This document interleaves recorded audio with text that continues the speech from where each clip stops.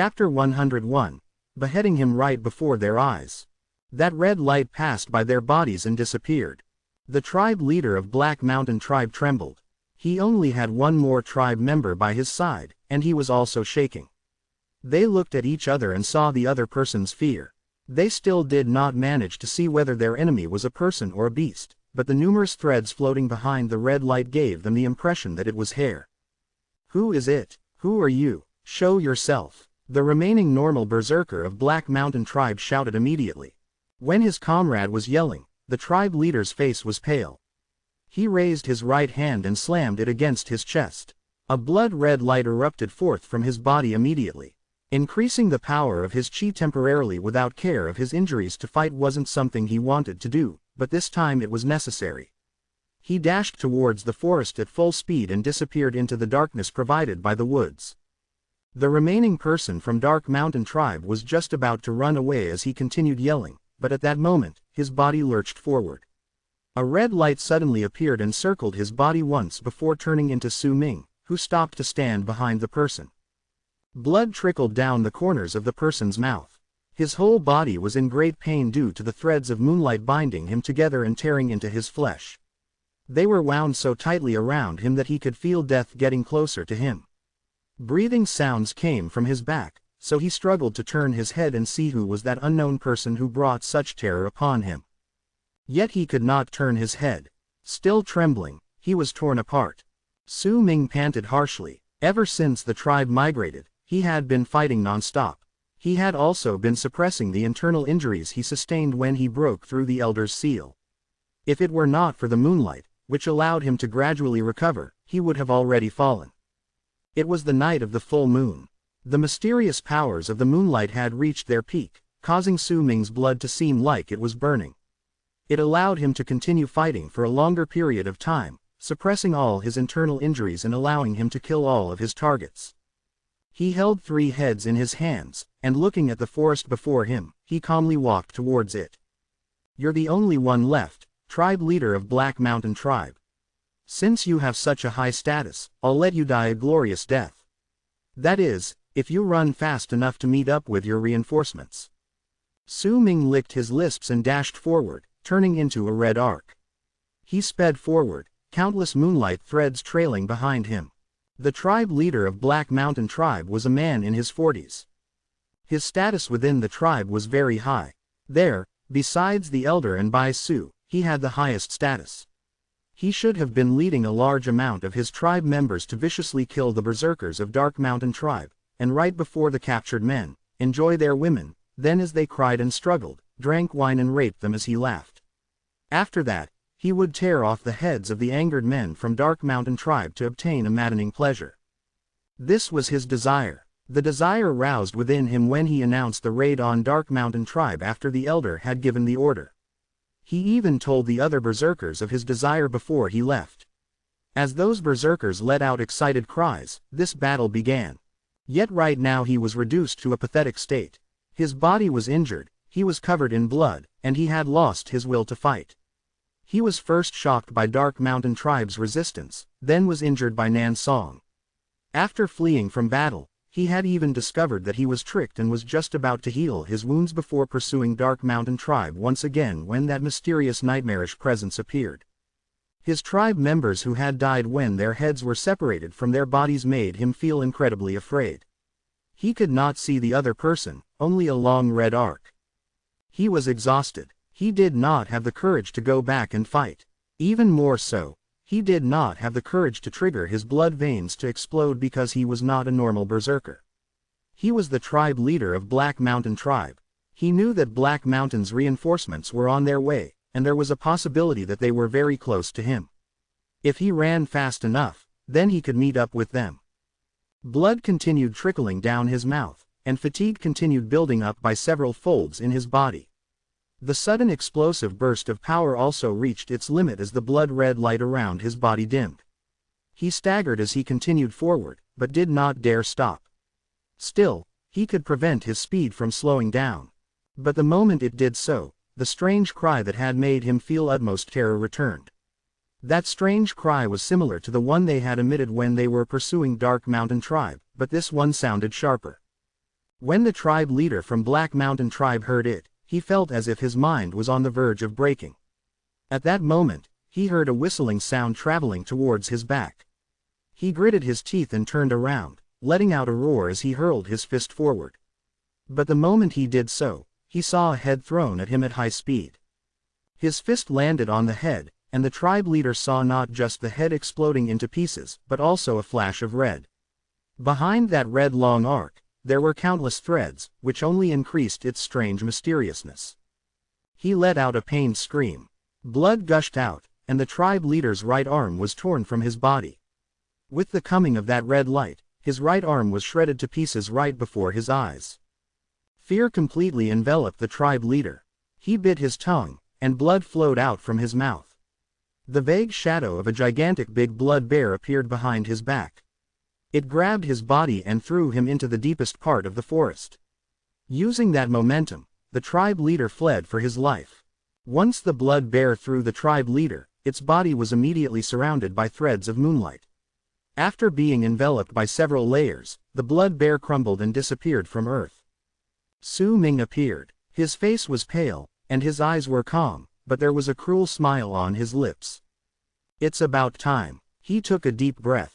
The moonlight blended into his body through his wounds and nourished his body so that he could have the strength to perform the many tasks he wanted to do.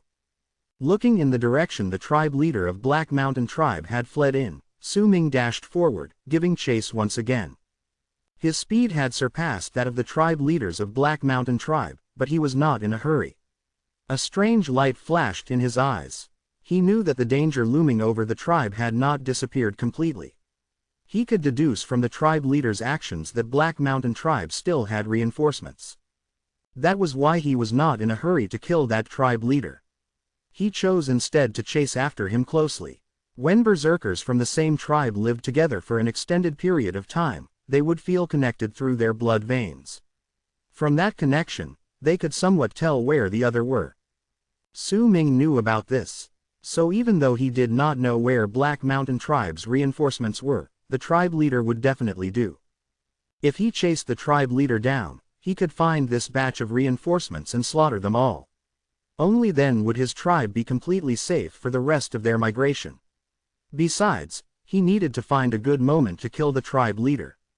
If he could kill him right before his reinforcements, it would deal a huge blow to their morale, which would make it easier for Su Ming to massacre them in his exhausted state. After the time of 2 incense sticks burning away, the tribe leader was still continuing to run madly forward. He had lost his right arm, but he did not care about it.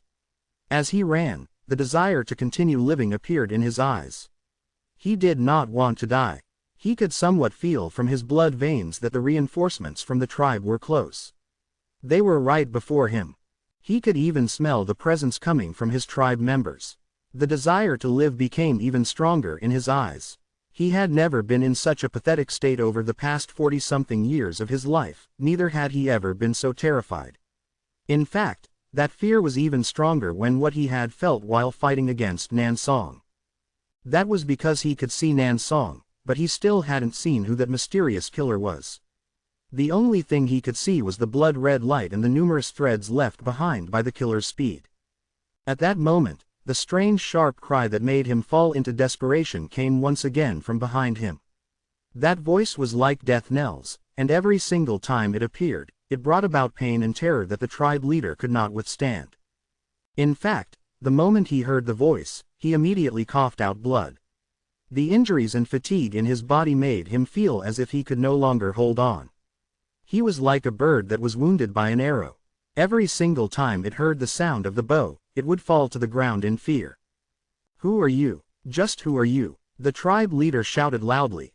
His face was pale when he saw the root of his terror once again. The blood-red arc that sped towards him with countless threads behind it surrounded his body once, and his left hand was separated from his body before it exploded into pieces. Letting out a pained scream, the tribe leader fell into despair. Yet as he fell into despair, a strong desire to live resurfaced because he heard those strange cries once again. However, this time, the cries did not make him afraid, they made him ecstatic. That was Black Mountain Tribe's cry. He let out a huge roar and retreated a few steps quickly before using up all his strength, summoned right down from his soul, and madly dashing towards where he'd heard his tribe members. His consciousness was beginning to fade. There was only one thought in his mind: to unite with his tribe. Very soon, before a marginally empty space filled with snow and a few dried branches, he saw 5 people charging out from the forest. Those people were all incredibly familiar to him. When he saw his tribe members, the reinforcements from Black Mountain also saw their tribe leader, the man who always stood at the top of their tribe. Yet now, the tribe leader was in a very pathetic state, one that they had never seen on his person. The fear in his eyes, the blood on his face, and the body that had lost both arms, made their expressions change. Looks of horror naturally appeared on their faces, as if they were about to face a great and powerful enemy. They could not believe that the tribe leader was the only one left after having led so many berserkers out to chase after Dark Mountain tribe. That look of fear on his face was as if he'd met with something incredibly terrifying. "Save me." Once the tribe leader of Black Mountain tribe saw his tribe members, a strong sense of joy appeared from the midst of his despair. Yet that joy did not last long. When the tribe members were about to arrive, a red long arc appeared behind the tribe leader. It closed in on him in the blink of an eye, and right before the people who came to help, it surrounded the tribe leader, who let out shrill screams of pain and unwillingness. The tribe leader's waist was suddenly sliced apart. Because he was running, blood scattered all over the place. He fell, and his legs continued twitching, but in his eyes were joy, despair, and a dead stillness. Once these emotions blended together, they formed a sight that made all those who saw grow cold with fear. The reinforcements from Black Mountain were all taken aback. Panic appeared on their faces, and they all turned pale. The tribe leader had died right before their eyes. This was something they had never once experienced in their lives. It made their hearts tremble as dread filled their bodies. They saw the red light that killed the tribe leader flash before turning into a frail-looking person. There was a huge bow slung across his back, and in his hands, he held a long spear. There were threads of moonlight floating behind him like a cloak, and those threads spread hundreds of feet behind him. His presence was shocking. This was a teenager, or at the very least, a person that looked like a teenager. That calm look on his face, the frail-looking body, and the stillness in his eyes seemed to hide something terrifying that wanted to devour all living beings. It made all the people from Black Mountain tribe center their fears and the shock dealt by the tribe leader's death on his person. Even the tribe leader died in his hands. Terror and shock filled all the hearts of the berserkers from Black Mountain tribe gathered here. From their terrified glances, they saw the youth who stood hundreds of feet away from the corpse of their tribe leader not sparing a glance at them. Instead, he stood by their tribe leader's corpse and lifted the long spear in his hands before cutting off their tribe leader's head like he was cutting off the head of a beast. He picked it up and looked up, casting a glance at the 5 people from Black Mountain tribe standing not too far away. The shadow of the blood-red moon was in his eyes. It was enchanting, but it also held a stillness and a horrifying look that made people tremble. The moment he looked towards the people from Black Mountain tribe, all of these berserkers reflexively took a few steps back. Their minds were roaring. That gaze made their fear grow even stronger. This was someone that even the tribe leader was afraid of, and he died right before their eyes. How could they not be afraid? Especially when Su Ming had threads of moonlight that spanned hundreds of feet floating behind him and were giving off a piercing cold glare. Yet among the 5 people was a man in his 40s who was trembling so hard that his eyes were red. He looked similar to the tribe leader of Black Mountain tribe. "Brother!" The man cried out and charged towards Su Ming. Behind him, the other tribe members of Black Mountain tribe suppressed their fears and dashed forward as well. Su Ming stood beside the tribe leader's corpse. His eyes were freezing cold. The moment the man charged towards him, he swung his left hand leisurely, and a dash of red powder scattered forth as it was impacted by his chi. When the man who was leading the charge got closer, his entire body trembled. A wound caused by a formless moonlight thread appeared on his face. The blood from the wound immediately started heating up as if it was burning, and before that person could even make a sound, his body turned into red mist and rose into the air abruptly. "Fallen! Fallen berserker! He's a fallen berserker!" Cries of surprise rose up. The faces of the 4 people from Black Mountain Tribe who wanted to charge forward changed once again. They immediately stopped as dismayed expressions appeared on their faces. The sight of their tribe leader's death and the look of horror on his face before his death resurfaced in their minds. It made their terror reach their peak at that very instant. Just as the 4 people were about to retreat, Su Ming moved. Under the full moon, the threads of moonlight that were floating behind him charged towards the 4 people who were overcome by fear and shock. Chapter 102. Why? Su Ming used the tribe leader as a guide to help him locate the reinforcements from Black Mountain Tribe. Then right before their eyes, he cruelly killed their tribe leader and beheaded him. He made sure to exaggerate his movements, and with that strange look of his under the full moon, his advantage over Black Mountain Tribe reached its peak in an instant. Su Ming had to do it. He was already incredibly tired. Even if he had the nourishment provided by the moon, he still had to spare strength to kill Shan Hen. He hated that traitor who had escaped into the forest after being injured. Thus, he had to take into account how to complete his mission with his remaining stamina and why he decided to use psychological warfare. His actions when he killed the man that looked similar to the tribe leader of Black Mountain Tribe further added to his mysteriousness. The terror that came with the title of Fallen Berserker made all 4 of Black Mountain Tribe's members serving as reinforcements lose the will to fight when he charged towards them. They all chose to turn and flee from the place.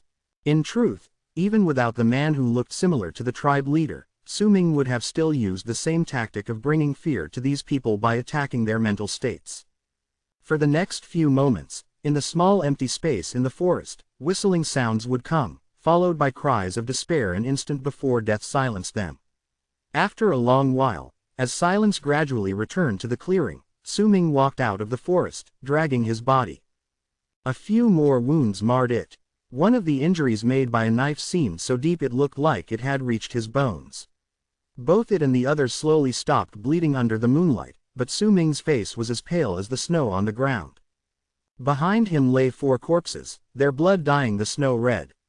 They had paid the price for Black Mountain Tribe's invasion.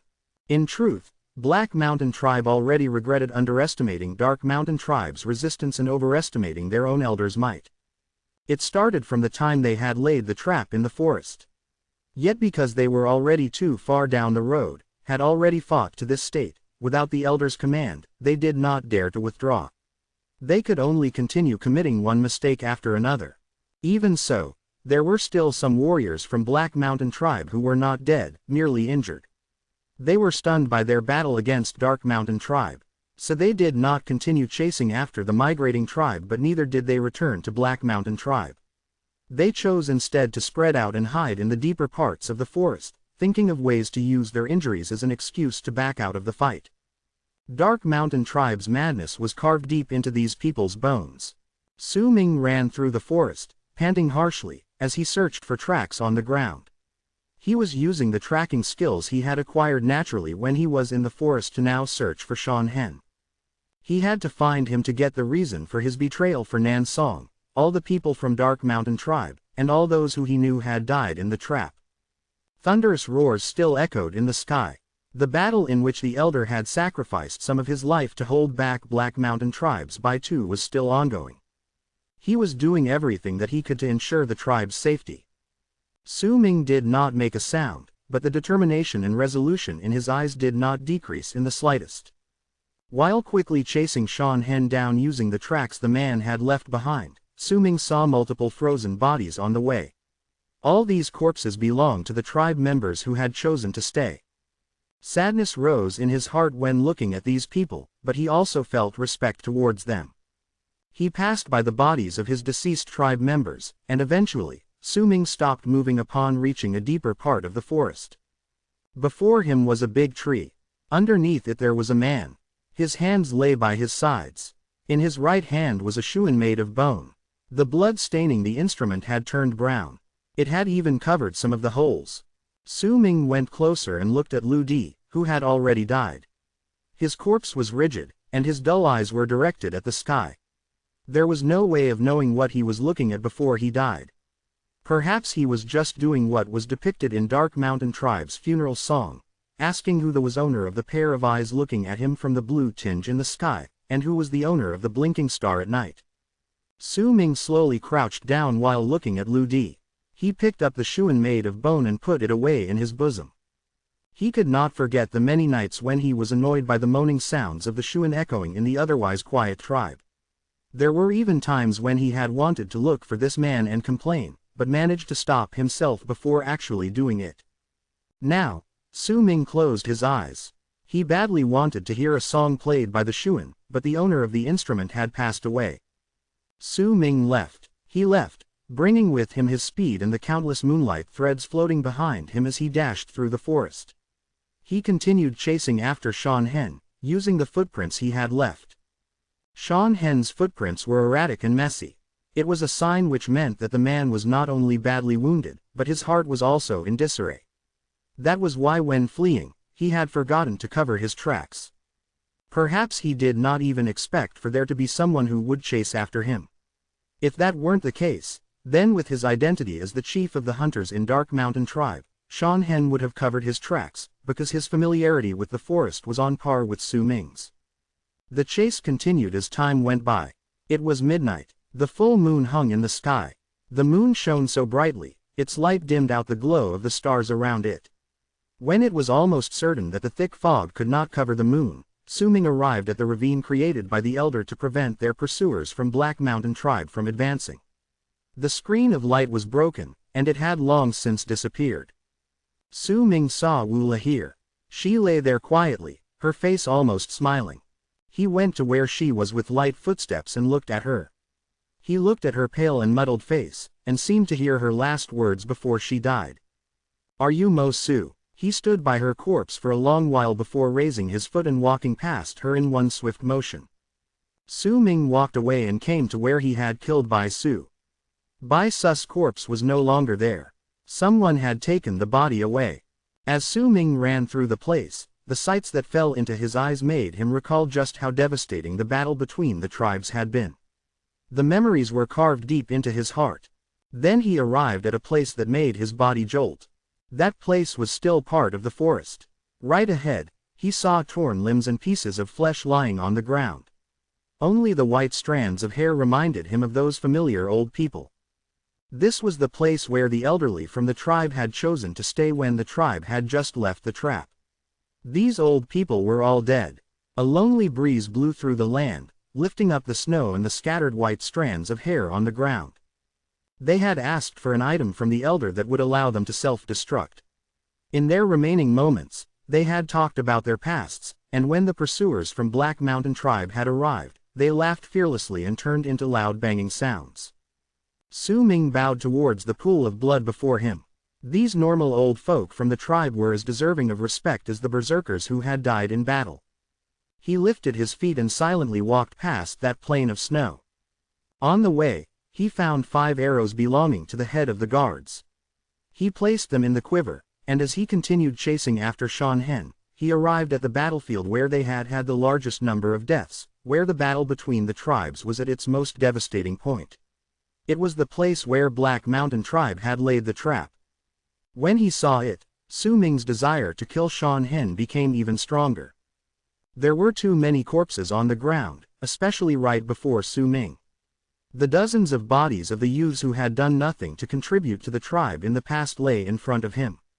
The memory of them rushing out without looking back made Su Ming's heart clench, as if he was seeing it happen all over again. He was following Shan Hen's footsteps. These footprints told Su Ming that everything he saw, Shan Hen saw as well while fleeing. In fact, his footprints were sunk deeper into the ground here, as if he had stopped for a time. Could Shan Hen be going there? Su Ming mumbled. A complicated look appeared on his face. Shan Hen was the chief of the hunters in the tribe since Su Ming was very young. He was, in fact, just like the head of the guards. They were both adults and powerful berserkers respected by the Lasus of the tribe. The two men had different personalities, causing the head of the guards to be well liked by the Lasus. Yet Shan Hen's aloof attitude also made them feel protected, even though they were afraid of him. Perhaps he had to be aloof and indifferent. As the chief of the hunters and the hunting team, protecting Dark Mountain Tribe and providing enough food made him spend most of his time outside the tribe hunting wild beasts. Shan Hen had stained his hands with too much blood. He might have been capable of smiling, but those smiles would only appear on his face when he hid himself in a dark corner as he watched the tribe members cheer loudly because there was enough food and no one had to die of starvation. Most of the people in the tribe would not be able to see his smile. Why would someone like this betray the tribe? Su Ming walked by the trap's site without making a sound. He no longer looked at the footprints left on the ground. He could already guess where Shan Hen was. Once he walked past the trap's place, Su Ming turned into a long red arc as he sped forward under the moon. Time passed by. Gradually, in the distance before his eyes, a faint outline appeared in the night. That place was once filled with laughter, joy, and happiness. Every night, there would be bonfires lighting up the area. There would be tribe members dancing around it, and there would be lassos playing at night. That place held 16 years of Su Ming's memories. Now, it was desolate, broken, ruined. That was their tribe, Dark Mountain Tribe. As Su Ming got closer under the moonlight, he saw a man crying on his knees in amid the snow and chaos on the ground, located at the center of the tribe. The sounds of his weeping rang loud and clear in the silent night. Filled with grief and sadness, they echoed through the empty surroundings, causing Su Ming to falter in his footsteps. As this sadness reeled, he clenched his fists and firmly walked towards the man. Once he went past the broken gate and was only 1,000 feet away from the crying man, Su Ming stopped. He looked at the man's back, listened to his pain-filled cries, and looked at his former home. His heart hurt as if he was being stabbed with a knife. Why? Chapter 103, Shan Hen. Su Ming stood at the ruined tribe and looked at the weeping man. He did not get an answer to his question. That man was Shan Hen. He was crying as he knelt at the center of the tribe. His face was filled with pain, but there was also indecision, regret, and sorrow. Su Ming was silent. He did not make a move, as if waiting for Shan Hen's answer. After a long while, through which the cold wind continued blowing across the land and lifting the debris on the ground to turn in circles, Shan Hen stopped crying and slowly stood up before turning and looking at Su Ming. Those eyes were bloodshot and tired. Those familiar eyes now seemed like strangers' eyes. This person, whom Su Ming was well acquainted with, was now Dark Mountain Tribe's traitor. If it weren't for him, the number of deaths in the tribe would have definitely not been so devastating. You told Black Mountain Tribe the route we would take for our migration. Su Ming looked at Shan Hen as he walked towards him with grief on his face. When I came back, you were all getting rid of the scouts from Black Mountain Tribe. At that time, all of you worked separately, so no one noticed where you went. You did not kill those from Black Mountain Tribe in your area. You told them where we were going instead. He continued walking forward. Shan Hen's face was pale. He laughed brokenly and staggered backwards, as if he could not withstand Su Ming's accusations. Lots of our tribe members died in that trap. After that, you bore through it patiently until the most important moment arrived. When only Lei Chen, Grandpa Nan Song, you, and I stayed back, you badly injured Grandpa Nan Song, turning the tides of the battle. Do you really want to see Black Mountain Tribe chase us down and massacre our people? Su Ming asked in a hoarse voice as he came closer. The pain on Shan Hen's face grew even stronger, and he took a couple more steps back. I have two things I don't understand. 1. Why did you betray the tribe? 2. Why did you not let Bai Ling and his father stay? Was it because you had no confidence whether those two could be taken down by Black Mountain Tribe after you injured Grandpa Nan Song, or was it because you had a sudden bout of guilty conscience? With a swift move, Su Ming suddenly closed in until he was 200 feet away from Shan Hen. Tell me, why? Say no more. Shan Hen's face was pale and desolate as he suddenly shouted in a loud voice. His pain and sadness erupted forth at that moment as well. He took a few steps back, staring at Su Ming. Say no more. There is no reason, none. Tears fell from Shan Hen's eyes. He raised his right hand, and immediately blood-red light flashed in his hand. The red light surrounded his arm, and he pointed a finger at Su Ming. I don't care whether you're Su Ming or Mo Su. Get out of here. I can't die yet. Give me another 10 years. Once 10 years have passed, I will kill myself here. If you continue bothering me, then don't blame me for not showing you the mercy of a fellow tribe member. The indifferent look on Sean Hen's face was gone. At that moment, he was like a roaring wild beast.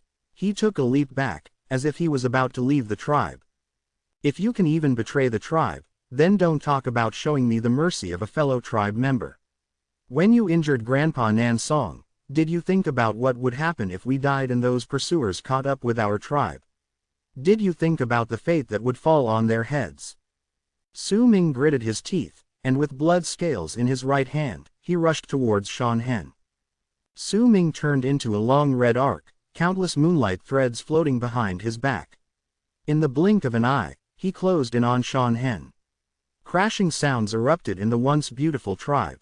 As they erupted, Sean Hen roared, and a blood-red blade materialized in his right hand, clashing with the long spear and causing wind to roll out from around them like waves. Dark blood dust. Sean Hen retreated a few steps. He coughed out blood, and his face turned pale. The blood turned into a cloud of blood mist midair and charged towards Su Ming. Sean Hen's power was great, and his dark blood dust was not something Su Ming could compare to. The moment the art was cast, it spread hundreds of feet around them. If the mist landed on Su Ming, it would pierce through his body, as if it was made up of sharp arrows. Yet the moment the blood mist with the penetrating ability charged towards him, covering the sky, Su Ming's eyes filled with the shadow of the moon and flashed brilliantly. Tonight was the night of the full moon. The fine threads made of moonlight floating behind him tumbled forward in an instant. The moment the blood mist closed in, the moonlight threads swiftly gathered before Su Ming, turning into a screen of light, and clashed with the blood mist. After a loud crash, Su Ming trembled. The threads of moonlight started cracking inch by inch, but the blood mist also dispersed as if blown away by a huge gust of wind. At the same time, as blood trickled out of the corners of Sean Hen's mouth, he staggered back a few dozens of feet. Then he turned and ran. He did not move to fight but to leave the place as soon as possible. There was no way Su Ming would let him leave. He dashed after the man, but the moment he got closer, Sean Hen turned around abruptly. There was pain in his eyes, but there was also killing intent. Su Ming, you forced me to do this. Sean Hen let out a roar, and he lifted the blood-red blade in his hands. In the blink of an eye, a berserker mark in the shape of a blade appeared on his face. It was his berserker mark. The moment the mark appeared, the space behind Sean Hen started twisting. A giant red blade materialized and swung down. It passed through Sean Hen's body and went for Su Ming's head with tremendous killing intent. That blade was stunning. It was Sean Hen's, who was the chief of the hunters in Dark Mountain Tribe, strongest move. The number of people and beasts that had died under that blade was far too great. A lot of moonlight instantly turned into fine threads that surrounded the blade swinging down at Su Ming. Yet the moment they touched the sword, they were all torn apart. The blade was about to touch Su Ming. His eyes blazed, and fire started spreading through them, like his pupils had just been lit on fire. The moment the flames appeared, Su Ming immediately felt that his chi was burning, as if there was a fire that could burn heaven and earth within him. The strength of the fire under the full moon was greater than on any other day. Su Ming did not howl. Instead, he raised his right hand as his eyes burned and pressed his palm against the blood blade coming towards him. Flames erupted forth from his body at that instant and enveloped him within them, turning him into a gigantic man of fire. The fire giant looked like it took in a breath as it looked at the full moon in the sky. At that moment, it was as if the moonlight from the entire world was sucked towards it, causing the area to become darker. Fire, Su Ming whispered. While chasing after Sean Hen, he had already felt the fire building up in his body under the full moon. It was as if he just needed a thought, and the flames would burst forth from his body. The fire giant slammed its head against the blood blade as Su Ming pressed his right palm forward. When it rushed towards the blade, it no longer looked like a person, but turned into a sea of fire and burned the blade.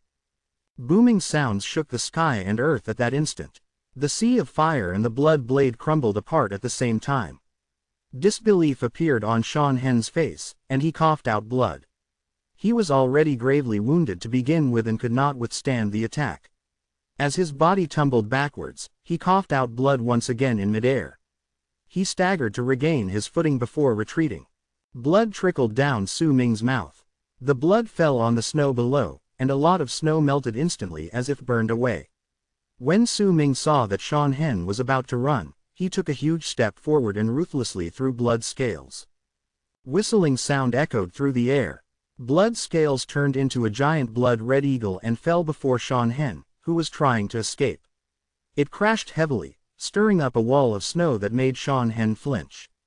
At the same moment, Su Ming stomped on the ground once, and by his side, a stone knife left behind by one of his people as they left jumped up from the patch of snow. He caught it in his hand and closed in on Shan Hen in the blink of an eye, thrusting the knife forward. "I can't die." Shan Hen's face was vicious. The moment Su Ming thrust the knife towards him, a weak red light flashed on Shan Hen's right hand's fingers, and they turned into a red blade. The two thrust their blades into each other's bodies almost at the same time. "Give me 10 years. Just 10 years. Shan Hen roared, panting harshly, his body filled with pain. "When I was young, you were an adult I respected. I knew that you had to force yourself to be indifferent because your responsibilities were great. You had to protect the tribe. The tribe needed the friendliness of the head of the guards, but it also needed someone who was aloof. That was why you chose to be aloof. I'll let you stab me as thanks for protecting the tribe in the past. But I absolutely won't forgive you. Our people who died because of your betrayal also won't forgive you." Blood flowed down the corners of Su Ming's mouth. He pressed against Shan Hen's body and took out the stone knife, then stabbed once again. "This is from all the elderly folk in the tribe who had died. This is from all the people who weren't useless and died for the tribe leader," Su Ming whispered in Shan Hen's ear and stabbed him once again. "This is from Wula. This is from Lu Di." Tears fell from Su Ming's eyes as he continued stabbing Shan Hen, lost in his sadness. With each stab, Shan Hen's body would tremble, pressed against Su Ming. Blood continued flowing from his mouth. He was also crying in pain and in sorrow. "This is from Grandpa Nan's song." Su Ming looked at the ruins of the tribe. He supported Shan Hen so that he would not fall and pushed his body back, stabbing him once again with the knife in his right hand. As he kept pushing Shan Hen back, a long, terrifying line of blood trailed down after them through the snow until the hunter's back hit a giant fence that wasn't too damaged surrounding the tribe. With a bang the fence shook as Su Ming stabbed again. "This is from the elder. This is from me," he said in a low tone and sank the stone knife in his hands deeply into Shan Hen's heart. The head of the hunters fell on him and convulsed repeatedly, the light in his eyes gradually becoming dimmer. It was quiet around them. They were the only two people in the tribe, and looked as if they were hugging each other. Su Ming closed his eyes. After a long while, he took a few gentle steps back, and Shan Hen's body fell to the side. There was no longer any light in his eyes. It was as if he could no longer see Su Ming, struggling to lift his trembling right hand and bring out a small piece of bone from his bosom. It was a very tiny bone, and it looked like the leg bone of a baby. As he held that tiny piece of bone, tears fell from Shan Hen's blank eyes. Crying, his breathing faded away, and so did his life. Chapter 104. The place closest to the sky. Su Ming stood silently and looked at Shan Hen who had fallen before him. Su Ming was filled with complicated emotions towards the traitor of Dark Mountain tribe. Killing him did not bring any satisfaction to him, it only made him even more burdened. If it were not because this person had committed a crime punishable by death, who would want to kill his own tribe member? If it were not because this person caused so many deaths due to his mistake, who would want to kill the powerful berserker he had admired since he was still a child? Su Ming looked at Shan Hen's eyes, which were still open. His dull eyes seemed to be looking at a place Su Ming could not see, and he wondered what he was thinking about before his death. The small piece of bone belonging to a baby was stained with Shan Hen's blood. He held it tightly in his hand, as if that was his deepest attachment prior to death. Su Ming did not know why Shan Hen betrayed the tribe. There was no answer to it. He took a few steps and crouched down. As he looked at Shan Hen, he recalled the kindness and laughter in this man's eyes as Lassus cheered when he brought back the beast fangs for them. Su Ming raised his right hand and put it on Shan Hen's eyes to close them. His actions were gentle, as if he was afraid of bothering the headhunter's deceased spirit. He let out a light sigh and was just about to get up when his eyes fell on the baby's leg bone in Shan Hen's hand. Is it because of this? He picked it up silently, but did not check whether there was anything wrong with it and just quietly put it away in his bosom. Standing up straight, he looked at the once familiar tribe. It was already past midnight, but the moonlight was still bright since the full moon hung in the sky. The silvery light scattered on the earth, serving as a mirror to the snow on the ground, causing the sky and earth to not seem so dark, allowing some degree of visibility. He was just about to leave when a slight hint of warmth emitted from the area around his chest. He lowered his head and took out an object from his bosom.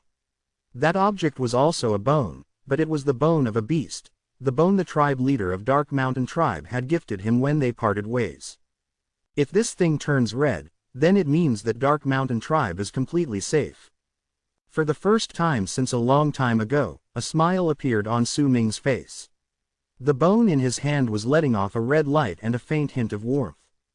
The tribe is safe. He took a deep breath. At that moment, a loud, thunderous boom came from Black Flame Mountain, which was located in Dark Mountain, far away from the tribe.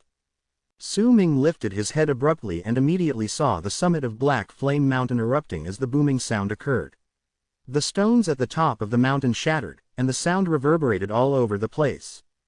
Due to the crack at the top of the mountain, from where he stood, Su Ming saw the elder fighting against Baitu in the sky right behind the collapsed mountaintop. The elder seemed to be retreating, and he also seemed to be heavily injured. The red fog that was all over the sky tumbled after the elder, and the faint shape of the wings of the moon formed inside. There was also a person standing on top of that wings of the moon. This battle had gone on for a very long time. The elder of Black Mountain Tribe had originally thought that with his powers of the Awakening Realm, he could end the massacre quickly, but he did not expect that up till now, Mo Sang would still be holding out against him. More importantly, from what he could tell, Mo Sang might not have reached Awakening Realm, but he had a lot of berserker arts at hand, most of which he had never seen before. The might of those berserker arts could even compare with the power of awakening. If he hadn't mastered the fallen berserker art and continuously absorbed the earth's vitality as he fought, this battle would have been incredibly difficult. The moment Mo Sang was expelled from the red mist, Baitu charged out from the wings of the moon towards him. He no longer dared to use the wings of the moon that were formed from his berserker mark. After all, he had lost control of it once, and that incident had not only left behind an impression, but also a hint of fear in his heart. He didn't know why, but the berserker blood in his body was restless, as if he was about to lose control of it, and it was going to charge out. But that wasn't even the main point. What frightened Baitu the most was a desire that kept growing inside him. This desire did not stem from his mind, but the blood flowing in his veins. It was as if it was trying to lead him in a direction somewhere on the land to worship something. If he hadn't forcefully quelled that impulse with the power he had gained in the Awakening Realm, this battle would not have lasted to this point. Su Ming stood in the tribe. Once he saw the sight in the sky, he rushed wordlessly towards Dark Mountain. He could not fly, so it was impossible for him to participate in the sky battle, but he could go to Dark Mountain and stand at the very top. Its summit was the place closest to the sky. Only when he was there could he help the elder. As Su Ming continued running towards the top, a strange light flashed in his eyes. The countless moonlight threads floating behind him looked like solidified moonlight. The tribe is safe now. I no longer need to worry about the others. With my strength, I shouldn't be able to join the fight between the elders, and if I go, it'll only cause the elder to worry and distract him. Su Ming's expression was calm. He was no longer as loud and reckless as he was before. Although he was anxious, he could now assess the situation calmly. If that incident where I controlled the wings of the moon hadn't happened, I wouldn't go, but now, I might really be able to help the elder. He turned into a long red arc and dashed into the forest, bringing with him the numerous moonlight threads. I'll go to the place closest to the sky, closest to the full moon, and perform the burning of blood. The red light charged through the forest at an incredible speed. That thought had not just occurred to Su Ming. He had already come up with that idea when he first saw the wings of the moon formed by the red fog behind Baitu. In fact, he had already had a faint inkling when he saw the berserker mark in the shape of the wings of the moon on the center of Baitu's brows. Since the incident where he had used his willpower to control the wings of the moon, that idea was no longer a mere inkling, but but became a complete plan. There are many wings of the moon in the 5 summits of Dark Mountain. When I performed the burning of blood before, I had the feeling that the wings of the moon were restless. If my guess is correct, then if I perform the burning of blood on Dark Mountain during full moon, I can make them even more worked up, which will also affect Bai Tu, who clearly practices fire berserker arts. After the days of trauma experienced by the tribe, Su Ming had learned how not to be reckless and how to be calm and quiet. He did not choose to go to Black Flame Mountain, but went towards Dark Dragon Mountain. The red arc trailed a very long line through the forest. From a distance, it looked like a red ribbon that would not break no matter how it moved. Time passed by. Soon, the long red arc wound through the forest, and Su Ming, traveling on the familiar path, approached one of the 5 summits of Dark Mountain, Dark Dragon Mountain. He could not remember how many times he had climbed this mountain. It could even be said that he was familiar with every nook and cranny of the place. The moment he got closer, the long red arc jumped into the air, and with a few leaps, Su Ming climbed up the mountain without stopping, charging towards the top in the span of a few breaths. He ran at his full speed along the back of the mountain, hence Bai Tu and Mo Sang, who were fighting against each other in the sky, did not notice his actions on Dark Dragon Mountain, despite it being located not too far away. Besides, they were in a state where they could not divide even a tiny bit of their attention elsewhere. Yet for some reason, anxiety and fear suddenly rose up in Bai Tu. The rampant state of his berserker blood became much stronger all of a sudden, as if his blood was boiling in his body. It made him afraid, and he quickly retreated, using some power to forcefully quell that feeling down. His expression changed to one of dismay. Just what is happening? He was shocked but did not have time to think about it. Mo Sang used that chance to close in on him, and they were engaged in a fight once again. Mo Sang was already running dry and was incredibly exhausted, yet he had already fought to the extent where he could not leave even if he wanted to. Jing Nan was not here yet either, which made worry and a sense of danger rise in him. At that moment, Su Ming was rushing up Dark Dragon Mountain towards the top. When he passed by the cracks, he could feel wings of the moon on edge deep below. My guess should be correct. Light flashed through Su Ming's eyes. He continued climbing upwards, and before long, he stood at the top of Dark Dragon Mountain. Wind whistled by, lifting his hair and causing his torn beast skin shirt to flap. Yet he stood there with his back straight and looked at the sky, towards the red fog by Black Flame Mountain that covered the sky, and at the 2 flashing figures that clashed and quickly separated from each other inside the fog with the dark python's roars thundering around. There was also a pressure that appeared when the Elder and Bai Tu cast their berserker arts, which caused a change in their surroundings. Su Ming took in a deep breath and sat down cross-legged.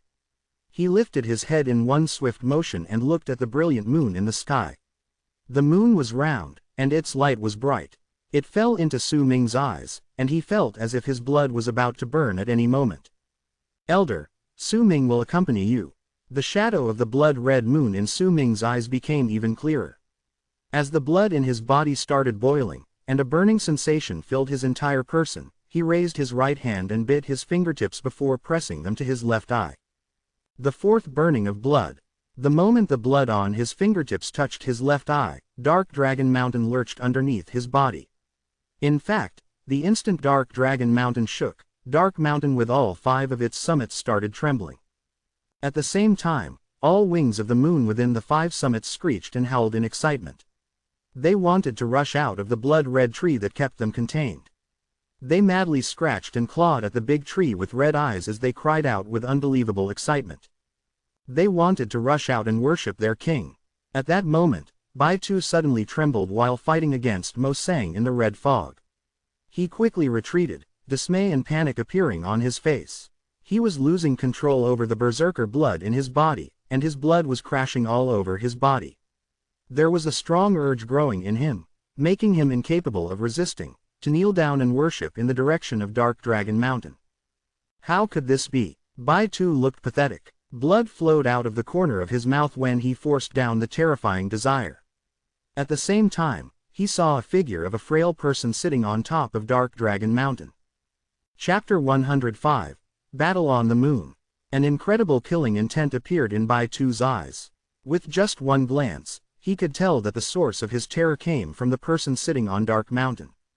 He was about to get closer when the elder noticed Baitu's strange behavior and also saw Su Ming sitting on top of Dark Dragon Mountain. He narrowed his eyes and swiftly took one step forward, blocking Baitu's path. Once again, Mo Sang engaged Baitu in battle with his tired body. As Baitu howled in anger, the thick, great fog behind him quickly gathered up before turning into wings of the moon that could cover the sky if it spread its wings. The wings of the moon looked at where Su Ming was, and an incredible struggle appeared on its face. It was as if there were two wills in its body. One of it came from Baitu, and the other came from the deceased spirits of the Fire Berserker tribe, telling him to go to the person who was burning his blood and worship him. Su Ming was looking at the moon in the sky. In his eyes, the moon had turned entirely red. He shuddered. Trying to incite the burning of his blood with his right index finger was as difficult as usual. Members of the ancient Fire Berserker tribe, I, Su Ming, have learned the Fire Berserker art, and now I am performing the burning of my blood on Dark Mountain, recreating the Fire Berserker art. If your souls are here, why won't you help me? His eyes were firm. As he mumbled, he swiped his right index finger across his eyes, and when a sharp pain rose in his left eye, a fire that seemed to burn the sky erupted forth. Su Ming had managed to complete the burning of his left eye. The moment his left eye completed the burning, all 5 summits in Dark Mountain shook once again. This time, the trembling was much stronger than before. A large amount of gravel fell from the mountains and tumbled downwards. It was as if there was a struggle within Dark Mountain, as if a giant underneath it that wanted to rise and stand up. Baitu, who was still fighting with Mo Sang, let out a pained, sharp cry. His eyes, ears, nose, and mouth started bleeding, and he tumbled backwards. His eyes were bloodshot, and there seemed to be the faint shape of the moon in his pupils. He looked wretched. His hair was a mess, and he was bleeding all over his body. A flash passed through Mo Sang's eyes. He chased after Baitu without the intention of letting him go. At the same time, the giant wings of the moon in the sky shuddered and let out piercing howls like there were 2 wills clashing furiously within it. Kill him! Wings of the moon formed by my berserker blood, kill him! Baitu shouted in a shrill voice. He raised his right hand and struck his chest. The picture of the wings of the moon on the center of his brows immediately let out a piercing light, causing the conflict within the eyes of the wings of the moon to gradually disappear as it continued howling. The same murderous look as Baitu's appeared in its eyes instead. It flapped its wings and charged towards Su Ming, who was on Dark Dragon Mountain. Baitu quickly spread his arms wide as he retreated, and immediately, wisps of white air appeared from the ground, rushing towards him, causing the injuries on his body to rapidly heal. He took a big step forward and engaged Mo Sang. As booming sounds reverberated in the air, Mo Sang, though his face was pale, gritted his teeth and fought back. The giant wings of the moon closed in on Dark Dragon Mountain like an endless cloud. Its cries turned into a huge gust of wind, as if it was about to uproot the whole Dark Dragon Mountain. Yet the moment it got closer, Su Ming, who had been sitting down, stood up swiftly. With the shadow of the blood-red moon in his eyes, he looked at the approaching giant wings of the moon. Leave. His voice was calm. He removed his right index finger from his left eye and placed it on his right eye, giving an aloof look to the wings of the moon, built as big as the peak of a mountain. Su Ming himself was built on the leaner side. Compared to the huge wings of the moon, he was nothing, yet the moment his voice traveled out coldly, the gigantic body of the wings of the moon trembled. It stopped 100 feet away. The murderous look in its eyes turned into conflict and pain. This sight struck Mo Sang with disbelief. It also made Baitu shake furiously. It was as if he was the wings of the moon, and there was an indescribable force coming from the frail body standing on Dark Dragon Mountain, shaking the sky. As Baitu trembled, he pushed Mo Sang away with a punch and bit his tongue. The moment he coughed out blood, he pressed his right hand to the center of his brows, then with a roar, tore away the mark of the wings of the moon from the center of his brows. The flesh that was torn away was surrounded by the blood that Baitu coughed out before beginning the burning, sending out a large amount of red mist. At the same time, the wings of the moon 100 feet away from Su Ming rapidly flamed up, turning into a sea of fire. But there was no hint of struggle in its eyes as it sank into the flames. It charged towards Su Ming instead. There was only 100 feet between them, so it could instantly close up the distance. By the looks of it, it wanted to devour Su Ming. Su Ming still remained calm. At the very instant the wings of the moon pounced on him, he swiped his right index finger across his right eye. The sky changed, the clouds and the wind tumbled backwards, and thunderous roars arose from Dark Dragon Mountain. This was the fourth burning of blood. Yet this time, the number of blood veins within Su Ming's body did not increase. Instead, as Dark Dragon Mountain shook furiously underneath him, the moon in the sky no longer appeared red only in Su Ming's eyes, it started turning red before everyone's. The night of the blood-red moon. The moment the blood-red moon appeared, within the endless forest spanning around Dark Mountain, the people from Black Mountain Tribe who hid themselves to avoid fighting let out terrified screams and gasps when they saw the crimson moon. The blood-red moon. Why is the blood-red moon here? Didn't the blood-red moon just appear recently? Why is it here again? It weren't just the Black Mountain Tribe members hiding in the forest who reacted this way. The same terrified and forlorn screams echoed within their tribe as all the remaining tribe members quickly hid themselves, trembling. The members of Dark Mountain Tribe were still in the process of migrating to Windstream Tribe. There were dozens of berserkers from Windstream around them with Yi Wang and Chen Chong acting as the leaders. They had received orders from the tribe leader to assist Dark Mountain Tribe. When they met them on their way, they acted as escorts. At that moment, they too saw the blood-red moon in the sky, and their expressions changed. Dark Dragon Tribe too saw the blood-red moon. An outcry filled with fear and shock resounded. In the sky above Dark Mountain, Baitu was also taken aback momentarily by the sight of the blood-red moon, but his eyes were soon filled with ecstasy. He was not afraid of the crimson moon. He charged towards Mo Sang, causing the other man to retreat. Blood flowed down from Baitu's lips and was flung out, turning into droplets that scattered in the air.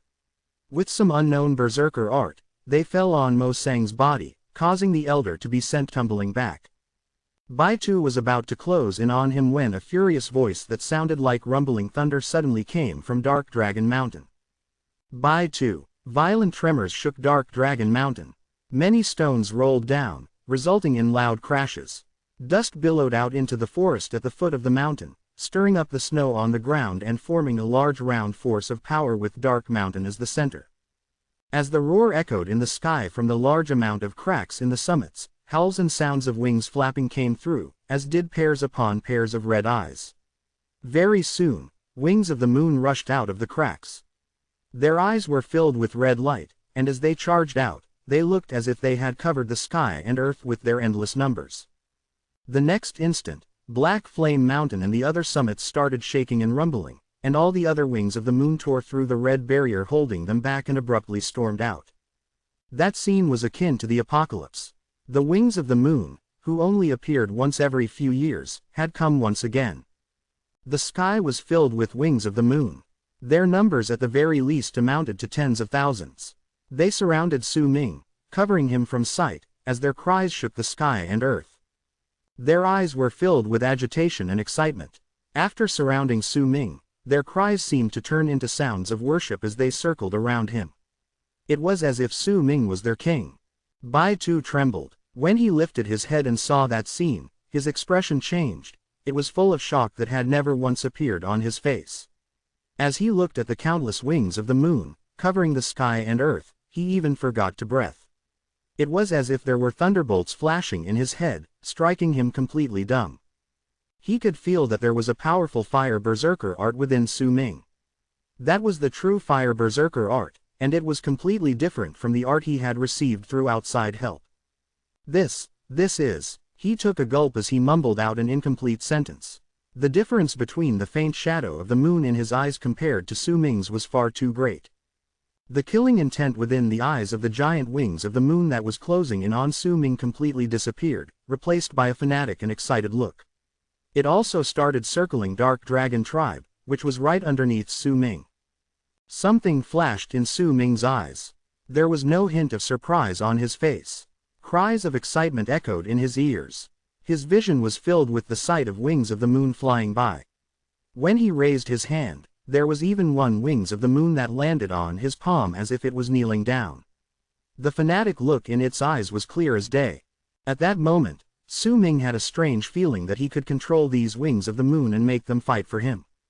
He could feel the excitement coming from them. He could feel their agitation and the glory they had desired for a long time. Su Ming clenched his fists and took a step forward. Immediately, the wings of the moon opened up a path for him, causing him to arrive at the cliff of Dark Dragon Mountain. He did not stop but took another step onto the air. Battle Under the Moon, Part 2. When his foot landed, he did not fall. A wings of the moon flew underneath his foot, letting him step on it. It supported Su Ming's body, allowing him to walk in the air. Su Ming did not stop. He lifted his head. There was a firm and stubborn look in his eyes. He wanted to help the elder, to fight against that damn Baitu alongside the elder. Su Ming hated Baitu to the core. It was because of this person that the war had happened. It was because of this person that their people had to leave their homes in sadness and fight continuously with death hanging over their heads constantly as they moved. This was all Baitu's fault. With this hate and resolution, Su Ming turned into a long red arc and charged towards Baitu in midair, countless moonlight threads trailing behind him. He did not know how to fly, but with each step he took, a wings of the moon would appear under his feet, accurately forming a path for him so that he could travel at full speed. Around him, the wings of the moon that covered the sky and earth, along with the wings of the moon that had originally belonged to Baitu too, charged forward by his side. If anyone had looked from the distance, it would have seemed like someone took a brush and quickly drew a line across the sky. The line was formed by the wings of the moon, allowing Su Ming to travel in the air. It made all those who saw it be struck dumb by amazement and disbelief. The number of wings of the moon in the sky could not be counted. With Su Ming leading the charge, they quickly formed a straight line in the sky, shooting up like an arrow. The killing intent in Su Ming's eyes was great. His speed had exceeded Baitu's expectations, same as the elder's. In an instant, he arrived before the elder with the wings of the moon and stopped him from tumbling backwards. He used his body and his resolution to stand before the clearly exhausted elder. The elder did not know why and how Su Ming had triggered the appearance of the wings of the moon, or why they would want to worship him, but when he looked at him a smile appeared on his face. He might be exhausted, had offered his life away, and had blood flowing from his lips, but he was still happy. Su Ming had truly grown up. He could help him now. The frail body standing before him had grown up in his eyes, like a mountain. Baitu. Su Ming knew that his power was not enough for him to think that he could win against Baitu. What he would be using were the countless wings of the moon. He could make those wings of the moon fight for him with his will. That was the vague thought that had become clear in his head. The moment he shouted out Baitu's name, Su Ming, who stood before the elder protectively, held up blood scales in his right hand. The 243 blood veins in his body formed into one, and he threw the spear towards Baitu with a powerful throw. Blood scales let out a piercing crack in the air as Su Ming gathered all his chi together and fused it into the spear, causing it to seem to slice through the sky like a crack of red lightning, rushing towards Baitu. At the same time, Su Ming embedded his will into all the wings of the moon, causing those around him to let out shrill cries and charge out. As the wings of the moon that covered the sky and earth rushed out, they formed a picture in the sky that would be incredibly difficult to replicate with the brush. In that picture, the wings of the moon charged towards Baitu after the long spear. Even the giant wings of the moon that originally belonged to Baitu let out a roar and rushed out as well. With the long spear as the tip, the numerous wings of the moon formed the shape of an arrow and closed in on the dumbstruck Baitu in a split second, as if they were about to destroy him. He had obtained his powers of awakening from the wings of the moon, and now, they were about to take it back. It was akin to an inescapable fate of his. Baitu's face was pale. As he quickly withdrew, the desire within his body that wanted to rush out and worship Su Ming like the wings of the moon became stronger. He lifted his right hand in pain and stabbed his chest with a finger. A black wisp of air immediately spread out, and once it surrounded his body, that urge slightly dissipated.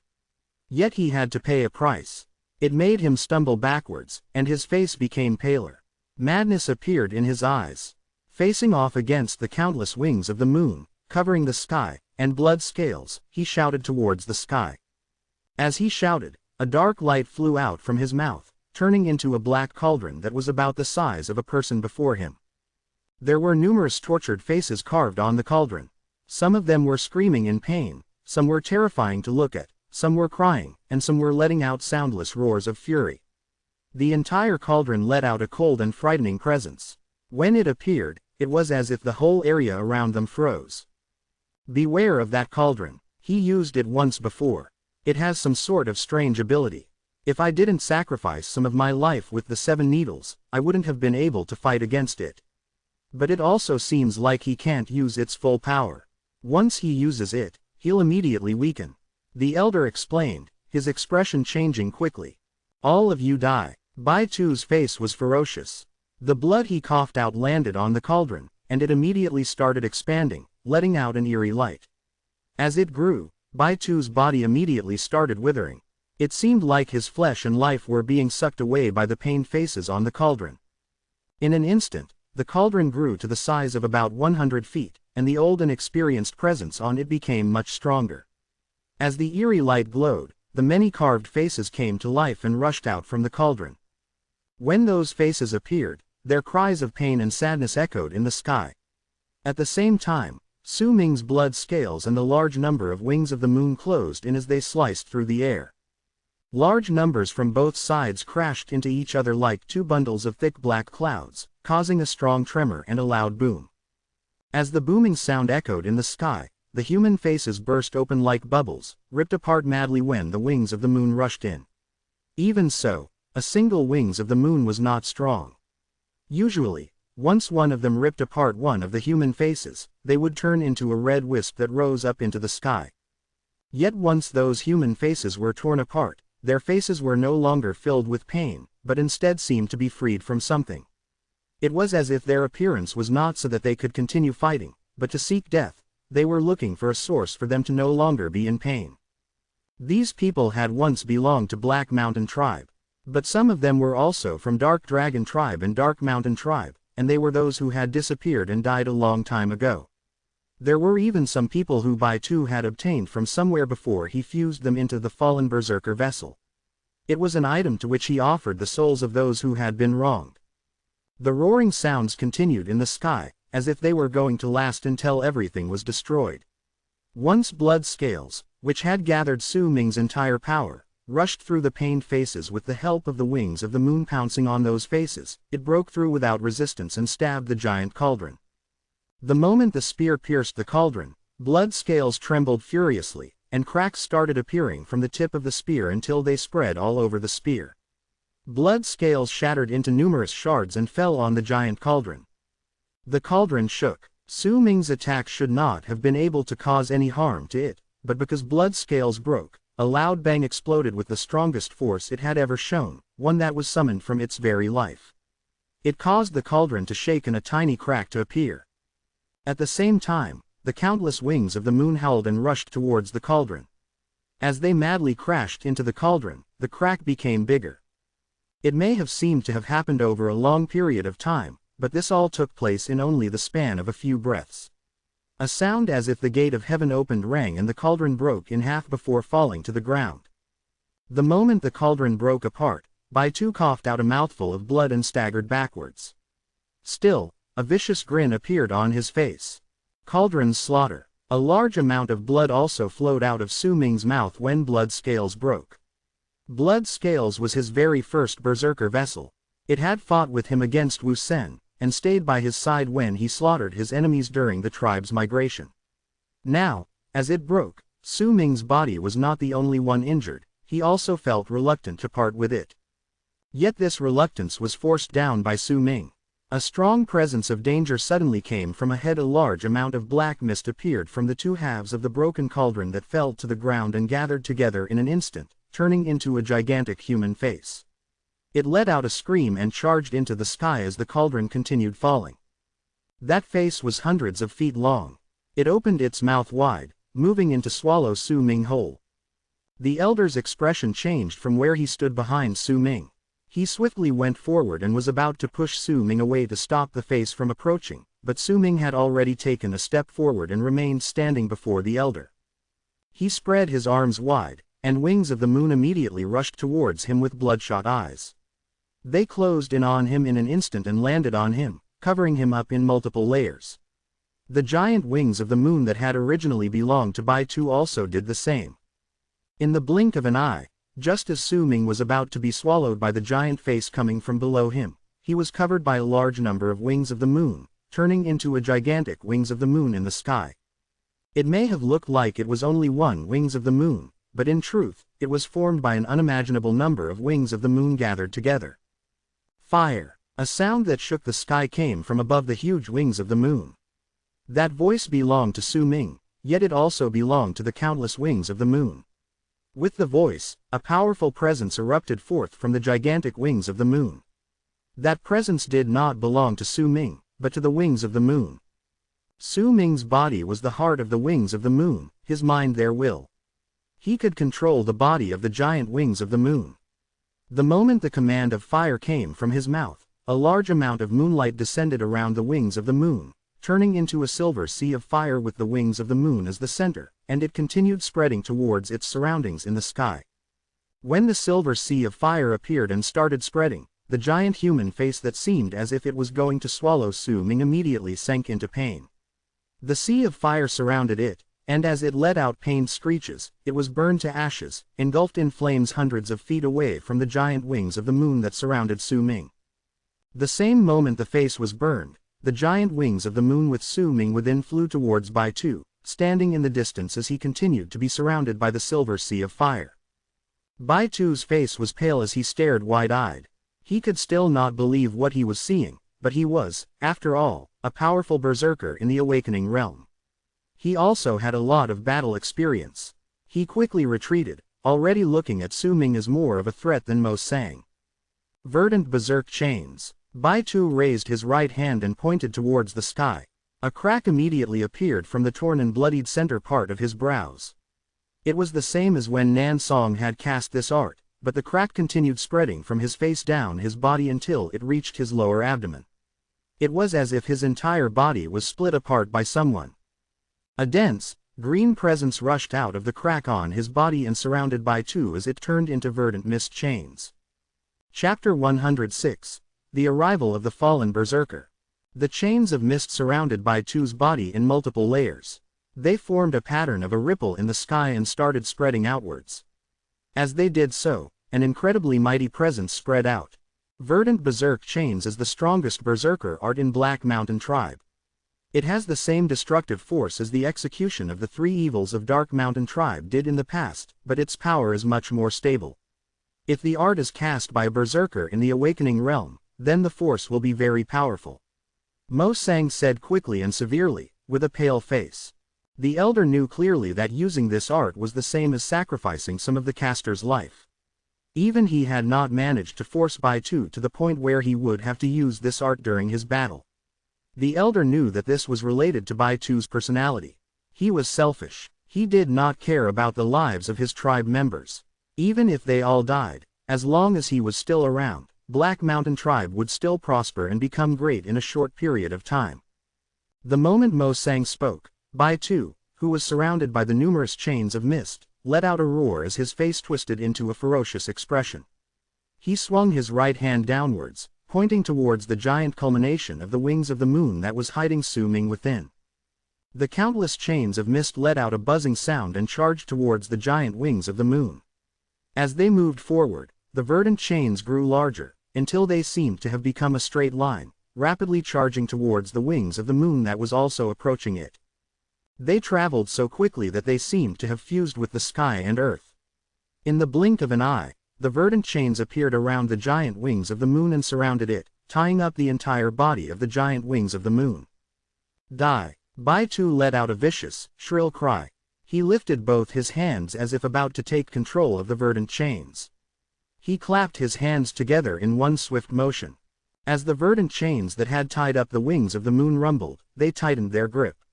Su Ming's power was not enough, and he did not have any berserker arts that could pose a threat towards those in the awakening realm. He only had the sturdy body belonging to the numerous wings of the moon around him. As the verdant chains tightened their grip, the wings of the moon started struggling madly under his control. When both sides clashed against each other, a part of the verdant chains broke, but the wings of the moon also jolted, and some red vapor rose into the sky, a clear sign that the moment they had contact, signs of death appeared on the wings of the moon. As the wings of the moon continued struggling, the verdant chains tightened their grip even more. Every single time a rumble sounded, a part of the verdant chains broke apart, and a large amount of red vapor would appear from the wings of the moon, making them pay a large price. Veins popped out on Baitu's face. There were still 3 inches before he could finish closing his hands together. Yet these 3 inches were monstrously difficult for him to breach. As his hands trembled, he bit his tongue and coughed out blood. That blood turned into 2 blood-red arms that fused into the arms on his body, granting him strength so that he could close the distance between the 3 inches to a mere 1 inch. At the same time, lines of blood appeared on the verdant chains. The strength of its hold became stronger instantly. With a blast, the chains sank into the body of the wings of the moon, causing the amount of red vapor coming from its body to increase by several fold. Since Su Ming stood in the wings of the moon, his eyes, ears, nose, and mouth started bleeding, and he felt a sharp pain traveling into his mind. It was the pain felt by the numerous wings of the moon as they cried out, "Just die already!" Baitu's hair was a mess as he continued increasing his strength without regard for consequences. Mo Sang, who was standing in the distance, did not hesitate and flew towards him with his tired body. He swung both his hands, and the dark python that was covered in injuries materialized behind his back. It opened its mouth and let out a huge roar, charging towards Baitu with the elder. The elder was already gravely wounded. There were 7 bone needles in his body from when he had sacrificed some of his life. It was already very difficult for him to continue fighting. If Su Ming had not come, he would have chosen to explode his blood so that he could heavily wound the elder of Black Mountain tribe. However, he also knew that the elder of Black Mountain was cautious of it. That was why he held back, not wanting to force Mo Sang into a corner, but choosing to deplete his strength until Mo Sang would eventually die. Yet there was a chance at that moment. There was a chance where he could heavily wound Baitu and give Su Ming a chance. The price was his own death, but the elder had no regrets. The moment Mo Sang rushed out, Su Ming felt a clear wave of sadness from the elder. Red crawled into his eyes. He might have learned how to be stoic, but at that moment, he still became anxious. Because his will was fused together with the culmination of the wings of the moon, his anxiety also made all these wings of the moon to become worked up. The moment the elder rushed towards Baitu, the wings of the moon that was being strangled by the verdant chains dispersed, revealing Su Ming standing on the wings of the moon within. As they dissolved, the verdant chains quickly charged towards Su Ming. Yet at that moment, the wings of the moon that had spread out started coughing out small amount of blood. Some of them even exploded, turning into larger amounts of blood. The instant the verdant chains surrounding Su Ming closed in, the wings of the moon gathered up once again with him as the center. However, this time, when they gathered up, they did not turn into the shape of the wings of the moon, but a giant about hundreds of feet in height. That giant's face was faint, and the details on it could not be seen clearly. Yet at the center of its brows was a picture of fire. When the giant appeared, even those verdant chains were absorbed into the giant's body, as if they were part of the giant to begin with. Upon its appearance, the sky and earth roared.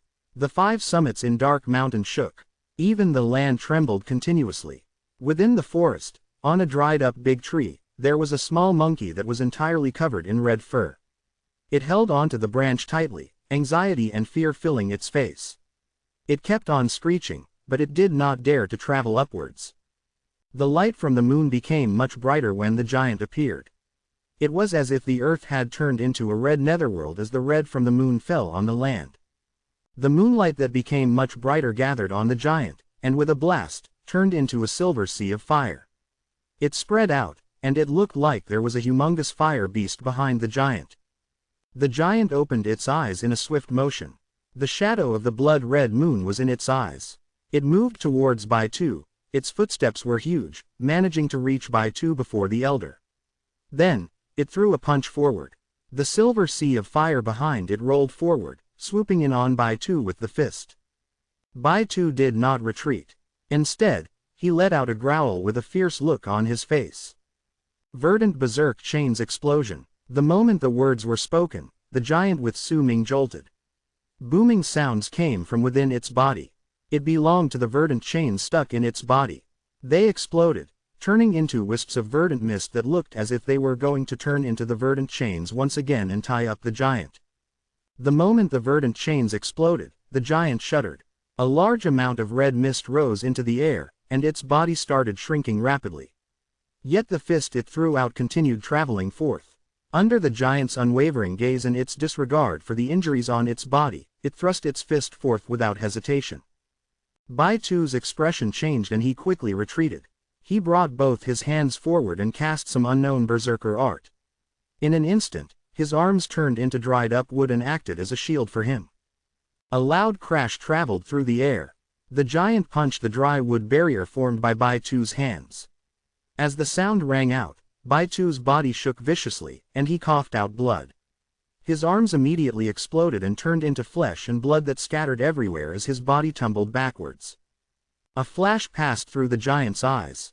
It seemed like it was hard for it to continue onward as well, with the injuries it had sustained when the verdant chains exploded. But it continued anyway. Just as it was about to give chase, Baitu, who had been flung away, let out a piercing scream, his ears, nose, mouth, and ears bleeding. Soon, the large amount of green wisps of mist that were about to turn into chains on the giant immediately gave up on condensing. They rushed instead to Baitu with a speed that surpassed Su Ming's. The wisps of green mist crawled into every part of Baitu's body, and before Su Ming and the elder's eyes, Baitu's body started recovering at a shocking speed. In an instant, his arms grew back, his face returned to a healthy shade of red, as if he had completely returned to the peak of his condition. Using verdant berserk chains is the same as sacrificing your own life. He's using his life to heal his wounds, but he can only use it once. What's more, he won't be able to use the verdant berserk chains again for some time. The elder immediately said, his eyes narrowed. The moment the elder spoke, a glint appeared in Baitu's eyes. His face may have seemed to have returned to a healthy shade of color, but there was a dull look in his eyes. Yet his anger had reached its peak. He was a berserker in the awakening realm, but was forced to sacrifice his life to recover. To him, that was unacceptable.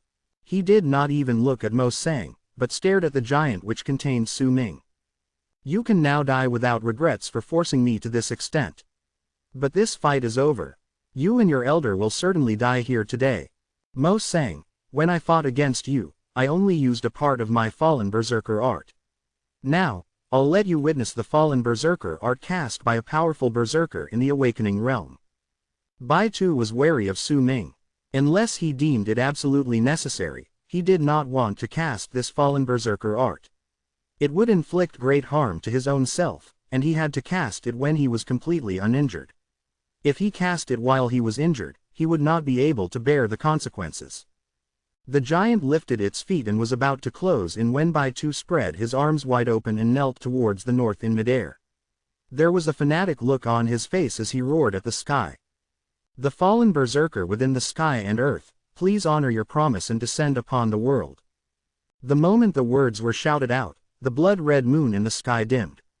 The stars in the sky also became darker at the same instant.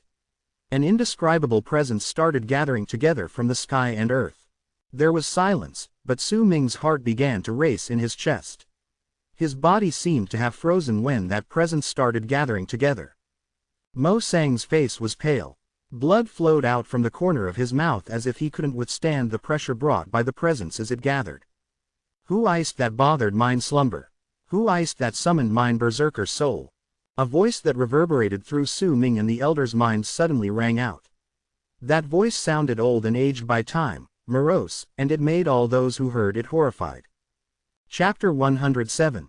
The Elder's Secret. Everything in the world was frozen still, even the wind stopped in the air. There was only deathly stillness on the earth. Baitu's body trembled. He knelt towards the north as he worshipped the sky. Your servant, Baitu, summoned you here. I have prepared enough life, and I offer these two as a sacrifice. O fallen god of berserkers of the north, please descend upon us.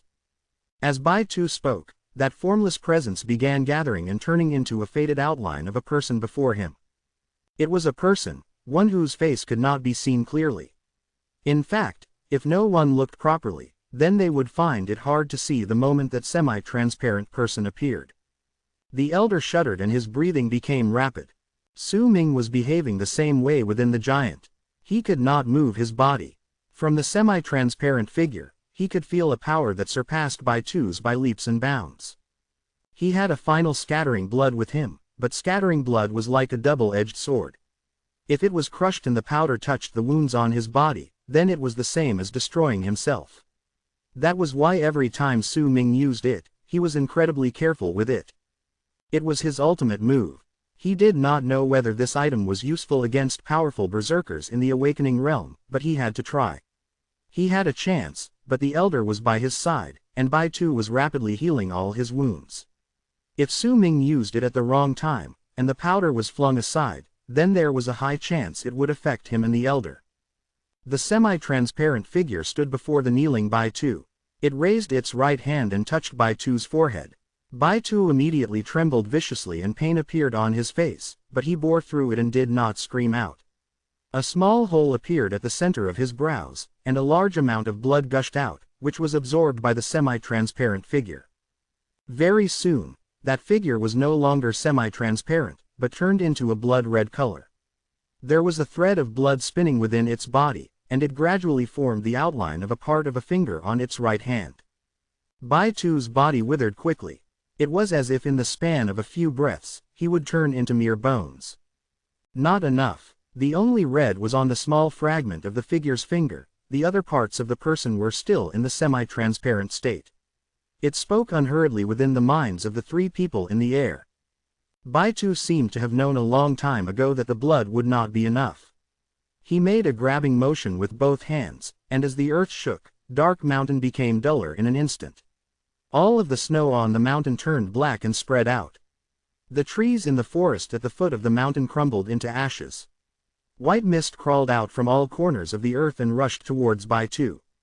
The darkness in the forest at the foot of the mountain continued spreading. As it did so, all the living creatures that were enveloped within died and turned into white mist that rose into the air.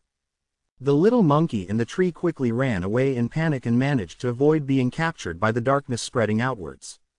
The white mist continued rising into the air and fused into Bai Tu's body, causing his withered body to recover once again. Yet at the same time, more blood gushed out from the hole at the center of his brows, which was absorbed by the person before him. This frightening sight was seen by both Su Ming and the elder, but they could not stop it. They could not even move their bodies. It is still not sufficient. One of the fingers on the person's right hand turned completely red. This is all I can offer. Northern god of berserkers, please descend. Bai Tu trembled. He could not move, and the injuries that had recovered just moments ago tore open once again. The sacrifice this time is not sufficient. I can only let one finger fall, the person said languidly. He lifted the only finger that was stained red and pointed towards the sky. The weather immediately changed. A large amount of black clouds started gathering, and once they covered half of the sky, a large thunderbolt formed. At the same time, a black flash of lightning shot down from the black clouds in the blink of an eye. That black lightning exuded evil and an air of gruesomeness. It was as if death was descending as it fell.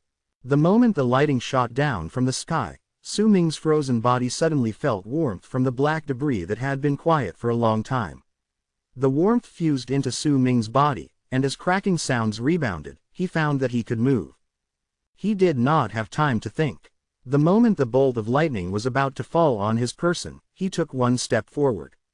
Bai Tu was unable to move, and his body was covered in injuries at the moment.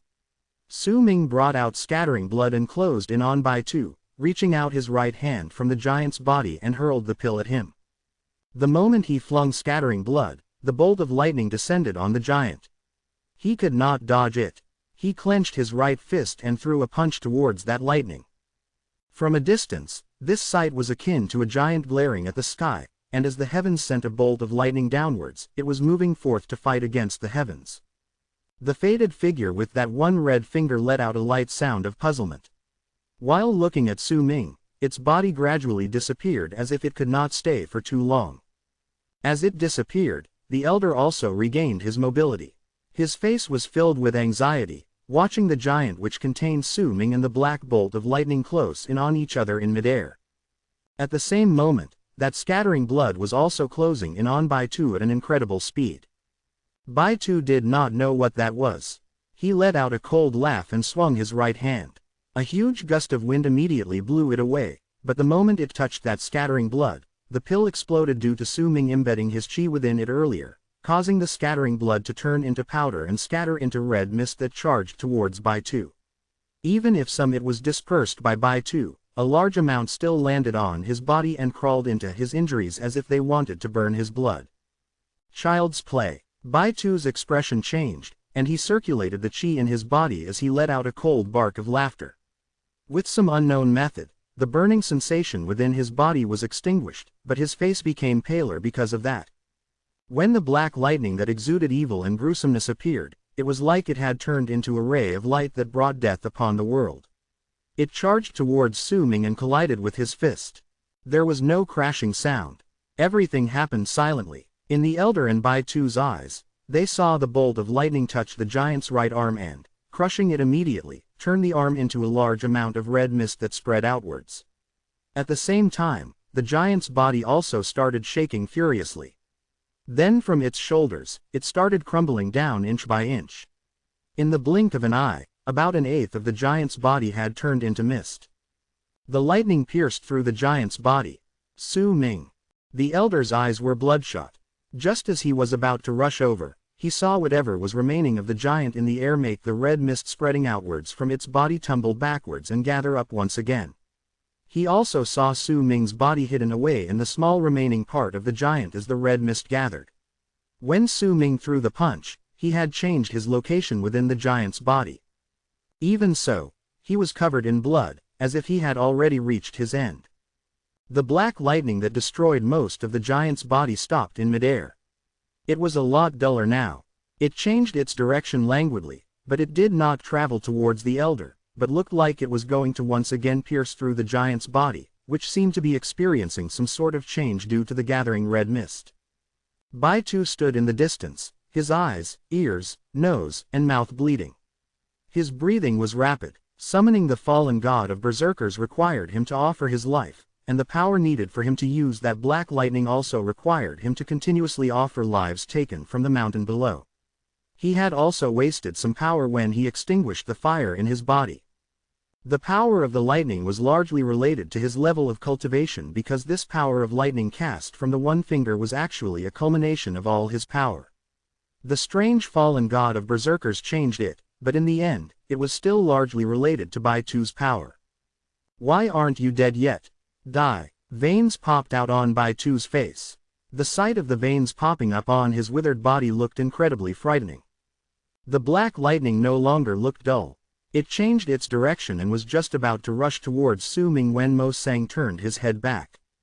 He looked at the heavily injured dark python that had fought with him until now. The dark python was a materialization of his berserker mark. It had been with him for his entire life. The moment he looked at the dark python too, seemed to have gained intelligence and looked at the elder. The elder did not hesitate. He closed his eyes, and the clothes on his upper body burst apart, revealing his aged body.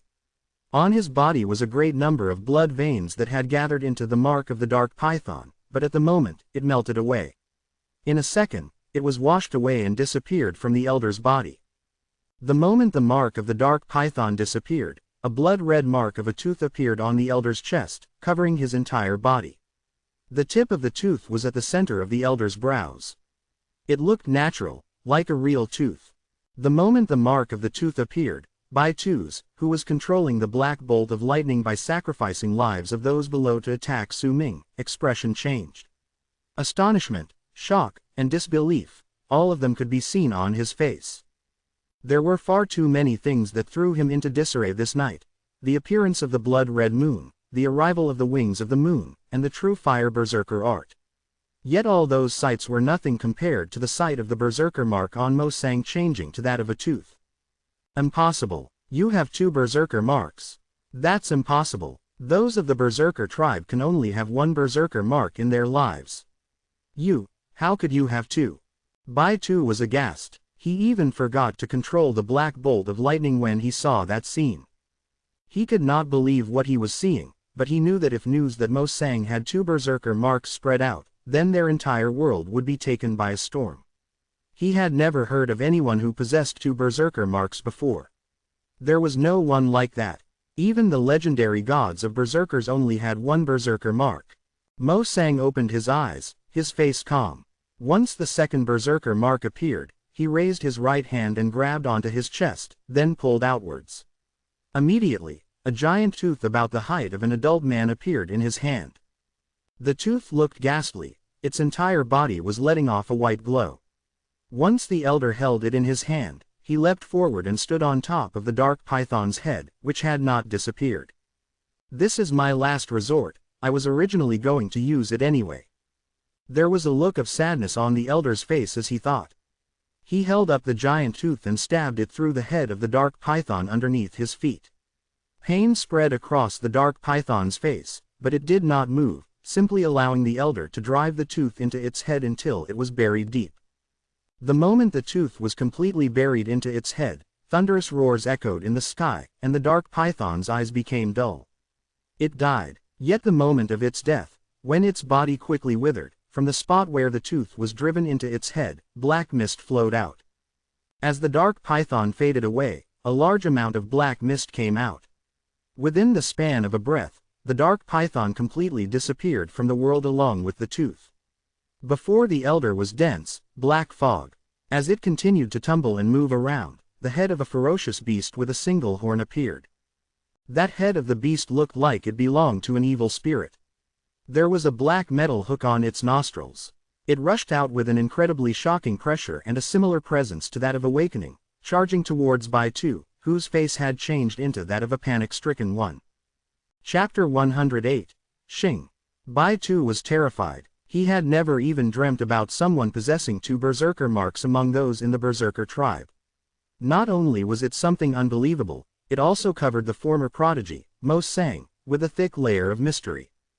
When Mo Sang's 2nd berserker mark appeared, the sight of the tooth killing the dark python, which was formed by his 1st berserker mark, before materializing into the malicious-looking head of a single-horned beast with the similar presence to awakening, also made Bai-Tu take in a sharp breath.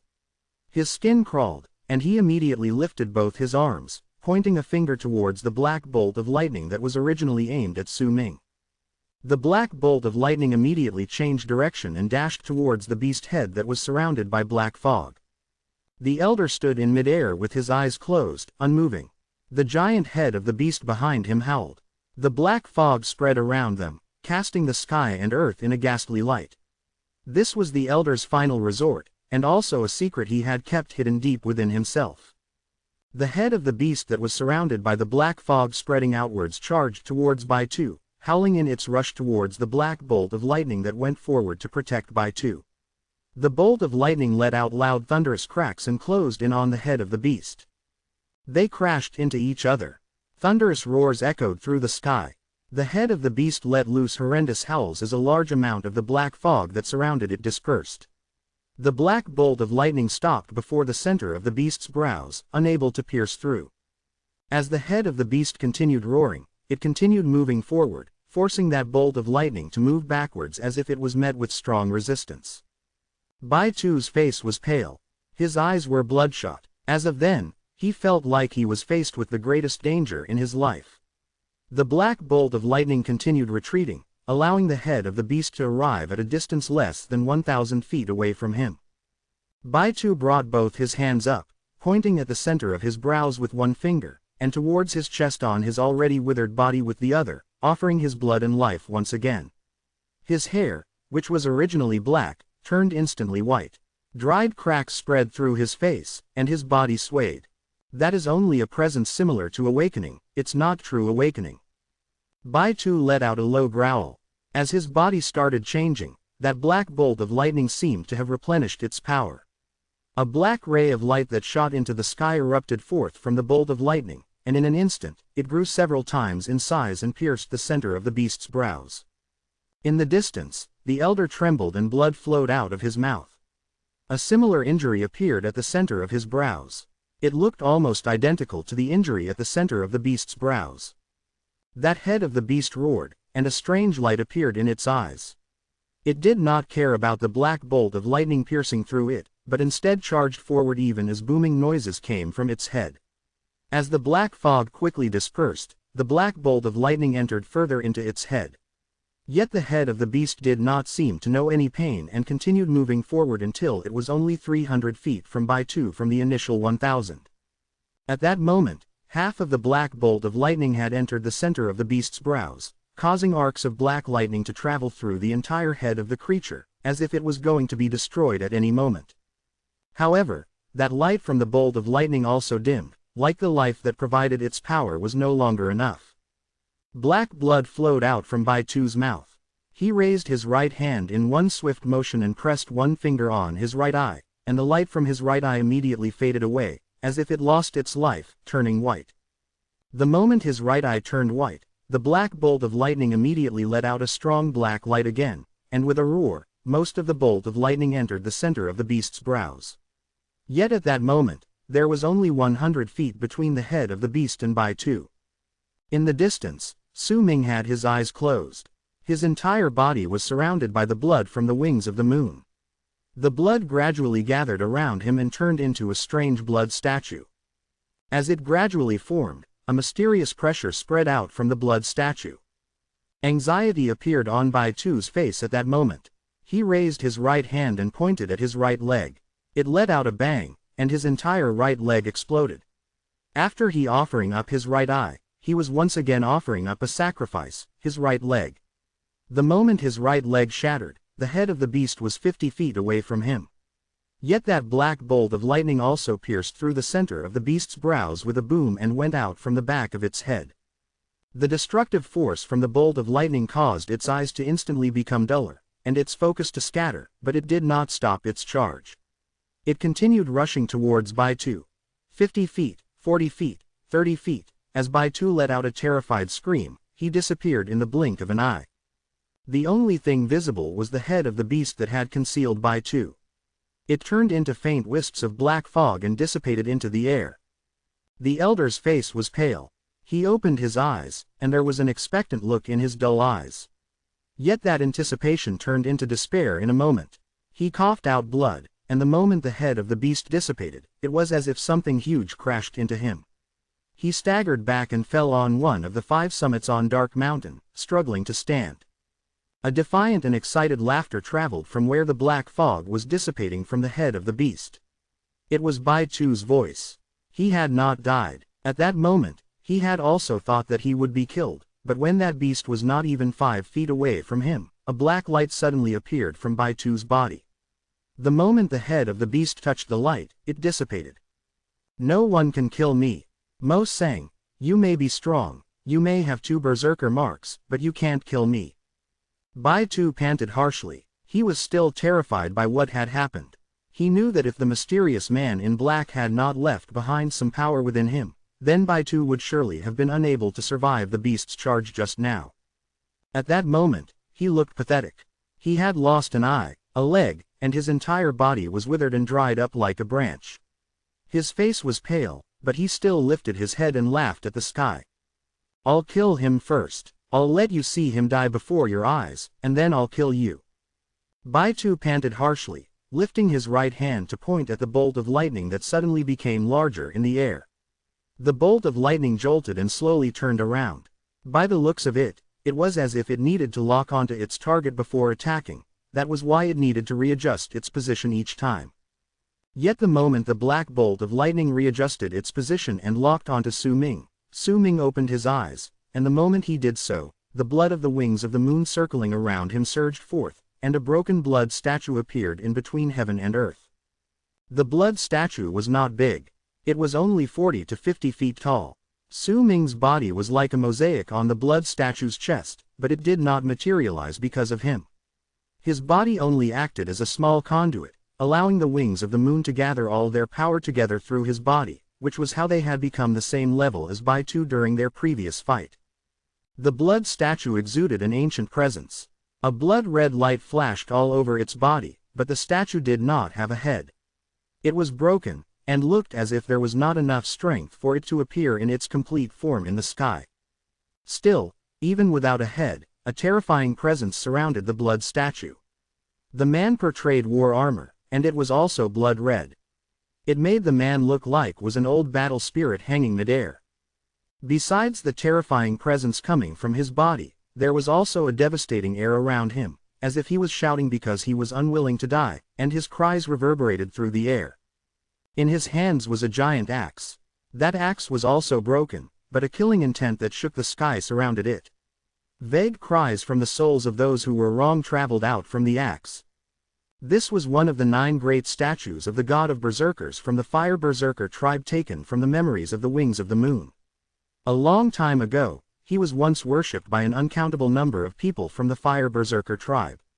He even once fought against the god of berserkers together with the other 8 statues of the god of berserkers after they had been granted intelligence by the elder of the Fire Berserker tribe.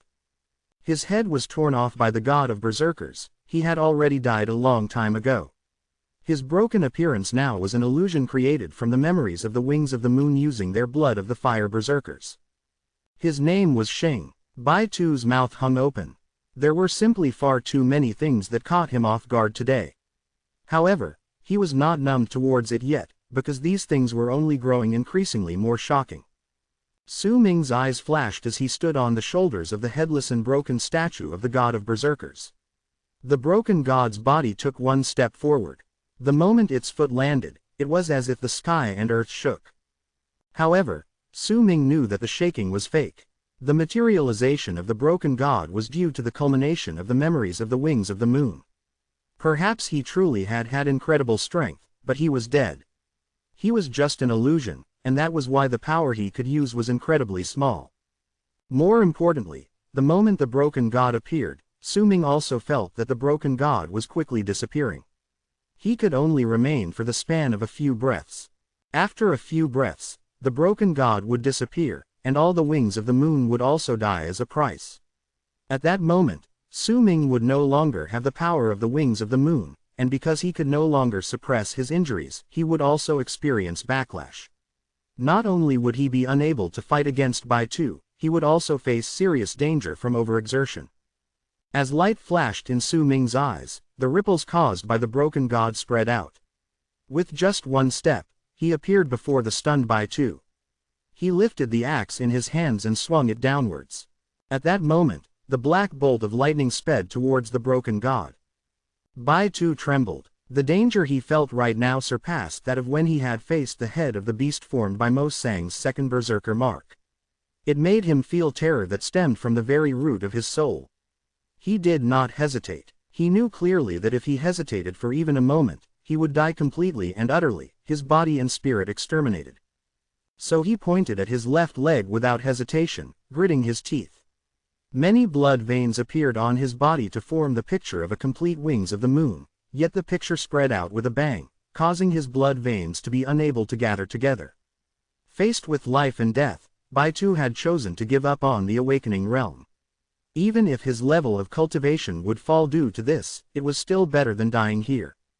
The moment his berserker mark that signified awakening scattered away, the black bolt of lightning let out its strongest black light and closed in on the broken god. Chapter 109. One Flag Pole. The bolt of lightning closed in on the broken god, charging at its upper back.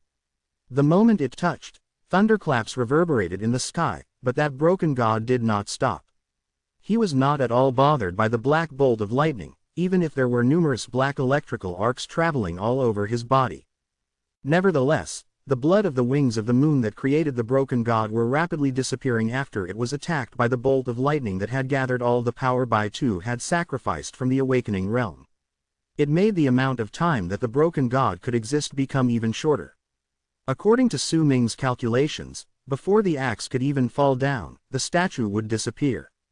Yet even if that axe only contained a tiny fragment of the power of the former Shing, killing a mere berserker in the awakening realm was nothing.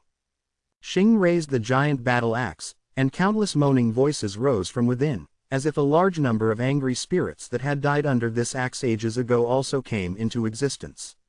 They surrounded the axe as it swung down. No, despair appeared in Baitu's eyes. As the battle axe sunk down, he felt as if the pressure of tens of thousands of mountains fell upon him.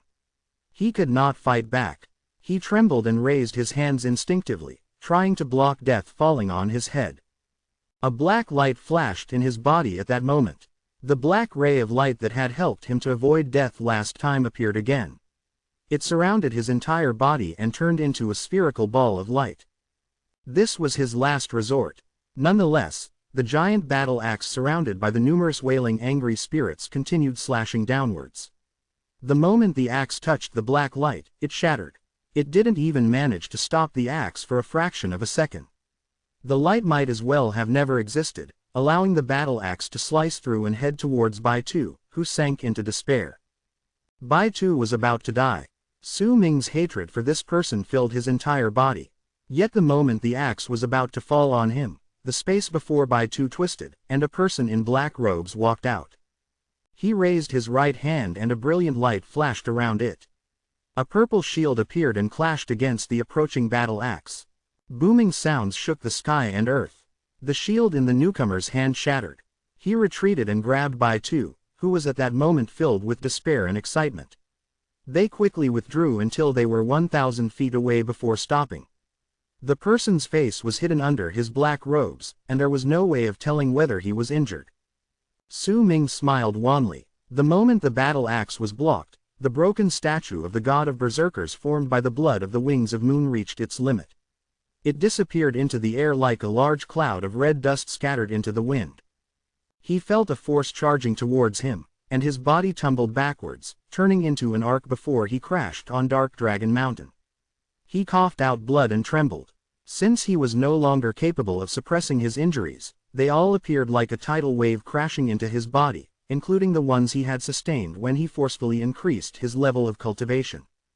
His vision became blurry. That was the feeling of death. Su Ming bit his tongue with his remaining strength and forced himself to stay awake. He struggled to sit up and looked at the person in black robes standing before Baitu in the distance. My lord, there was lingering fear on Baitu's face. He knew that if the person in black robes had not arrived when he did, he would have certainly died. Looks like I've underestimated the tribes located at the borders of the Alliance of the Western region. First, the two people in the Awakening Realm from the weak branch of Meow Man could combine their chi and use 3 attacks with the power of the later stages of the Awakening Realm. Now, I see a young lad like you training the pure fire berserker art. You even managed to summon Xing's broken statue. That attack just now, if it were not because your power is too weak and could not provide enough strength, I would not have been able to withstand it. The person in black robes spoke with a hoarse voice. His body trembled slightly, and there was lingering fear on his face. If it were not because Baitu was still useful to him and because the power of the axe from the broken god was not enough, he would not have come forward to save Baitu. Blood trickled down from his lips, which went unnoticed because of the black robes covering him. Bone Sacrifice Realm, you killed Jing Nan. The elder stood on another summit. He no longer had any strength left to fight. He spoke unhurriedly as he looked at the person in black robes. They are, after all, from the great tribe of Meow Man. With how protective Meow Man is of their own, killing them would just be troublesome. The person in black robes cast a glance at the elder, and he laughed suddenly. His laughter was hoarse and ghastly. He looked at the elder and brought out a black plate from his bosom with his right hand. There was a complete spine carved on the plate, and it was exuding wisps of cold air. He threw it, and the plate charged towards the elder before it floated before him. When the elder saw the plate, his expression changed, and he looked incredibly sour. Besides looking for the ruins of Fire Berserker here, I also came to find you. Mo, you did not let us down. If you died in Baitu's hands, then you wouldn't be one of us. But you must pay the price for the mistake you committed in the past. As the person in black robes spoke, he retrieved the black plate and no longer paid any attention to Mo Sang. Instead, he walked towards Su Ming. I didn't think I'd be able to find an heir of the Fire Berserkers here. Su Ming let out a light sigh. His expression was calm. Even without the presence of the person in black robes, he would not have any chance to recover. There was only death waiting for him. He did not even look at the person in black robes, but turned his eyes towards the elder standing on another summit. His gaze was gentle. He had already done everything he could. This is the end, I'm sorry. I couldn't take care of him properly. The elder fell silent. He thought that what had happened was entirely due to him accidentally joining that frightening group of people in the past. He closed his eyes bitterly. Yet at the moment the elder closed his eyes, his body suddenly jolted. A yellow light suddenly appeared on his body, and in an instant, it grew so bright it blinded everyone's eyes. A presence that did not belong to the world appeared, erupting forth from the elder's body with a lofty and mighty air. The moment the presence appeared, the person in black robes who was walking towards Su Ming stopped and turned his head back abruptly. There was a hint of amazement and shock on his face, which was hidden underneath the black robes. He saw the piercing yellow light erupting forth from Mo Sang's body. As the light glowed, it gathered on Mo Sang's clavicle. A muffled boom echoed in the sky, and a small yellow flag the size of a palm flew out from Mo Sang's clavicle before coming to float 7 inches above his head. Mo Sang trembled. He opened his eyes abruptly and lifted his head. When he saw the small yellow flag, he was stunned. Why are you here? The appearance of the small flag threw the elder into disbelief. He had thought that this thing would never appear in his life, because the person who had given it to him had fused the flag into his blood. The elder had tried countless times in the past, but he could not sense it. He could only vaguely feel its presence. The elder was stunned. He took in a sharp breath and abruptly looked at Su Ming. There was an absent-minded look in his eyes, as if he had just understood something. He struggled up and grabbed the small flag. The moment the elder held the flag in his hands, it shot up to at least 30 feet tall. It was no longer a flag, but a giant flag pole. Its color also instantly turned to black from yellow, but the flag banner was not completely black. There were stars shining within, a brilliant sky shining with stars. That sky was unfamiliar. It was not the night sky seen by all the members of the Berserker tribe when they raised their heads. It belonged instead to a place far away.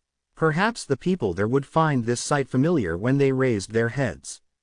The heart of the person in black robes trembled furiously. A feeling that something bad was about to happen turned into a strong sense of danger within him. It made his expression change, and he quickly moved forward, wanting to stop Mo Sang's actions. Yet he could not stop Mo Sang from lifting up the giant flag pole and standing on the summit. He stood on the peak of the mountain and stretched out his right hand, causing the flag pole to lie horizontally. When the elder swung it to his left, it stirred up wind, making the entire banner spread open like a wave. When the person in black robes got closer, Mo Sang had already drawn a circle around his body with the flag pole in his right hand. The banner danced in the air, and once it gently touched Mo Sang's face, he swung it in the air, and it changed once again. It became larger, and in the blink of an eye, the stars on the banner suddenly started glowing incredibly bright. The banner even flew from the elder's hands and started rotating on its own in the air. It became larger, wider, and in the span of a breath, the banner became as large as a patch of sky filled with stars. As it danced in the air, the colors of the sky and earth changed, the wind and clouds tumbled backwards, and with a cry that reverberated through the air, the banner flew into the sky, and their sky was replaced by the gigantic banner. The night sky was suddenly replaced by the starry sky on the banner, causing the night sky to change in a heartbeat. This was an art that changed the sky. This was an art that made the night sky disappear by replacing it with the starry sky in the banner. Right then, Su Ming was stunned. He lifted his head and looked at the sky. That starry sky above was completely unfamiliar to him. Bai Tu was also dumbfounded as he trembled. He could not see any familiar stars. The night sky in his eyes was foreign. This was a patch of sky he had never seen before. None of the stars in the sky were familiar. The starry sky at night was a sight that everyone saw every day since they were young. Each and every one of the stars would bring about familiarity to those who saw them. The distance between the stars and the pictures they form would slowly be engraved inside people's memories. If, someday, that were to suddenly change, then everyone would immediately notice it. That sort of unfamiliarity would make panic rise in their hearts. The person in black robes trembled furiously as he looked at the unfamiliar starry sky. Even if he was a powerful berserker at the bone sacrifice realm, the terror did not diminish, because he knew certain things. The sky of another world. This is the sky of another world. The moment the starry sky appeared, the elder coughed out blood and staggered backwards. Nonetheless, he quickly shouted to Su Ming, who was staring at the sky with a dumbfounded expression. "Su Ming, remember this sky." When he finished shouting out his words, the elder fell, completely drained of his strength. Su Ming jolted, then looked at the unfamiliar stars in the sky. The sky suddenly lit up with a strong burst of starlight. The stars flashed brilliantly and started moving. Right before everyone's eyes, the light from the stars joined together and formed a faint outline of a person. The person was so huge that he seemed to cover the entire sky. As the light from the stars grew brighter, the person's face also became clearer. It was a middle-aged man. The moment the light from the stars created the face on the person, Su Ming shuddered and disbelief appeared on his face. He stood there, completely stunned. The face of the gigantic person formed by the light was greatly similar to Su Ming's own. Chapter 110. The wind blew away all traces. When the starlight drew out the outline of the face, everyone present saw that the person had his eyes closed. In the air, the person in black robes let out a low growl and withdrew in one swift move. He charged towards Baitu and grabbed him, as if he was about to leave the place with him. He could feel a presence that made him horrified, coming from the unfamiliar sky. The presence made all the hairs on his body rise. That feeling was one he had not experienced for many years. At that moment, he no longer had any desire to catch Su Ming. There was only one thought in his head: he had to quickly get out of this place. Yet the moment he grabbed Baitu and was about to leave, the person formed by the light coming from the replaced stars in the sky opened his eyes. His gaze held an oppressive might and aloofness. It was just one glance, and a boom sounded in Baitu's head. That look that came from the person in the sky gave him a feeling that the person had already surpassed the northern fallen god of berserkers he had summoned by sacrificing his life. Who was he? The person in black robes was petrified. The fear in him made him not care about anything else. A large amount of black mist appeared from underneath his feet. He grabbed Baitu and they hastily disappeared into the air. The moment the person in black robes tried to disappear with Baitu, the person that looked rather similar to Su Ming in the sky raised his right hand. He did not clench his fist, but closed his fingers together and pushed down towards the earth. The moment he pressed his palm, a wind that blew downwards stirred up. That wind blew past the place where the person in black robes disappeared with Baitu. Immediately, that space in the air started twisting, and the person in black robes and Baitu were forcefully dragged back from their escape. The very instant they were dragged out, Baitu let out a scream, and his arms were torn into pieces of flesh and blood. The person in black robes stood in front of Baitu and coughed out blood. His face, which was hidden under the black robe, was filled with terror and panic. What is with his power? This has far surpassed the bone sacrifice realm. This person from another world, could he be at the berserker soul realm?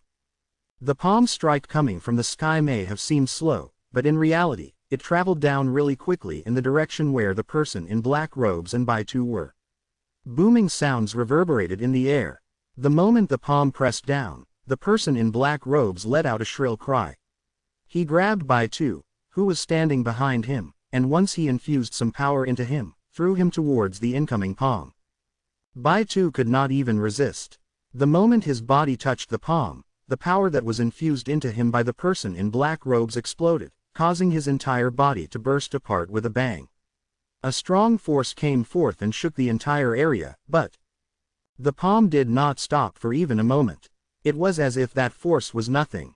It went through the force caused by Baitu's explosion and rushed toward the person in black robes.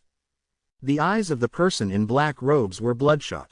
He could not escape. As he lifted his arms quickly, the 13th piece of his spine let out a great power that fused into his arms. He pushed at the palm coming towards him. A booming sound echoed once again in the sky. The person in black robes let out a sharp and pained cry. His arms, hidden under those black sleeves, were immediately ripped into pieces. Even his black robe was torn apart, revealing the face he had kept hidden. It was an old man with a black picture on his body.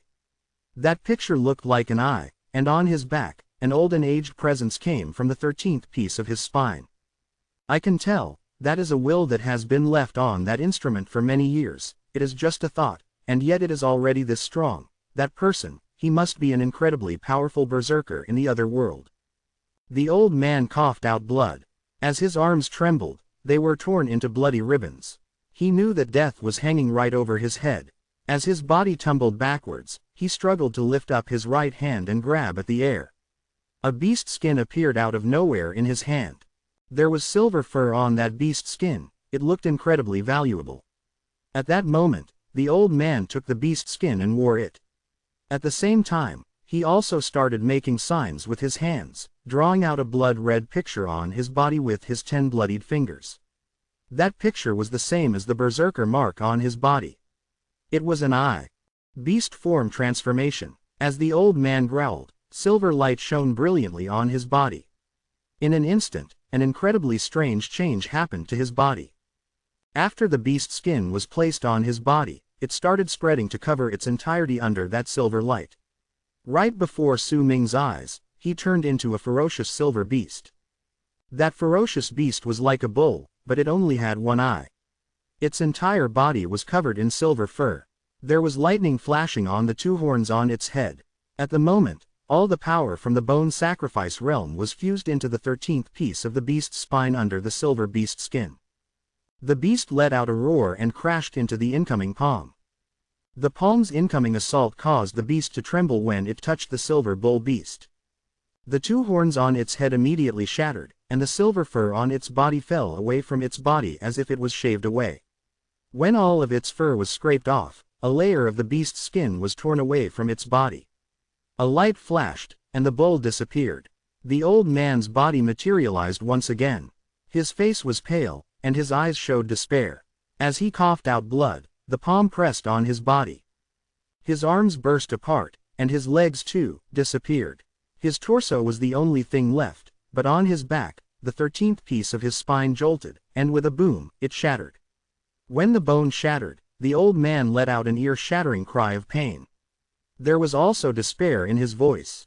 He knew that his berserker bone was crushed by this hand. From now on, even if he survived, he would no longer be a powerful berserker in the bone sacrifice realm. It's just a thought, but it's so strong. He smiled brokenly and closed his eyes. Yet the moment he did so, their world, which had experienced the string of battles, started to become unstable. Now, as the palm pushed down, the space around the old man started cracking. These cracks started spreading outwards quickly, and in an instant, they shattered like a mirror that fell to the ground. This was the shattering of space. There was space between the sky and earth, but it was invisible and no one could see it. Yet if it was to suffer an incredibly strong attack, then the shattering of space would appear for an instant, though it would rapidly recover on its own afterwards. However, the moment it shattered, a void that swallowed everything would be formed. That void had incredibly powerful absorbing powers that could suck in everything around it. At that moment, as the space shattered above Dark Mountain, a void appeared. It was a black vortex. The moment it appeared, the person in black robes was the first to be forcefully taken in, causing him to avoid that palm strike that made him fall into despair. At the same moment, a large amount of gravel fell from all the mountains nearby. Dried up plants, black snow, and all the other things flew up and were sucked into the void. Su Ming could no longer move. When that strong absorbing power appeared, his body was pulled towards the void. He was sucked into the void along with the gravel and plants.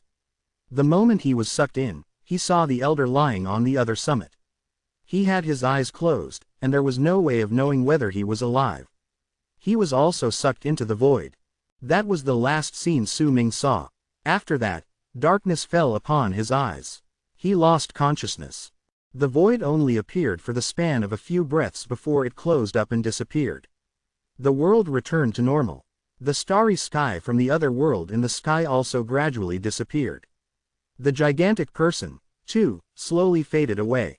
Cracking sounds reverberated through the air, and the black flagpole turned rapidly back to yellow before turning into ashes that were blown away by the wind. A thunderous boom reverberated through the land, and cracks appeared on the ground. All of the remaining black snow disappeared. A gigantic outline of a palm appeared on the land. As the thunderous booms echoed in the air, one of the 5 summits on Dark Mountain crumbled, and its dust scattered into the air. Everything gradually returned to silence. In a patch of forest that was not affected, a small monkey dashed forward with anxiety. It climbed up Dark Dragon Mountain, where Su-Ming was taken in by the void. On the summit, it looked at the sky and let out screeches that sounded as if they were calling out to him. The screeches lasted for a long time until the little monkey looked at the land in the distance with a bitter face. It could see the other side of the mountain. In its memories, Su-Ming had once mentioned that he wanted to see what the other side looked like. Gradually, the little monkey climbed down the mountain. From then onwards, no one saw a flash of red running around the forest ever again. The night of the blood-red moon that appeared once every few years also never appeared again, and neither did the wings of the moon. After the battle, Dark Mountain, which had 5 summits, now looked as if someone had sliced off one of its 5 fingers cleanly, turning it into a mountain with only 4 summits. Black Flame Mountain was also missing its peak. It ended. Wind Stream Tribe was in a state of disarray. When Jing Nan and Wen Yan returned, these 2 powerful berserkers of the awakening realm chose to isolate themselves to train. They kept their lips sealed tight about the things that had happened in Windstream Mountain. All the matters within the tribe, no matter great or small, were handed over to Shi Hai and the others. Even the training of Yi Wang and the others were set aside. Their injuries were too grave. If it were not because their enemy had seemed to be holding back due to fear of something, the 2 of them would not have been able to return. Dark Mountain Tribe became an affiliated tribe of Windstream, and the 7th tribe located outside the Mudstone City. It was also the weakest tribe. The only berserkers within the tribe were the tribe leader, Bei Ling, and the handicapped head of the guards. The elder did not come back. Lei Chen did not come back. Su-Ming too, did not come back. Amid their sadness, Dark Mountain Tribe sent some people back to Dark Mountain after a few days had passed. They found the corpses of their people, Nan Song, and Shan Hen, and relayed what they saw regarding the 4 summits of Dark Mountain to their tribe members waiting back home. Surrounded by grief, they held a funeral for their deceased tribe members, which coincidentally fell on the same day as the promise made between Su-Ming and Bai Ling. They did not know about Shan Hen's betrayal. He was buried together with his other tribe members. On the day of the funeral, rain fell together with snow from the sky. It was very cold. Standing outside Dark Mountain Tribe in the freezing snow and rain was a girl in white. She stood there quietly, and touched the bone earrings hanging off her ears. It was unknown whether there were tears falling as snow and rain trickled down her face. End of Arc 1. Chapter 111. Waking Up to Unfamiliar Sights. Arc 2. The World of Wind and Cold. Rain tumbled down from the sky and hit on the big tree leaves, creating lashing sounds. A large amount of raindrops accumulated on the leaves and slid down along the veins on the leaves, forming a tiny stream that fell from the tip of the leaves. This was a rainforest. The ground was filled with mud, and as rain fell on it, swamps were formed. The sky was dark. Only the occasional lightning lit up everything in the world for an instant. The thunder roared and tumbled forward, echoing in the night before disappearing quietly. In the deeper part of the forest was a mountain range that was hidden in the night. The mountains there were not tall, and could not compare with Dark Mountain. They were not tall, but they were many. At that moment, lightning sliced through the sky and brightened up the earth. On one of the middle mountains, a person was lying on the ground. This person had been in this deserted place for a few days. There was no clue to how he had appeared there, wearing a torn beast skin shirt and looking incredibly pathetic. The person lying there unmoving was a young man that looked to be in his 20s. He had a clean and handsome face, but there was a scar marring it. His eyes were closed, and there were many wounds on his body. These injuries had already turned white, and no blood was flowing out. The rain continued falling for a few days before letting up. The sky became clear and the dark clouds dispersed. The land welcomed the sun. It was now summer. Once the rain passed, mist gradually rose up on the land. There was also an incredible heat that seemed to want to burn everything alive. That young man that lay on the mountain did not move. He seemed as if he was dead. A few days more passed again. There were some bald vultures circling in the sky. The eyes of these bald vultures were cold. As they flew in the sky, they had their eyes fixed on the person lying on the mountain. They circled above as if hesitating. Finally, one of the bald vultures lost its patience. It dove down towards the young man's body, flapping its wings as it circled above the young man before landing on his chest. The vulture used its sharp beak to poke at the prey it had been eyeing for the past few days. It watched its prey's face as it continued poking and eating his flesh.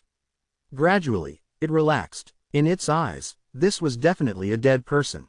Soon, the remaining bald vultures in the sky dove down and landed on the young man's body without a sound and with cold eyes.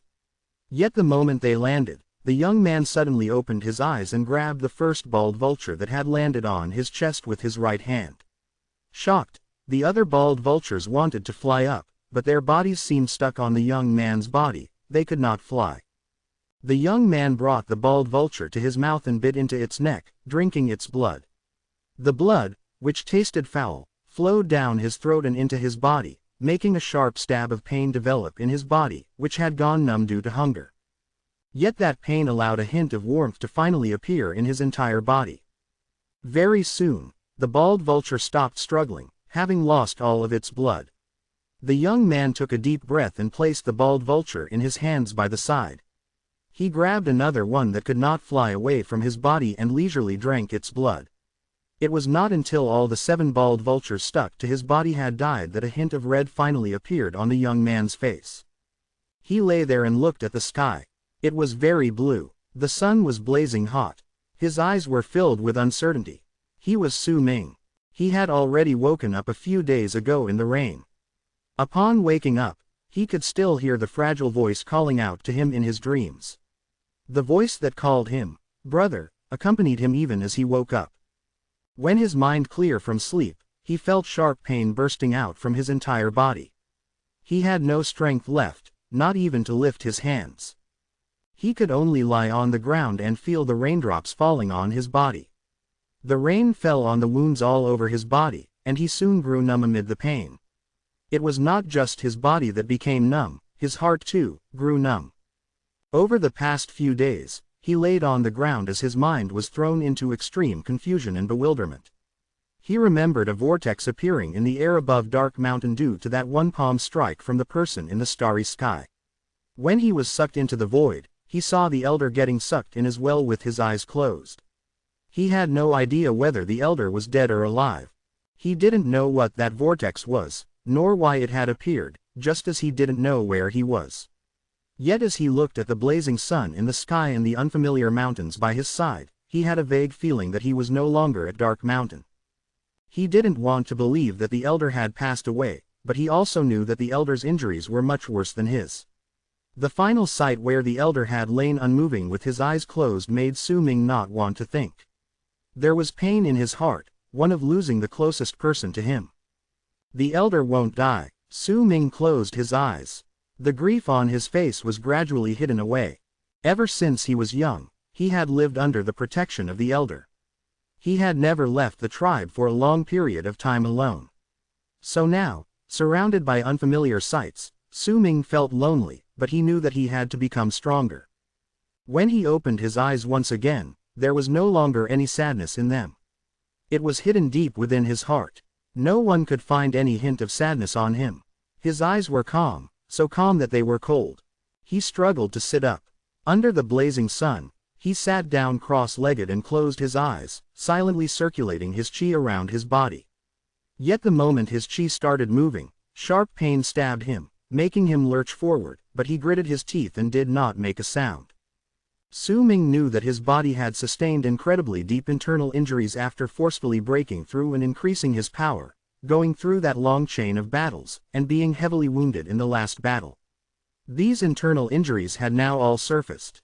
All 243 blood veins of the blood solidification realm are still here, but before I recover, I can't use all of them. Su Ming panted harshly. He clenched his right fist and lifted it up. A sharp pain rose in his body, but there were no changes whatsoever on his face. He had already learned to bear with the pain. I should be able to use the power of 100 blood veins, which is around the peak of the 5th level of the blood solidification realm. But these injuries will only become more serious with time passage. I'll just grow weaker until the day I die. Su Ming was silent and continued circulating the chi in his body amid the sharp pain. Gradually, the sky darkened. When the moon appeared, Su Ming lifted his head and looked at it. Threads of moonlight fell down and surrounded him before they blended into his body, nourishing him. The night passed by quickly. When the morning sun lit up the earth, it dissipated the slight hint of cold brought by the night and replaced it once again with blazing heat. Su Ming opened his eyes and let out a shaky breath. The color on his face was much better than the previous day, but he still felt weak. He frowned, and after checking his body, he sighed. If I had not mastered fine control and used the moonlight to heal myself, then after going through those events, I wouldn't have even been able to use the power of 100 blood veins. Even so, I can only use the power of 98 blood veins now. I have to think of a way to get rid of these internal injuries. I need enough medicinal pills to cure myself. Su Ming fell into momentary silence, touching his bosom to look for his items. He had been sucked into the vortex earlier and had no idea whether the few items he kept away in his bosom were still around. He had a broken bag, the little bone Shan Hen held onto before he died, and the beast bone given to him by the tribe leader before they parted ways so that he could tell whether the tribe was safe. Besides these, there was also a shuan made of bone, a broken shard of Dark Mountain's statue of the god of berserkers, and a bottle that was slightly cracked but not broken, containing 2 drops of berserker blood. As he looked at these items, Su Ming held up the shard from Dark Mountain tribe's statue of the god of berserkers. This was the shard that had cut his face when the statue exploded, leaving a scar. Su Ming looked at it and closed his eyes. After a long while, he placed all the items into the broken bag. There might be some problems with the bag, but it was his only choice right now. Once he finished packing up, Su Ming stood up and rubbed the center of his brows with his right hand. There was a contemplative look on his face.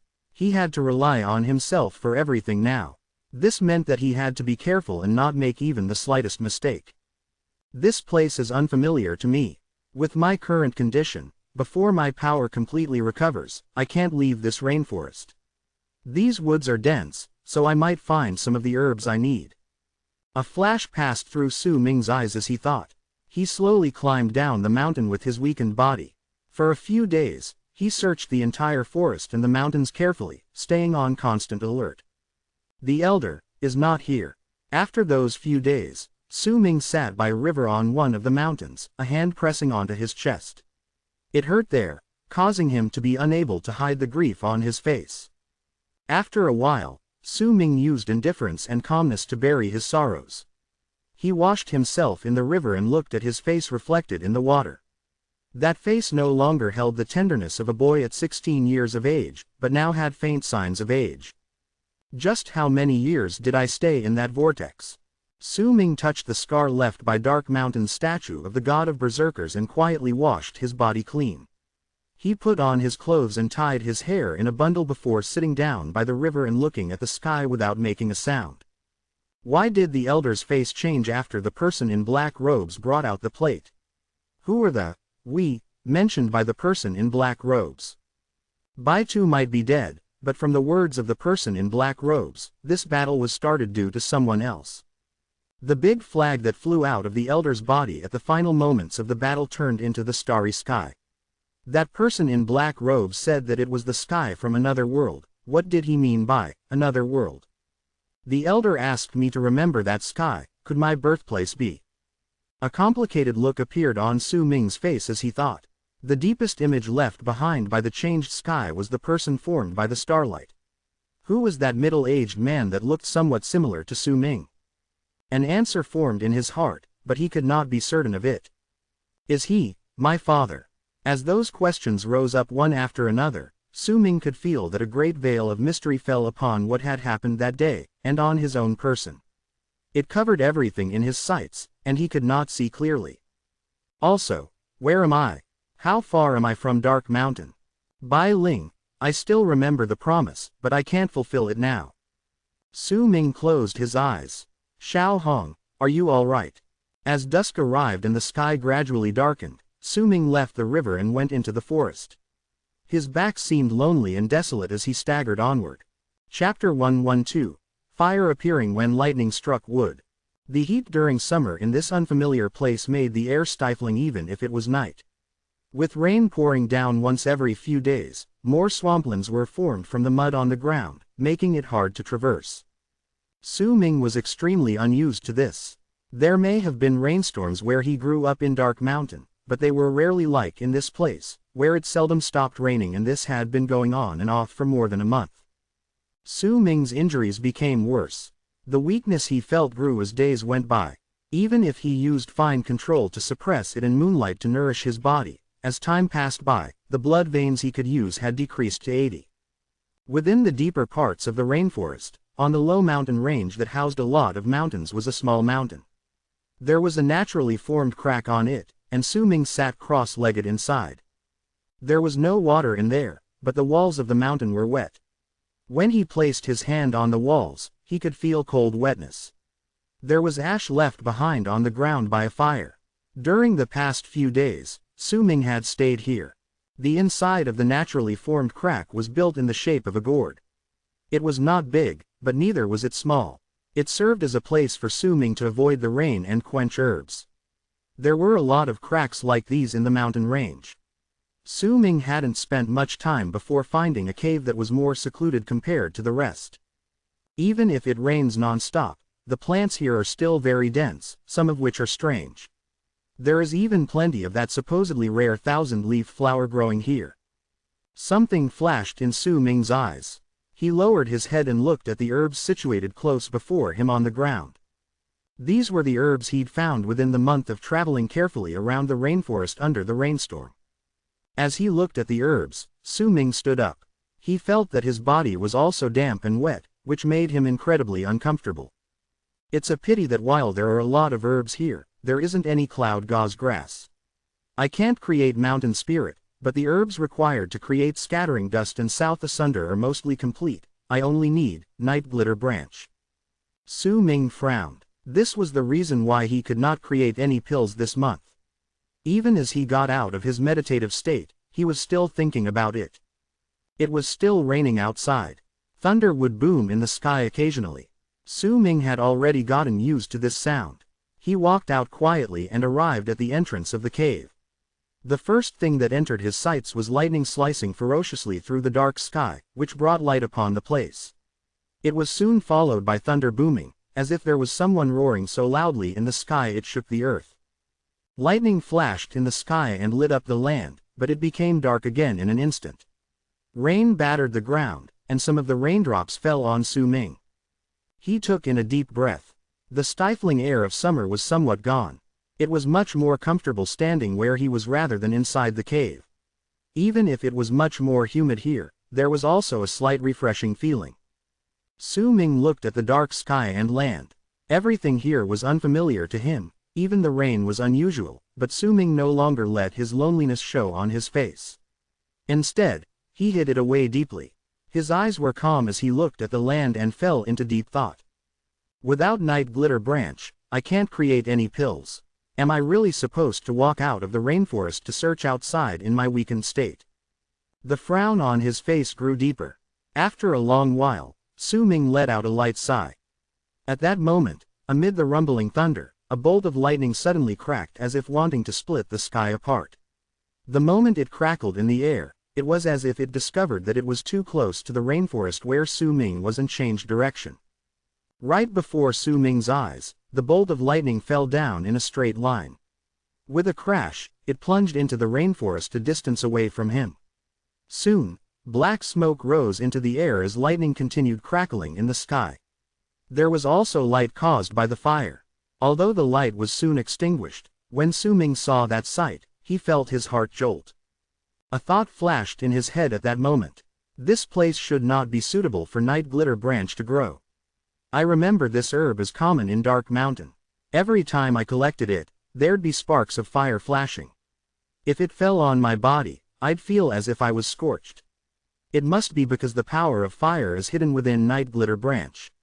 This place is constantly raining, so it's always moist. This herb can't grow here. When Su Ming was at Dark Mountain, he did not think about it so much. Yet now, since he was alone in this unfamiliar place, he had to rely on himself for everything. A glint appeared in his eyes. He looked at where the bolt of lightning struck deep in the rainforest. Su Ming took a few steps backward and returned to the mountain cave. He took one of the herbs piled on the ground and stared at it intently. This is the iron core flower.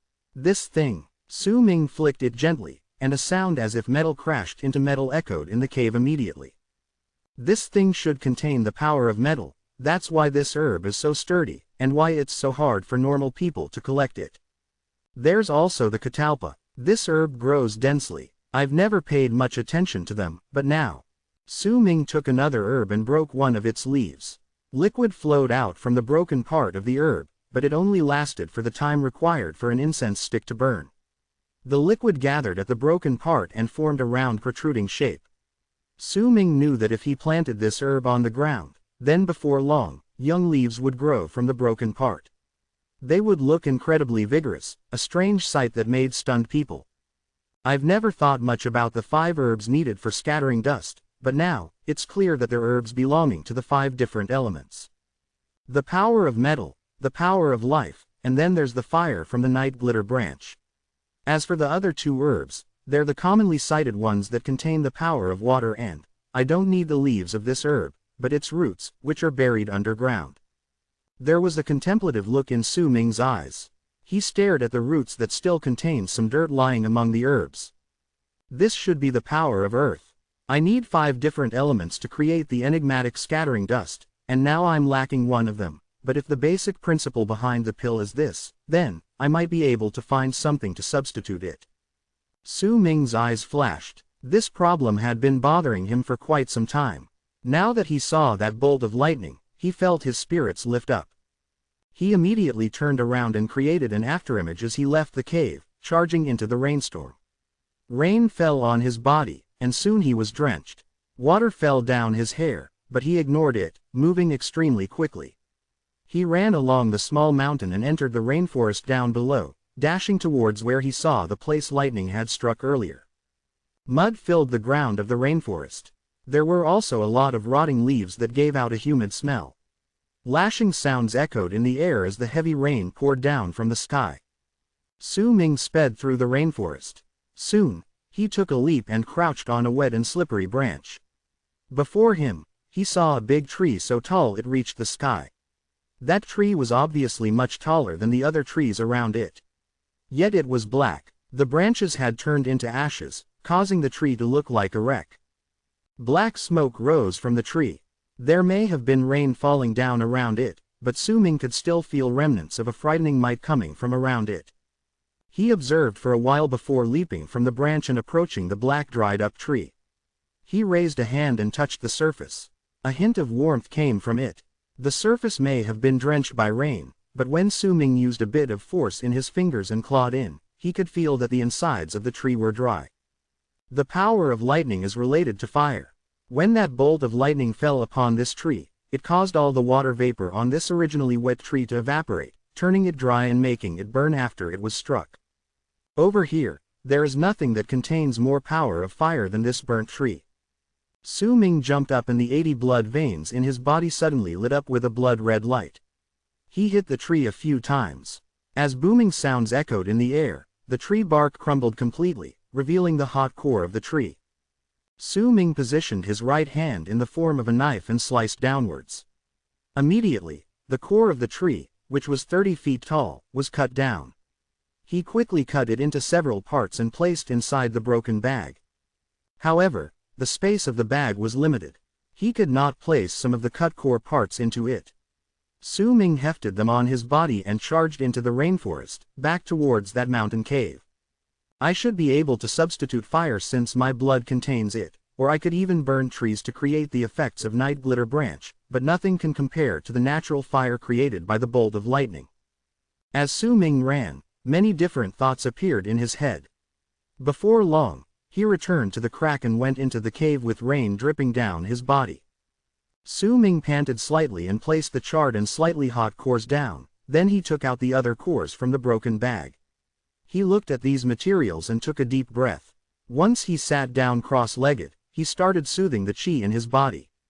After the span of time required for 2 incense sticks to burn, Su Ming opened his eyes and raised his right hand. With one single thought, a ball of fire suddenly appeared on his right hand with a crackling sound.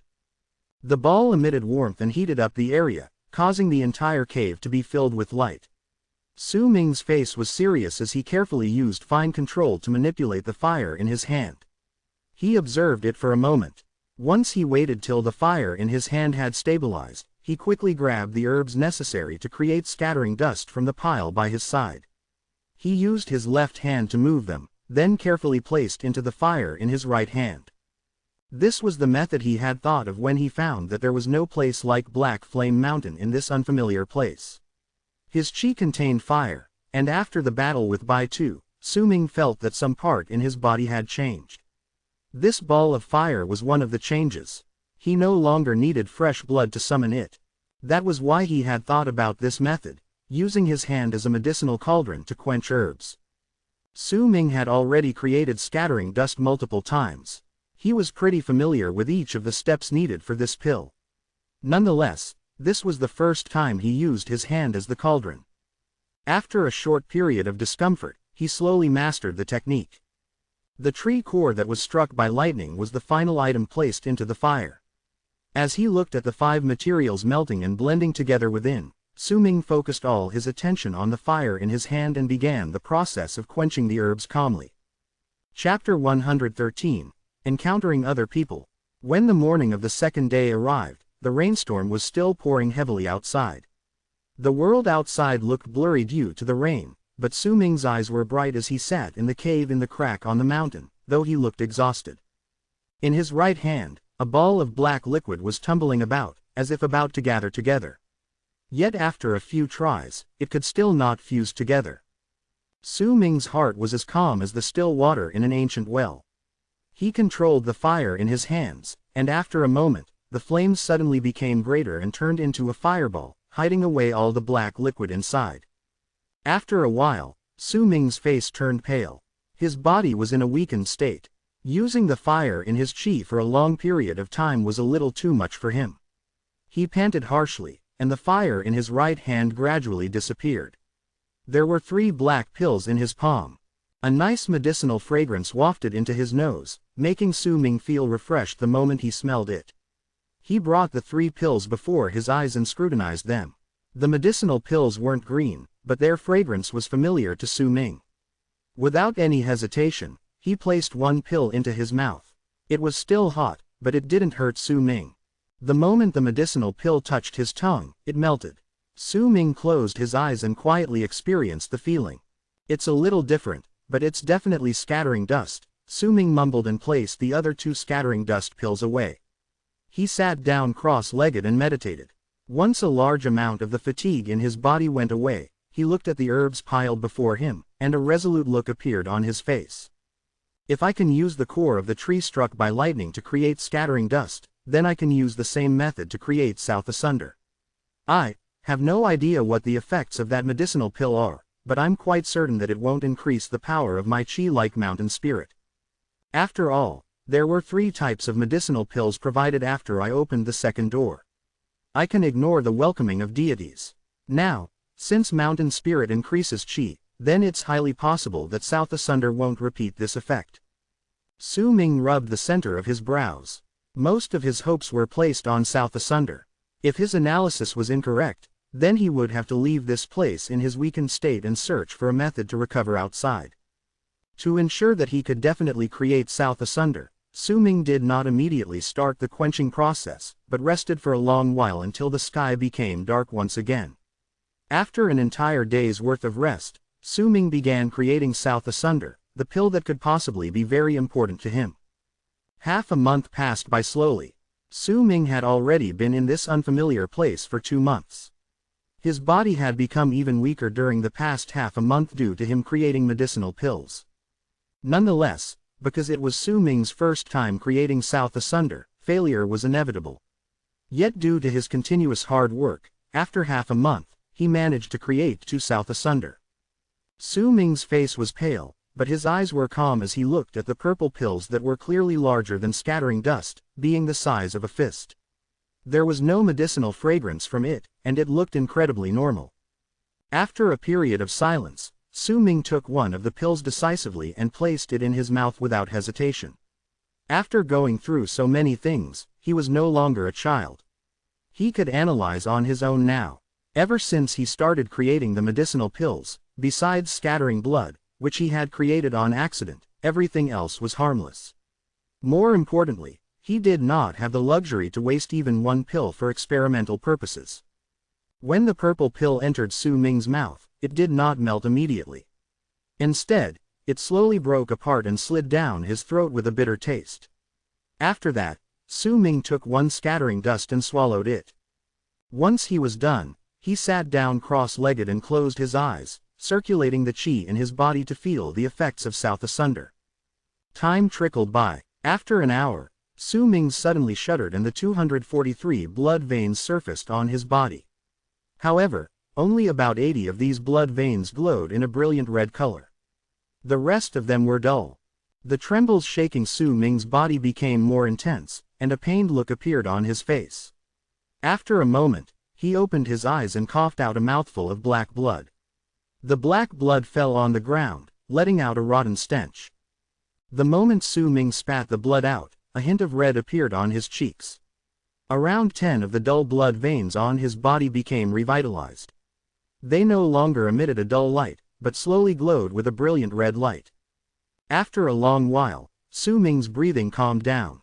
He looked at the final South Asunder in his hand. South Asunder has curative effects.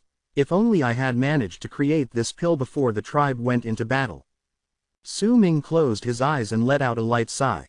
He stayed in the mountain range located deep in the rainforest, seldom going out. Every time he did so, it was because he had used up all of the herbs, or ran out of the replacements for Night Glitter Branch, having to go out to seek more of them. Fortunately, the rainforest was huge, and it was not uncommon for lightning to strike trees. Usually, when a bolt of lightning struck a tree, it would provide Su Ming with a large amount of materials. In the blink of an eye, a year passed by. During that year, there was a period of half a year where there was no rain, yet there was no sight of snow that would have made Su Ming feel at home. It was as if there was no winter in this place. His injuries were too deep. During that year, he had taken in a large amount of South Asunder, but it only made his chi recover to around 190 blood veins. He was still slightly away from his peak condition. In the course of that year, there were many times that Su Ming found tracks left by people when he went out searching for herbs. Once he even saw a team made of a dozen people hunting a giant snake in the rainforest. These berserkers were around the 5th and 6th level of the blood solidification realm. Only one man was at the 7th level of the blood solidification realm. By the looks of the others around him, the man was someone who was rather renowned. They did not wear beast skins, but sackcloths. Most of them used spears as their weapons, and they seldom used bows. Almost everyone in the team wore a black bell that did not emit any sound on their wrists. Most of them only had one bell on their wrists, but that man had two. Su Ming also noticed that there was a teenager at the 5th level of the blood solidification realm among these people. His face was pale, as if he was sick. He was surrounded and protected by the team, and Su Ming saw 4 bells on his wrist. This was a completely different tribe compared to Dark Mountain and Wind Stream. When Su Ming was observing, he did not stand too close to them. Even so, he still attracted the attention of the man at the 7th level of the blood solidification realm. The man did not make any sound immediately, but he did get closer to where Su Ming stood during the battle, all while acting as if he did it unintentionally. However, his actions were a little foolish in Su Ming's eyes. He left. With Su Ming's speed, if he wanted to leave, that man would not be able to stop him. Su Ming did not bother himself with these people, but continued searching for herbs. Once the sky started to darken, he ran into the group of people once again when he was returning to his cave. At that moment, they were setting up a simple beast skin tent in the rainforest while protecting the teenager with 4 bells. It looked like they were about to spend the night there. The man at the 7th level of the blood solidification realm held a spear and leaned against a big tree while keeping watch of his surroundings with bright eyes. Su Ming crouched on a tree in the distance and watched these people. His eyes slowly brightened up. His power might not have completely recovered, but at least he could fight now. He wanted to know where this place was and what tribes were around here. These people were obviously very averse to outsiders. If he approached them carelessly, they would likely not listen to his words and instead just engage him in battle. As his eyes flashed, Su Ming lowered his head. He retreated without a sound and vanished into the rainforest. Time passed by. 2 hours later, when the bonfire these people had made lessened the humidity in the air, the expression of the man leaning against the tree suddenly changed, and he clutched onto the spear in his hand tightly. The other people noticed his actions, and their demeanor changed as well. Soon, the roar of a beast came from the deeper parts of the rainforest. A creature that looked like a tiger, but with spikes about half a foot long protruding from its spine, swiftly charged out towards these people. Black Sting. These people immediately let out shocked cries, and chaos ensued. This creature likes fire. Extinguish the fire, quickly, the man at the 7th level of the blood solidification realm said immediately. He held the spear in his right hand and ran towards the wild beast. This beast may be strong, but it was just about the level of a berserker at the 7th level of the blood solidification realm. The man could fight against it. Yet the moment he left the team to fight against that Black Sting, and his people extinguished the fire, the area became shrouded in darkness. While the people spent the next few short moments getting used to the darkness, a person charged out with a speed like lightning towards the teenager that was protected by the team. The stranger was too fast. When these people finally reacted to his presence, he had already closed in on the teenager. Without waiting for the pale-faced youth to resist, the person slammed the heel of his palm at the back of his neck, knocking him out, and grabbed him under his arm before escaping. These people were momentarily stunned, then their expressions changed drastically. Even the man's face immediately turned sullen. He wanted to pursue the stranger, but he was unable to chase away that Black Sting. With that slight delay, the person who caught the teenager disappeared deep into the forest. Su Ming sped through the rainforest with the teenager locked under his arm. He held no grudges against these people, so that's why he would not kill them without a reason. Even if he chose to lure a wild beast towards them, he still made sure the creature was one that these people could chase away without anyone dying. His target was only this teenager. This boy was definitely not of common birth. He must know quite a lot of things. If Su Ming wanted to know about this place, this was the only thing he could do. Once I get my answers, I'll let him go. Su Ming dashed through the forest into the distance. He circled the forest once and came to a more secluded corner before placing the boy down. He crouched down and scrutinized the teenager before understanding a few things. When he first saw the teenager, he could already tell that there were some problems. Once he got closer and confirmed it, Su Ming fell into momentary silence before bringing out one south asunder and scattering dust from his bosom and placing both in the teenager's mouth. Only then did he leisurely take a few steps back. He brought out a beast skin from the broken bag in his bosom. It was from a beast he'd hunted down for food during the past year. He placed it around himself, covering his body and face, and sat down against a tree not too far away from the teenager. He grabbed a small piece of wood with his right hand from his side. With a tiny flick of his wrist, the wood charged towards the teenager's brows. Su Ming did not use too much strength, but it was still enough to wake him up. The teenager opened his eyes in pain. There was confusion in his eyes, but it soon turned into a calm look. His face may have been sickly pale, but there was no panic on it. He looked at Su Ming, who was sitting before him with a beast skin covering his entire body. Who are you? Chapter 114. The Land of South Morning. The teenager's calmness did not seem fake, as if there truly was no hint of panic in him. That sort of attitude was not rare on an old person, but if a teenager could show such calmness, then it showed just how extraordinary his status was. He looked at Su Ming, and his eyes did not shine, nor did they waver. Yet when he looked at Su Ming, he cast a discreet glance over his entire body, as if trying to find where Su Ming came from through the minuscule clues on his body. Su Ming sat there with his entire body covered by the beast skin robe. The teenager's actions once he woke up made him look at the teenager with a hint of praise. Yet even so, it was impossible for the boy to find clues on his person. You've had those wounds on your body for many years. Su Ming did not answer the teenager's question, but instead spoke slowly with a slightly hoarse voice. The teenager maintained a stoic demeanor and looked at Su Ming. He did not speak because he knew that the more he spoke the more likely he was to make mistakes. It was better for him to know what was the motive of this person who had captured and brought him here. It should have been left behind on purpose by a powerful berserker not long after you were born, Su Ming continued speaking unhurriedly. The teenager was shocked, but his face remained unchanging and blank. Go on and sense the injuries in your body. See whether there are any changes. Su Ming spoke calmly, the tone of his voice not once rising.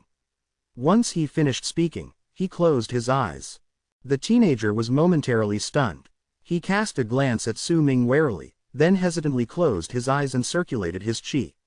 He did not notice it once he woke up, but once he started circulating his qi, he opened his eyes abruptly.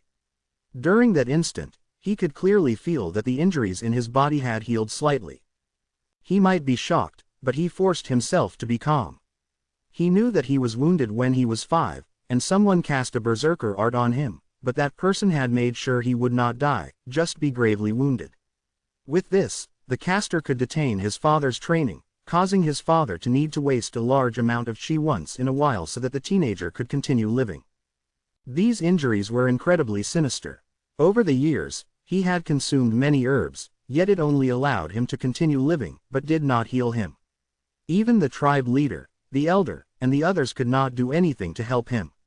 They had once said that if he wanted to recover, then the only way was to find the person who had cast that berserker art and kill him so that the berserker art would become unstable. Only then could it be dispelled. Now, however, the injuries in his body had healed a little. This was something he had not expected.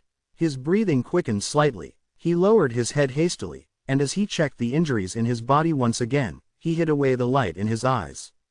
He had begged the heavens to make him recover countless times in the past. He did not want to hold his father back, yet over the years, as he looked at his father's face becoming older, he started wanting to die.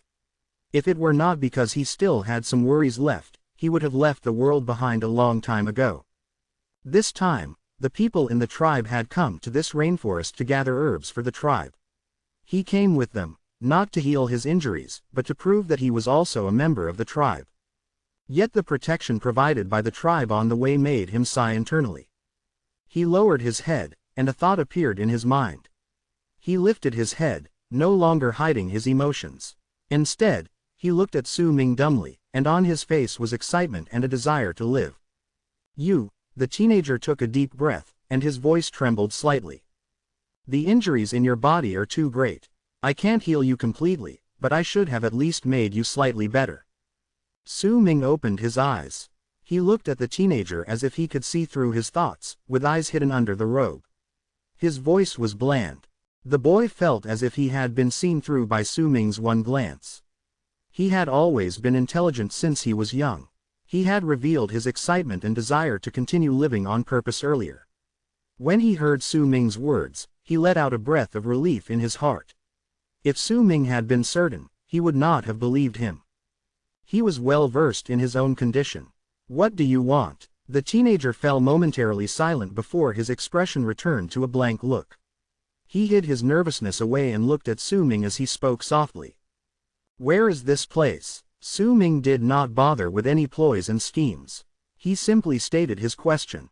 The information he wanted would let others get an inkling about him right from the get-go, so he might as well not hide.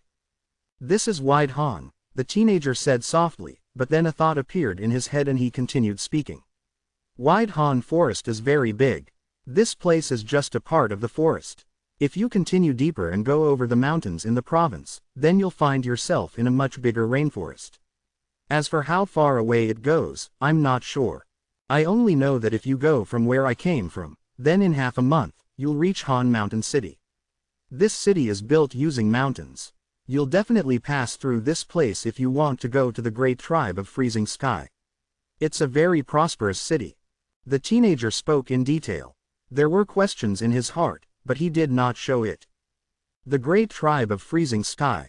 Su Ming frowned and let out a sigh internally. The farthest place he had ever gone to since he was young was Windstream Tribe. He had never even heard of other tribes before. The great tribe of Freezing Sky is one of the 2 big tribes in the land of South Morning. The teenager cast a glance at Su Ming and started explaining. His questions regarding this person became greater. He could somewhat tell that Su Ming was not from this place. This guess made his animosity towards Su Ming lessen by a great deal. What he was worried about the most were the people who held ill will towards his tribe. Through the clues he obtained from this person, he gradually began to let his guard down. Which tribe does Han Mountain City belong to? Su Ming's tone was casual. If he hadn't wanted to let this boy feel at ease so that he could obtain more information, he would not have revealed so many hints and clues about himself. Su Ming's question made the teenager even more at ease. A smile appeared on his face. Han Mountain City does not belong to a tribe, but 3 tribes, Puxiang Tribe, Lake of Colors Tribe, and Tranquil East Tribe. The city is controlled by these 3 tribes. I'm from Puxiang Tribe. Senior, if you have a berserker art that could heal my injuries, why don't you join Puxiang Tribe? You can become a guest there. We from Puxiang Tribe are courteous towards our guests. If you agree to it, you can find a place to rest there as well as understand the land better. If you have the chance, you could even obtain the chance to get into Freezing Sky Clan. When the teenager spoke about this, he seemed to cast a casual glance at Su Ming, scrutinizing him. Getting into that clan is too hard. Su Ming's expression was calm. He could understand all the boy's actions and see through his thoughts. Compared to Su Ming, this person was just a young Lasu. The teenager touched his nose and smiled sheepishly as he spoke. You're right. Getting into Freezing Sky Clan may be difficult, but it's not impossible. 10 years ago, a person from Han Mountain Tribe managed to pass the test and become a berserker of Freezing Sky Clan. Su Ming was momentarily silent before he stood up. He could tell that everything the boy said was mostly true besides his own status. This information was not some sort of secret to begin with, so there was no need for him to lie to him. Once he sorted out the information in his head, Su Ming obtained a vague outline of the place. This place was indeed a completely different region from where he came from. In truth, when he looked at the stars in the sky at night, he could already tell that there was a sense of something wrong with them, though they were still somewhat familiar to him. Once Su Ming got up, he did not look at the boy. He did not even bother to ask for his name. Even if the boy had not told him that he belonged to Puxiang Tribe, Su Ming would not have asked. Not that Su Ming believed that the boy belonged to whatever tribe he spoke of. While the teenager was smart, he was still naive like a chick that had not experienced storms in life compared to Su Ming. Su Ming felt that he was looking at himself when he looked at the boy. The teenager was completely stunned when Su Ming walked into the rainforest. He had already pictured multiple scenarios and what he would say for each one of them in his head. All of them were for the sake of ensuring his own safety. Yet all these preparations were for naught when Su Ming leisurely went into the distance. He only asked about the information about this area. This person is really strange, but he has no ill will. The teenager touched his nose. In truth, he had already noticed that there was an astringent feeling in his mouth when he woke up, as if he had been fed something. Once he combined the facts that his injuries became better and that Su Ming left without a word, the teenager became certain that the person before him truly had no ill intentions towards him. If he wanted to harm me, then there would have been no need for him to heal my wounds. I would still have told him everything that did not involve the secrets of the tribe. But he didn't. He chose to heal my wounds first instead. He must have also lured in that black sting because that beast was around the 7th level of the blood solidification realm. Big Brother Ameng could handle it, and none of my people would die because of it. Thoughts flew quickly through the teenager's head. When he saw that Su Ming was about to vanish into the forest, he quickly got up and ran towards him. Senior, please hold on. His voice traveled in the rainforest, but Su Ming did not stop. With one move, he disappeared from the teenager's eyes, vanishing into the distance. The teenager ran down the path for some time, but he found nothing. Regret appeared on his face. Ah, how could he walk so fast? I was too careful, and now I missed my chance to be healed.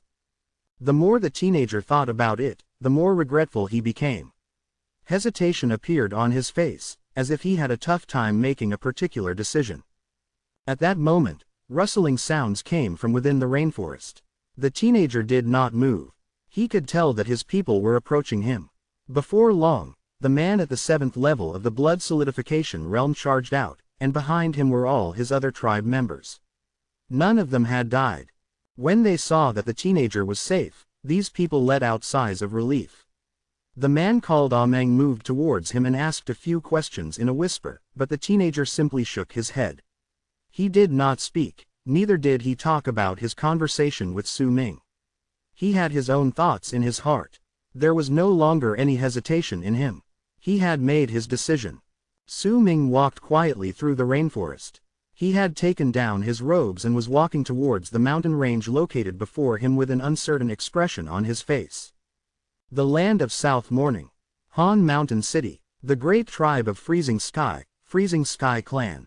Su Ming did not know what Freezing Sky clan was, but from the boy's words and expressions, he had a vague understanding regarding the tribe. This Freezing Sky clan should be a different existence compared to a tribe. This is the land of South Morning. How far is it from my home? Su Ming let out a light sigh. He remembered that the person in black robes had mentioned that Dark Mountain was part of the alliance of the Western region, and Wind Stream tribe was a weaker branch of Meow Man. Translator's note. Regarding Lake of Colors tribe and Tranquil East tribe. The very first occurrence here is actually not Lake of Colors, Yan Kai, or Tranquil East, and Dong, but Yan Gayan and Fang, which is, roughly translated, Shade Halberd and Peace Square respectively. However, from the next chapter onwards, the names for these two tribes changed to Yan Kai and Ndong. Since the names Yan Gayan and Fang were only used once in this chapter and were changed to Yan Kai and Ndong next, I decided to keep to Yan Kai and Ndong instead. Chapter 115. He would not commit past mistakes. 2 months had passed since Su Ming got into contact with the berserkers of this place. He chose to continue staying at the place and create South Asunder, allowing his injuries to slowly recover. Right now, he was sitting in the cave with his legs crossed. Once he swallowed South Asunder, he sat for a time without a sound. There were only 10 dull blood veins from the 243 blood veins in his body. The rest of them showed signs of life now. During the past year, the many South Asunder had allowed him to slowly recover and stabilize the serious wounds and internal injuries he had sustained previously. While recuperating, he would often find himself missing his tribe, the elder, Xiao Hong, Bai Ling, and Lei Chen. Su Ming did not know whether the tribe was well. He did not know whether Xiao Hong was still playing happily in Dark Mountain. He did not know whether Bai Ling was still waiting for him because he did not fulfill his promise. Every single time he thought about it, Su Ming's heart would clench in pain. He was all alone in this unfamiliar place. When he looked at the moon in the sky, he would think of his home, the elder, whom he still refused to believe was dead, and everything that was familiar to him. Yet he had no idea where his home was. The only thing he knew was that Wind Stream tribe was a weaker branch of Meow Man in the alliance of the Western region. However, it was clear that there was an incredible distance between the alliance of the Western region and the land of South Morning. Yet he did not know where the path between them was either. I need a map that leads me to the alliance of the Western region. Also, I need to make myself stronger, only then can I have the strength to find my way home. Only by making myself stronger can I make the people mentioned by the person in black robes pay the appropriate price. During this period of time, Su Ming would often keep thinking about the battle between his tribe and Black Mountain tribe. There were a lot of clues that he had missed during that fight, and all those clues pointed towards the person in black robes. Su Ming opened his eyes and got out of his meditative state. He looked at the darkness around him and loneliness struck him. This feeling was one that he had not gotten accustomed to over the past year. He had been in this cave for a long time. Su Ming walked out silently and stood outside the crack. He looked at the moon in the sky. It was quiet all around him. He sat down and breathed in the slightly humid air before bringing out a shoen made of bone about the size of a fist and stroking its surface gently. After a long while, a moaning song seemed to be blown from a shoen that no one else but Su Ming could hear. The notes seemed to echo in the air. The moaning sound contained sorrow, and the song continued for a long time. Su Ming did not know how to play music. There was a crack on the shoen made of bone, making it impossible for it to produce any sound either way. That song was not played out. It simply existed in Su Ming's heart. He held the shoen made of bone and closed his eyes as he listened to the song in his heart. This was the only sound that could keep him company in this place. It was as if he could really hear the song playing his ear, making him feel like he could find familiarity in this place. Every single time he felt lonely, he would think about the beautiful moments that had happened in the past. Every single time he felt estranged, he would think about the happiness in the past. After a long while, when the moon in the sky reached its brightest moment, Su-ming closed his eyes and sat down. His body began to glow in the moonlight. Gradually, faint illusions formed by moonlight floated out from his body and surrounded him. These illusions were wings of the moon. The wings of the moon were created when the elder of Fire Berserker tribe had cast a great divine art to grant those within Fire Berserker tribe immortality. This art was then modified by the god of berserkers with the eternal creation art, changing them into creatures that were neither human nor beast. But after passing ages, the divine art had become weaker, causing breaks to appear in their cursed immortality. However, when they fought against Baitu and the person in black, it was not enough to wipe out their existence. Their bodies might have been destroyed, but their souls still surrounded Su-ming and were hidden inside his body. They would appear under moonlight, but no one else besides those who practiced the ways of the Fire Berserker could see them. Su-ming did not obtain a clear answer from this. It was simply an understanding he obtained from the interaction between him and the souls of the wings of the moon. This was Su-ming's greatest support now. It was also the reason why he was not bothered by whether the boy 2 months ago had spoken of his existence to other people or not. He did not want to kill without reason, but if someone came to him looking for trouble, then they had to be prepared to face death. When the moon in the sky gradually disappeared and the morning sun appeared in the horizon, faint shouts came from the rainforest at the foot of the mountain. "Senior, Senior, Senior, I'm sorry, Senior." Su-ming's face was calm. He had been hearing this voice once every few days for the past 2 months. This rainforest was incredibly big and there were a lot of mountain ranges here. It might not be as hard as trying to find a needle in a haystack if someone tried to search for a person here, but it was close. The voice belonged to that boy. 2 months ago, when Su-ming left, he had already anticipated that this would happen. The boy was simply making a choice between choosing to talk or not talk about him. If he did, then he would perhaps bring about a lot of attention from his tribe and strong berserkers would come here, but Guanghan Forest was huge. Trying to search for a person inside it was hard.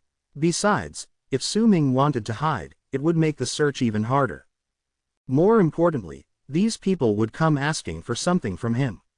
With the boy's intelligence, this sort of situation would not only not bring anything good to him, it might even make Su-ming displeased.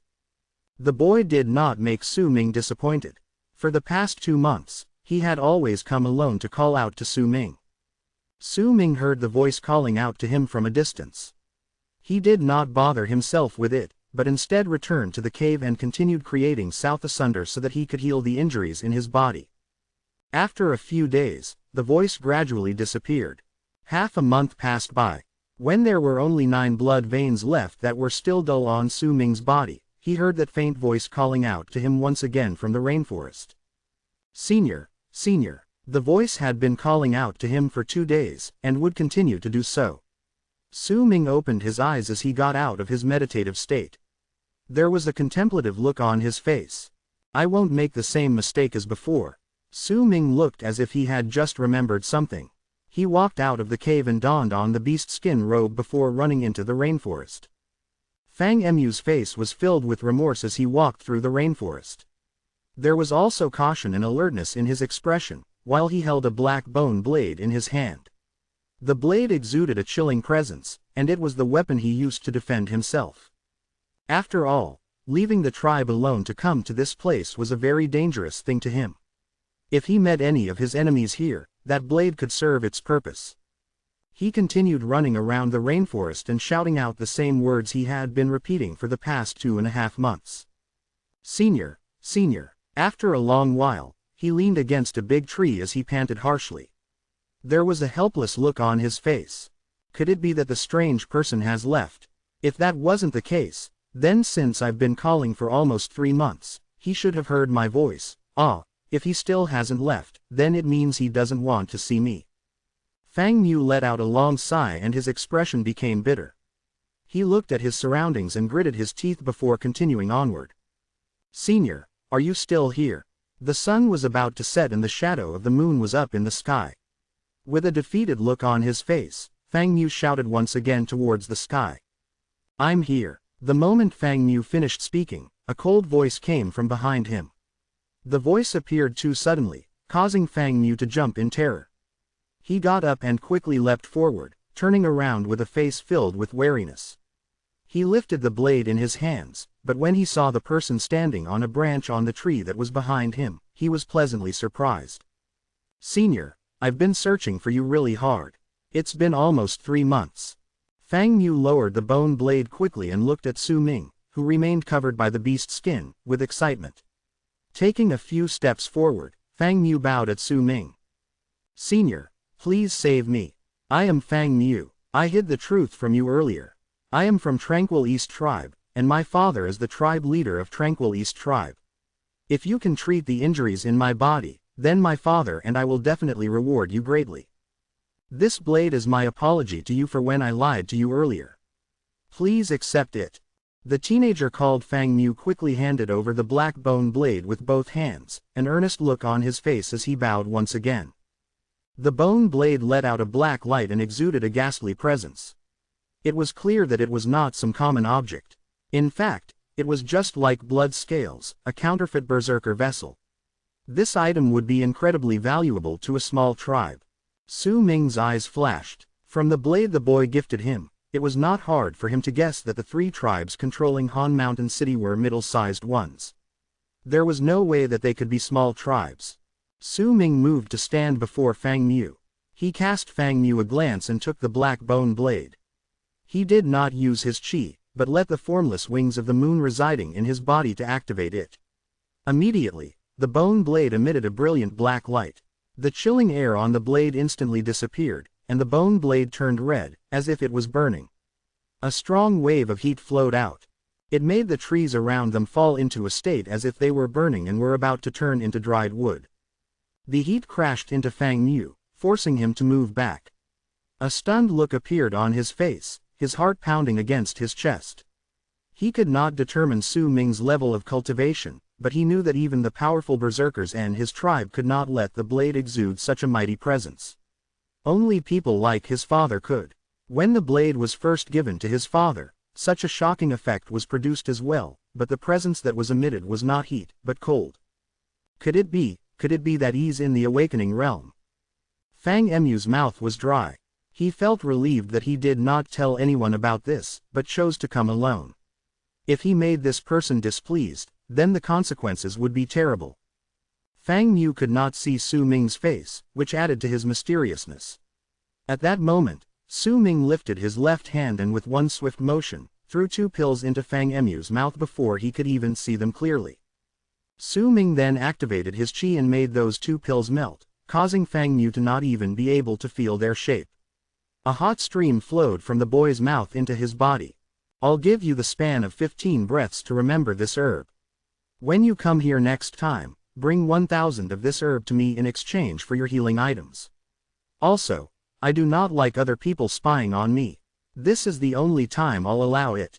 Su Ming's voice was placid, but there was a hint of dreariness in his hoarse voice. He swung the bone blade with his right hand, and immediately, the bark of a big tree beside him fell off. The shape of an herb appeared on its surface. That picture was the one herb Su Ming was lacking to create mountain spirit, cloud gauze grass. He did not care about Fang Mu after that. Instead, he got up and took a step into the sky. The formless soles of the wings of the moon were underneath his feet. He stepped on one of them and walked away in the sky. No one could see the soles of the wings of the moon underneath his feet. In Fang Mu's eyes, Su Ming was walking on the air. It made him widen his eyes and take in a sharp breath. Is he really in the awakening realm? After a long while, he finally reacted to it, but very soon, he remembered the latter half of Su Ming's words. He was momentarily stunned before looking around himself immediately and seeing a strong-looking person walking out from within the rainforest. Father. Fang Mu rubbed his eyes. He looked incredibly shocked. The big man wore a blue robe. He walked to Fang Emu's side with a stern expression and looked in the direction Su Ming had left in, frowning. "How are your injuries?" he asked with a low voice. Fang Mu felt apprehensive. He quickly checked the injuries in his body. Once he discovered that they had become slightly better, he immediately nodded his head. "Father, have you been following me all this while? That man discovered you. Could he really be in the awakening realm?" "Doesn't seem like it. The chi in his body is." The man frowned. Before he finished speaking, the picture of the cloud gauze grass on the tree bark beside him gradually turned into wooden shards and fell off. This was the strength of Su Ming's fine control. He could already control all his chi precisely. Exactly 15 breaths, this is the fine control of the awakening realm. The man's pupils shrank. "It's over. I haven't memorized the shape of that herb." Fang Mu immediately became anxious. The man took in a deep breath. He might still be a little dubious, but he was mostly certain about what he had seen now. He turned around and spoke to Fang Mu sternly. "That's cloud gauze grass. I'll help you get it. Respect this person. Don't offend him with your words or your actions. When you see him, treat him as you would treat the adults in the tribe. He might be a stroke of good luck to you." Chapter 116, Spirit Plunder. Su Ming walked briskly through the rainforest after he left Fang Mu. His face was blank, and there was no hint of any change in his expression, betraying his emotions, but his heart remained highly cautious. If anything moved around him, he would immediately notice it. In truth, he had not noticed that Fang Emu's father had followed them. His words and actions were all for the sake of him avoiding trouble. When he was in Dark Mountain, he had encountered something similar. At that time, he was facing Si Kong. Seeing only Si Kong then, he hadn't considered whether a person with such a status would be able to leave the tribe alone after causing such a huge commotion under the eyes of the powerful warriors in the tribe. Only when the elder guided his thoughts did Su Ming see the things he had neglected. However, that was Dark Mountain. With the elder's protection, he was not in too much trouble. But he was in an unfamiliar place now. The elder was not here to protect him. He had to rely on himself for everything, no longer allowed to make the slightest mistake. He might not have noticed anyone following behind Fang Mu, but there were too many suspicious things about this.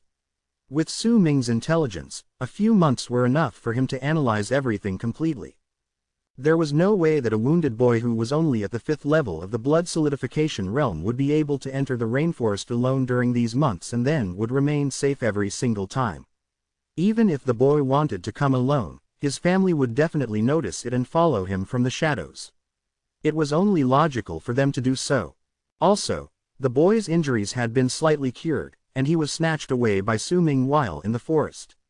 Even if he had not said a word about it, his other tribe members who had followed him into the forest would definitely speak of it.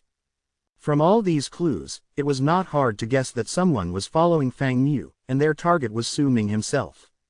That was why Su Ming had only chosen to appear unhurriedly after a few months. The extraordinary blade given to him by the boy made Su Ming even more certain that this Tranquil East tribe was definitely not a small tribe, but a middle-sized one. It was impossible for a boy with such a high status in the tribe to come out alone. Thus, Su Ming deduced that there was someone observing their conversation. The only reason they chose not to act rashly was because when Su Ming had taken the blade, he used the souls of the wings of the moon to show the power of burning flames, giving others the impression that he was at the awakening realm. Besides, he also walked in the air with the souls of the wings of the moon and entered fine control with his mind to leave behind the mark on the tree while saying that it would stay for 15 breaths. All these served as a warning for those who saw it. Su Ming wanted to make others hesitant to act by his warning. After all these were built on the premise that he could heal the boy's injuries little by little. Under this premise, he had taken complete control of the situation. If he could also make others wonder about his power, then his chances of remaining safe would increase even more. Su Ming looked composed. He did not immediately return to his cave, but chose to walk in circles around the area. Only when the sky became completely dark and the moon hung high in the sky was he certain that no one was following him. Only then did he return to his cave. He sat down crossed-legged in the cave. Su Ming waved his right hand before himself, and the souls of the formless wings of the moon scattered, spreading outside the entrance of the cave. Over the past year, Su Ming had been using this method to be on guard against any possible accidents. If all is well, then I can soon leave this place. A thoughtful look appeared in his eyes as Su Ming sat down. Once he thought about his actions, he immersed himself in circulating the qi in his body. Gradually, blood-red light flashed on his body. This sort of training and healing for a long period of time was dry and dull. Not everyone had the patience for it, yet Su Ming gradually got accustomed to this life during this last year. He got used to being alone in the silent cave, not saying a word, and healing his wounds quietly. He created South Asunder constantly and continuously consumed medicinal pills to heal his injuries, causing the internal wounds and injuries he sustained previously to slowly recover as time passed by.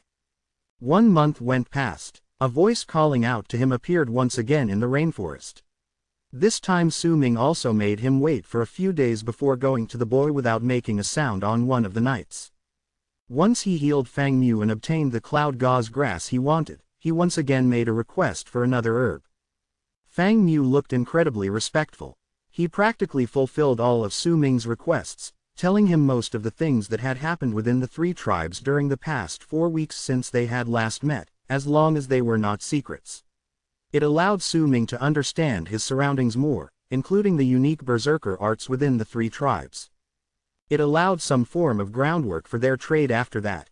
There may have been a lot of herbs in the rainforest, but it was still difficult to collect all the necessary ingredients to create medicinal pills. Yet with Fang Mu around, Su Ming's speed in creating the medicinal pills gradually increased. He even managed to obtain Night Glitter Branch due to the tacit acceptance from Fang Mu's father, who allowed Fang Mu to get those herbs from Han Mountain City to pay respect to Su Ming. He even started coming to the rainforest more often, bringing along with him certain basic necessities, like clothes that looked remarkable. Fang Mu's father was the one who had thought of the clothes. He reminded Fang Mu to prepare them, and he also took into account Su Ming's habit of covering his face with the beast skin robe, hence most of the clothes he made Fang Mu bring were with a hood. There were 3 sets in total. Sackcloth could not even begin to compare with them. Senior Mo, I had to spend a lot of effort to order these clothes from Han Mountain City. Within our tribe, only the elder and the leaders can wear them. Fang Mu boasted about his attentiveness, which indeed made Su Ming grow more fond of him. Yet because of his cautiousness, Su Ming still appeared irregularly every single time Fang Mu came to him, and never told him about the cave where he stayed. Half a year passed by just like that. Su Ming had now stayed in the forest for 2 whole years. His injuries had healed completely 1 month ago. The moment all 243 blood veins appeared, the incredible power of the 7th level of the blood solidification realm erupted forth. With the complete set of herbs, Su Ming also created a lot of mountain spirits. Once he ate them, it allowed his power to increase steadily once he recovered. With enough medicinal pills, Su Ming started thinking. He had 2 types of pills in his hands now, Mountain Spirit and South Asunder. Their numbers were not few. Su Ming had about a dozen of each. He looked at the medicinal pills in his hands and mulled over them for a moment before he made his decision. I should go and see what would appear once I opened the second door. Su Ming put the medicinal pills away and touched the black piece of debris hanging over his neck, which had accompanied him to this place. The mysterious black piece of debris had provided Su Ming with multiple recipes to make several types of medicinal pills. It allowed his injuries to recover and his training speed to increase. He had now accumulated enough medicinal pills to open the second door. Su Ming closed his eyes with determination. Using the previous way which had allowed him to enter the strange dimension, his entire body instantly let out a black light within the rather safe cave. The black light turned eerie, and once it enveloped him, it gave off a brilliant flash, then disappeared without a trace along with Su Ming's body. It was still that place covered by fog. Su Ming soon got used to the dark. He charged forward through the fog, and soon saw the familiar mountain and the tunnel at the foot of the mountain in the fog. He looked at the mountain without a sound and walked in. The pictures around him were the same. He went past the first door and before long arrived at the second door. Like the last time when he had opened the first door, Su Ming took a few steps forward and brought out South Asunder and Mountain Spirit from his bosom, placing each individual pill into the small holes. Once he placed all the medicinal pills into their rightful places, Su Ming took a few steps back and looked at the door carefully. All the small holes on the door gradually gave off a strong light. As the light spread out, booming sounds echoed around them, creating a lot of echoes reverberating off the walls.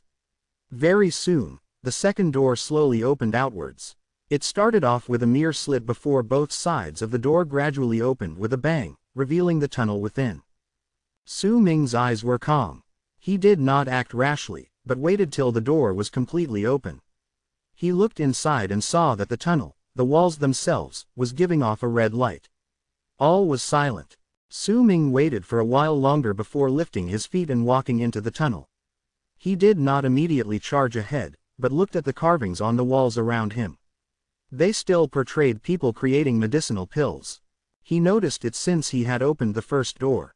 These carvings on the walls seemed to be guides for the techniques of herb quenching. If Su Ming mastered them, then it would prove to be a great help when creating those medicinal pills. He walked forward unhurriedly, memorizing the drawings carved onto the walls. An unknown amount of time passed by. Once he reached the end of the drawings, a rather small chamber appeared before him. The third door was within this chamber. There was only the picture of one medicinal pill on this door. Su Ming had also seen most of the herbs required for this medicinal pill. A glint appeared in his eyes, and he cast a glance at the small holes underneath the picture of the medicinal pill. He had already experienced this twice. Through the creation of 3 medicinal pills, he could already tell that the amount of holes required to open each door underneath each medicinal pill in this mysterious place signified the level of difficulty in creating that pill. The more holes there were, the easier it was to create them. With that one glance, Su Ming frowned.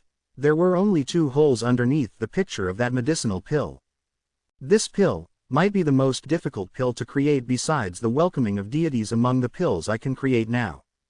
Su Ming frowned and moved forward, pressing his right hand on the door. At that moment, the familiar swelling pain appeared once again in his head. As the door glowed brightly, scenes of the creation of this medicinal pill appeared in Su Ming's head. After a long while, Su Ming's right hand trembled.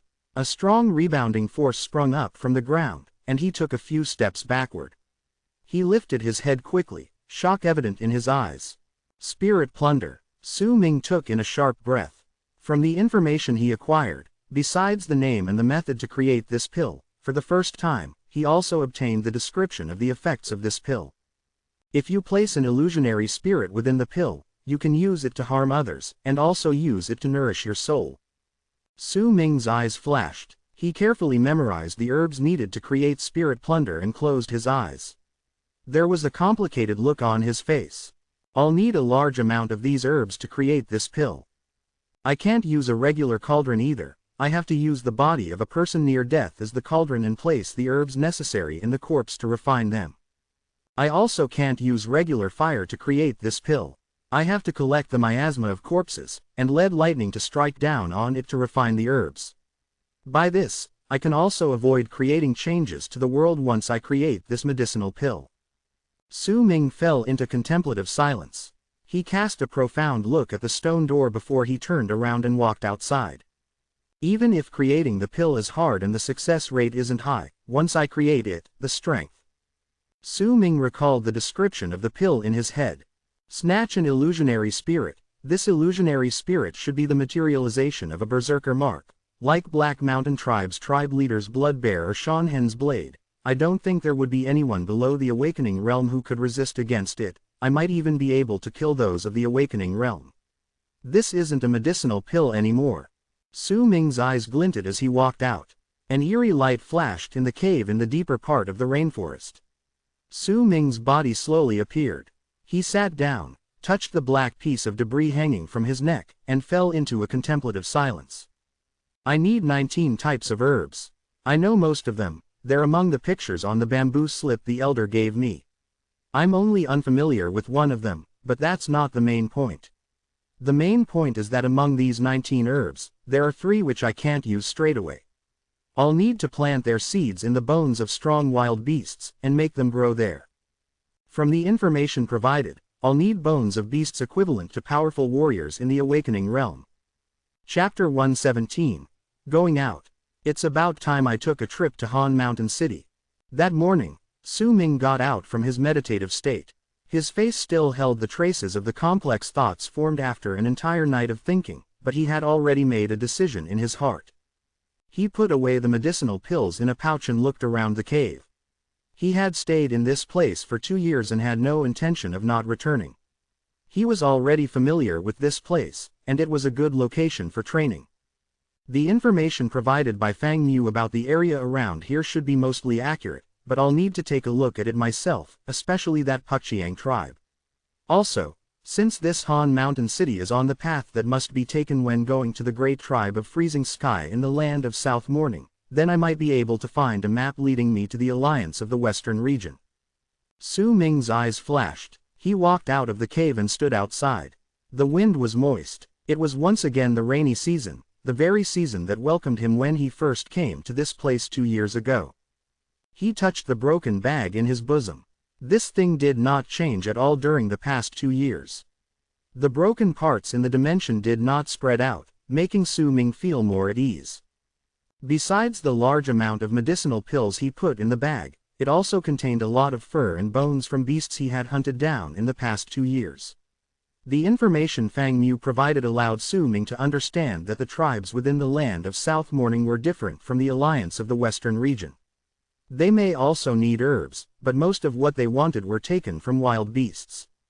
For example, the first time he met Fang Mu, the boy and his people had been hunting that snake to obtain its poison sac and bones to create medicine.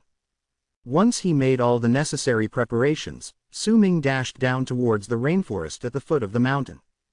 When night fell, for the very first time, Su Ming walked out of the borders of the rainforest. He wore a long robe as blue as the sky. His black hair danced in the wind.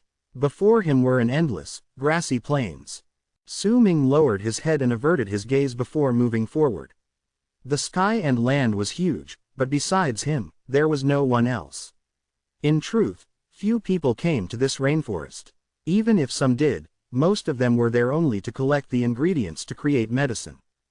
The moon hung in the sky and moonlight shone on the ground.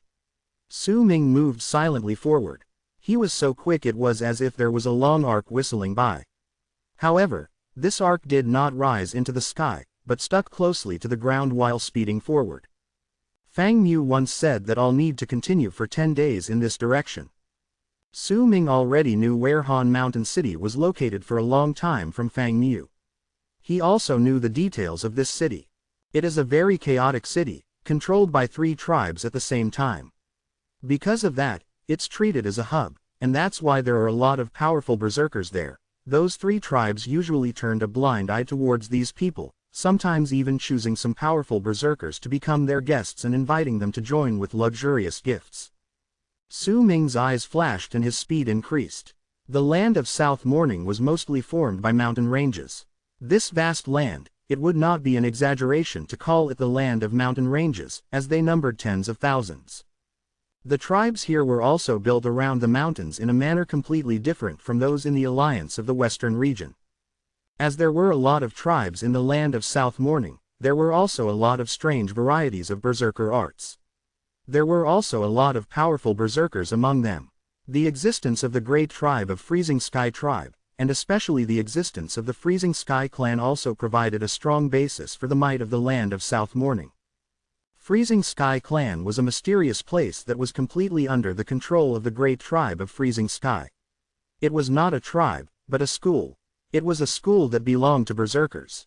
As long as they were berserkers from the land of South Morning, it did not matter which tribe they belonged to. If they could pass the test set by Freezing Sky clan, then they could enroll the school. In the land of South Morning, Freezing Sky clan was famous for being incredibly powerful. There were a lot of rumors about the place. According to legend, 6,000 years ago, the elder of Freezing Sky tribe built the clan with the help of some outsiders. As time passed by, Freezing Sky, which had been a middle-sized tribe, slowly became more powerful and turned into one of the 2 great tribes in South Morning. Only then did Freezing Sky clan rise up in status. It was said that there were 100,000 berserkers at Freezing Sky. It was the first ever place to break the restrictions between tribes in the entire land of South Morning and make their berserker arts open to public, causing those who had vast potential to obtain a place where they could become powerful berserkers. According to legend, the reason why the great tribe of Freezing Sky could become the head of South Morning was closely related to this Freezing Sky clan. There was a rumor about that clan saying that everything within was an imitation of the mysterious other world, where the methods of training and tribes themselves were widely different from those on this one. Legend said that this other world had no tribes, only schools. Due to the success of this Freezing Sky clan, over the past 1,000 years, the trend of schools became popular in the land of South Morning. Many tribes started imitating them, especially the Western Sea tribe, the other big tribe that was of equal standing to Freezing Sky. They built the Western Sea clan, and with its appearance, conflict arose between these two schools. Similarly, besides the small tribes, those middle-sized tribes with some power would also imitate the big tribes, building their own schools within their tribes. However, these schools were centered around the tribe's own berserkers. They could not dispel their aversion towards outsiders. Most of them would only allow part of their berserker arts to be inherited to attract powerful guests from all around the place to join them and increase the tribe's strength. The schools and the guests were mostly only using each other, and they would always be wary of the other. Su Ming had gotten to understand all this over the past half a year while talking with Fang Mu. He was not too taken aback by the strangeness of South Morning. After all, he might have come from the alliance of the Western region, but since young, he had only been around the area of Dark Mountain.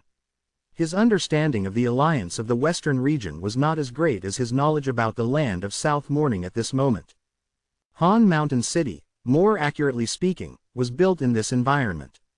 It had been around for 2,000 years, but it had only been taken over by Pukchiang, Lake of Colors, and Tranquil East for less than 400 years.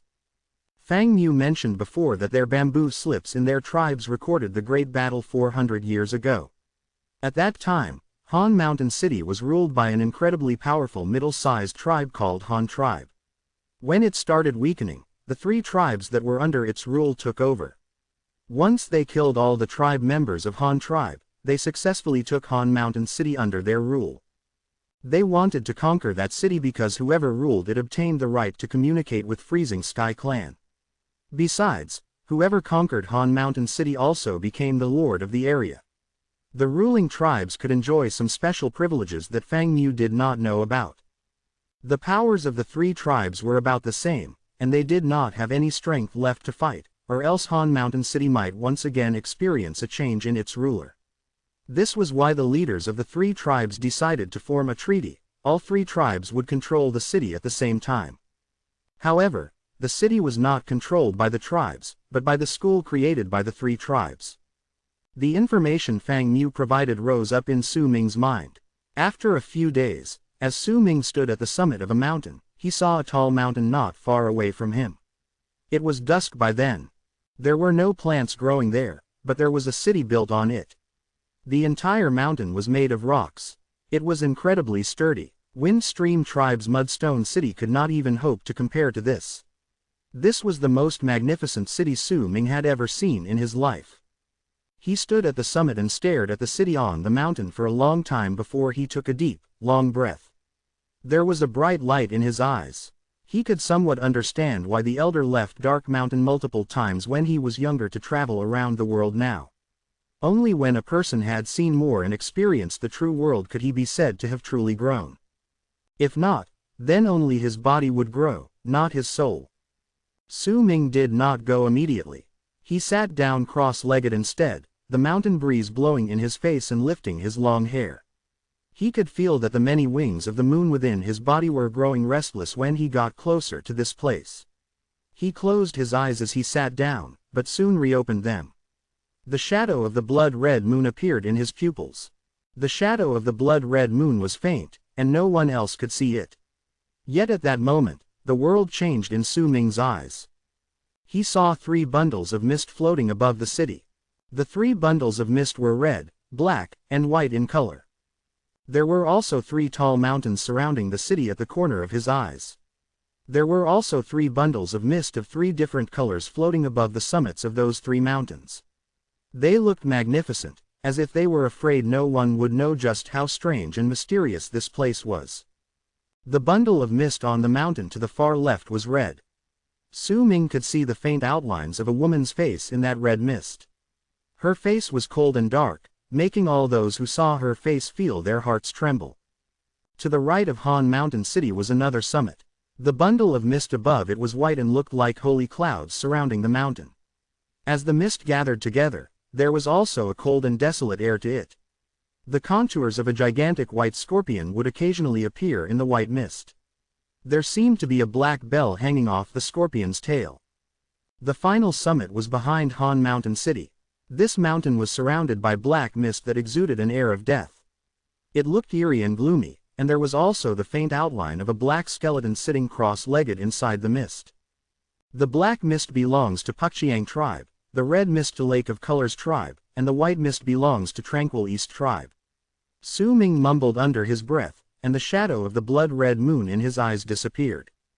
The three mountains may have been surrounding the mountain where Han Mountain City was built and did not seem too far away, but in truth, if a normal tribe member were to walk from Han Mountain City to one of the mountains, they would need to take a few days to do so. There were three seemingly fine chains connecting the mountain of Han Mountain City to the three mountains where the three tribes were. Underneath these chains were canyons that reached hundreds of thousands of feet downwards. Unless a person was at the awakening realm, then he would surely die if he fell. The three chains swayed in the mountain breeze, as if because they were hung too high up in the sky. The chains connected to the three mountains went past them and continued into the distance. Yet those places were all covered by a fog. No one could see clearly what lay ahead. It's clear that these three tribes scattered out to spread their might over Han Mountain City so that they could show off their power. Not only does it allow them to inspire awe and fear in other people, they can also attract powerful berserkers to become their guests. Su Ming's eyes flashed, and he looked at the mountain surrounded by black mist behind Han Mountain City. That was where Pukchiang tribe was located. Chapter 118, Han Mountain City. What Fang Mu said is right. Pukchiang tribe is indeed the same as Wu Sen. They need the miasma from the dead to practice their ways of the berserker. However, from the looks of it, Wu Sen can't hope to compare to them. Su Ming mumbled under his breath and averted his gaze from that mountain after a long while. He looked at Han Mountain City instead and got up. He went down the mountain path, moving towards Han Mountain City, which basked under the evening sun. If I manage to create spirit plunder, then I'll really fit their descriptions of a fallen berserker. Su Ming's shadow was drawn out in the dusk. There was a lonely air around his person, but there was also a resolute and determined one too. The sun at dusk was slightly warm when shining on the land surrounded by mountain ranges. Su Ming welcomed that light of the setting sun on his skin as he walked towards the unfamiliar Han Mountain City. The city looked prosperous. As Su Ming got closer, it grew so large it was shocking. It was a city built on a mountain, hence the height of the mountain itself turned into a strong, oppressive might obvious to all those who stood at the foot of it. The three bundles of mist surrounding the city also created a daunting effect.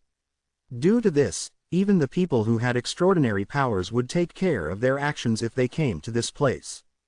Su Ming looked at Han Mountain City and took a deep breath. His expression was placid as he walked up the mountain trail. There were 8 wide flights of stairs under Han Mountain City. They were like cyclones connected to the 8 gates located halfway up the mountain. If anyone wanted to go into the city, they would have to walk up the stairs. Only 4 of the 8 gates were open to public. 3 of the 4 gates were for exclusive use for the 3 tribes controlling the city. The remaining gate was known as the Guests' Gate. Only the guests of the 3 tribes could use that stairway, and the gate connecting to it. The stairways looked solemn, which served the purpose of making the strength of the 3 tribes stand out. It would then attract powerful berserkers to become the guests of these 3 tribes. It was the first time Su Ming came to such a place. He walked up one of the stairways leading to the gates unhurriedly. No one was keeping watch around here. It was not until Su Ming was halfway up the mountain did he see one of the 8 gates of Han Mountain City. The gate was shaped like an arc. There were 2 huge stone statues about hundreds of feet tall set on each side of the stairs. These 2 stone statues were built in the image of those in the Berserker tribe. They looked as if they were out for blood. Although they stood there unmoving, there was a cold and stern air coming off them. The gate used the arms of the two stone statues as its frame, creating the shape of the gate. Lying high on top of the frames formed by the arms was a man wearing a gray robe. He lay on the frame with one leg dangling by the side. There was a plate hanging off the man's waist. It was blue, but there was also a hint of red on it. He had his eyes closed, as if he was taking a nap. There was a green gourd by his hand, and the fragrance of wine spread out in the air so strongly it seemed as if it would stay even if wind came by. As Su Ming looked at the gate, a bright glint flashed briefly in his eyes. This was the most majestic city he had ever seen with his eyes. He engraved this gate into his memories, and once he did so, Su Ming stepped through. The moment he entered Han Mountain City, a sluggish voice traveled into his ears. "Sir, don't you know the rules?" The person who spoke was a man. He had already opened his eyes and brought the green gourd by his side to his lips. He cast a glance at Su Ming with seemingly drunken eyes. When he saw the robes Su Ming wore, his eyes became slightly more sober. Su Ming's expression remained calm. As the man spoke, he flung his right hand outward and threw a white stone coin towards the man, who caught it cleanly. Su Ming had already understood a long time ago from Fang Mu that Han Mountain City was open to everyone, as long as they paid a sufficient amount of stone coins. The amount of stone coins they paid would increase the duration of time they could stay within the city. Once the man took the stone coin, he threw a gray plate to Su Ming before lying back down on the frame, dozing off once again while occasionally drinking the wine from the gourd. Su Ming hung the plate from his waist. The colors of the plates were categorized. Besides the tribe members of the three tribes, no one else could use the plates colored black, red, and white. The guests had blue plating under their plates, and an additional color would be added according to the tribe they joined. The people who entered the city without any social standing would be given gray plates. If the plate became dull, then it would mean that they could no longer stay within the city. Then if they didn't pay more stone coins to increase the duration of their stay and were discovered by the guards of the city, they would be severely punished. Those who entered the city had to wear the plates on their waists or at other obvious places. Su Ming remained silent. He hung the gray plate on his waist and walked through the gate into Han Mountain City. Sounds of bustling traveled into his ears almost immediately, as if the city itself was a completely different world compared to the quiet outside the gates. Su Ming was slightly amazed by this.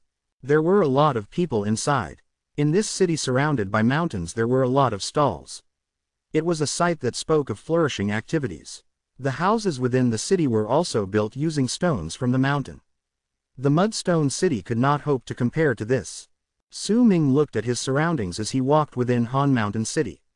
Almost everything in this place was strange and unfamiliar to him. The prosperous and lively atmosphere in this place made him feel like an outsider.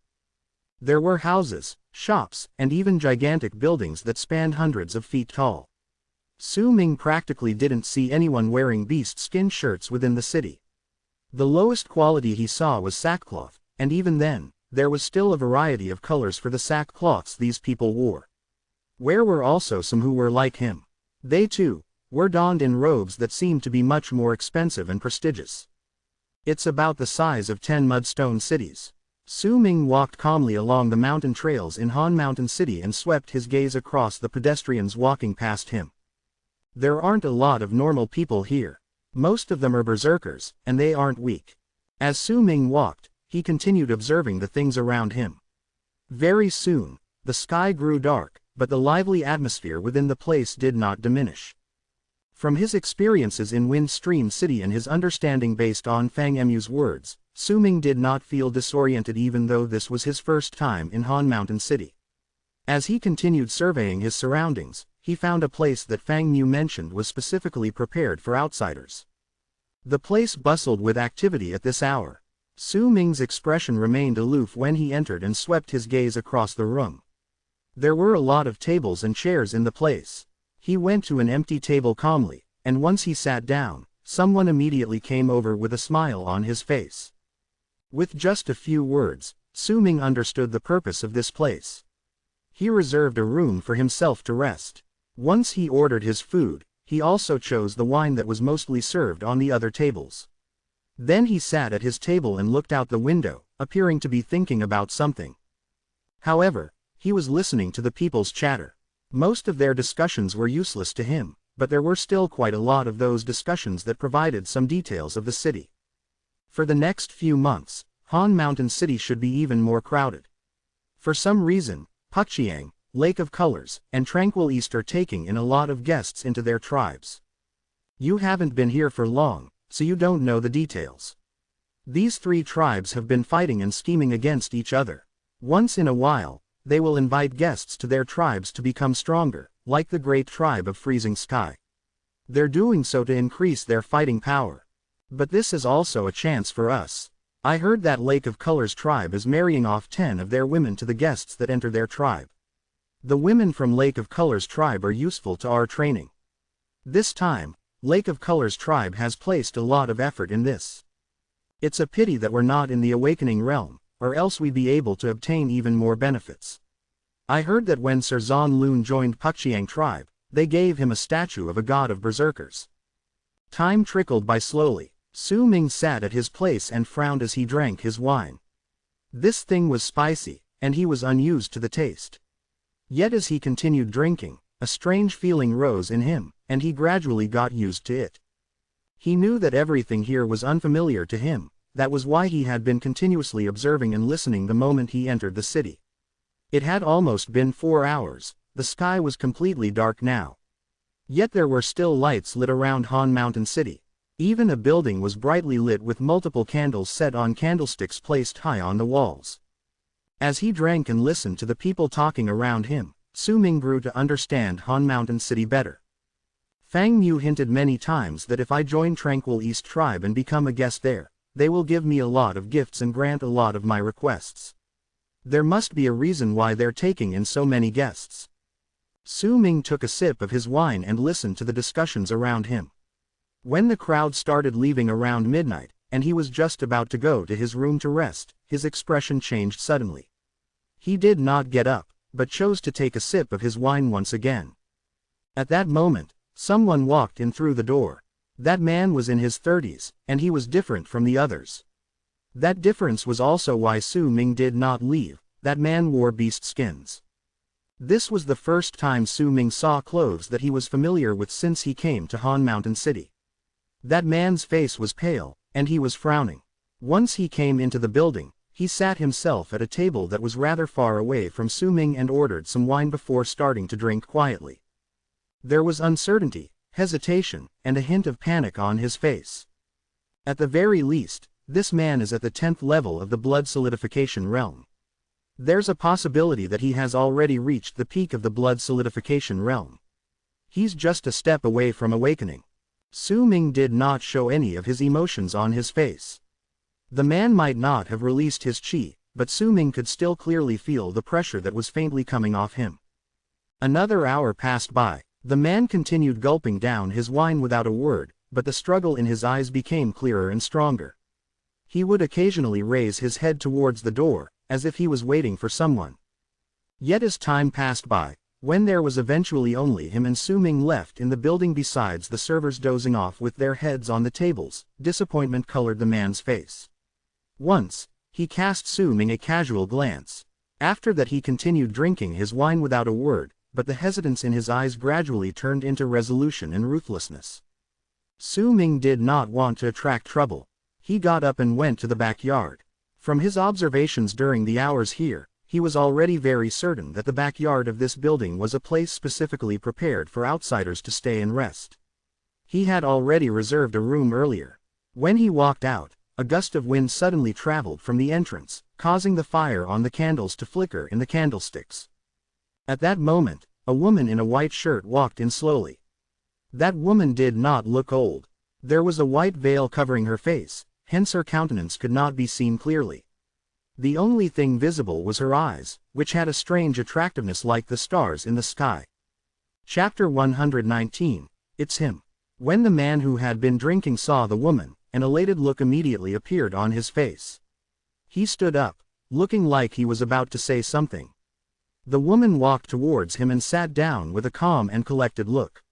She cast her eyes around the building and swept her gaze over Su Ming, who was just about to leave, but she did not pay much attention to him. "Did I pass?" The man looked uneasy. He did not sit down, but chose instead to whisper. "You did not meet our expectations, but I've bought you 1 day's time for you to prove your worth." Su Ming left. While doing so, he heard those words. These two people did not seem to be trying to avoid others eavesdropping on them, but Su Ming did not want to be involved in anything that had nothing to do with him, even if he could somewhat tell that there was some sort of secret between the man and the woman. Still, that had nothing to do with him. The night went by quietly. During the second morning, when Su Ming opened his eyes from his meditative state, he straightened his clothes and left the room. Han Mountain City was shrouded in a thin layer of fog in the morning. When he went outside, it was like walking on clouds. It was quite a strange feeling. After Su Ming spent the previous day observing and listening, he had grown to understand Han Mountain City better. While walking in the streets, Su Ming lifted his head and looked at the city. More accurately speaking, there were 4 layers of it. He was now at the 4th layer, which was located at the bottom of the city. The area within this level was also the biggest.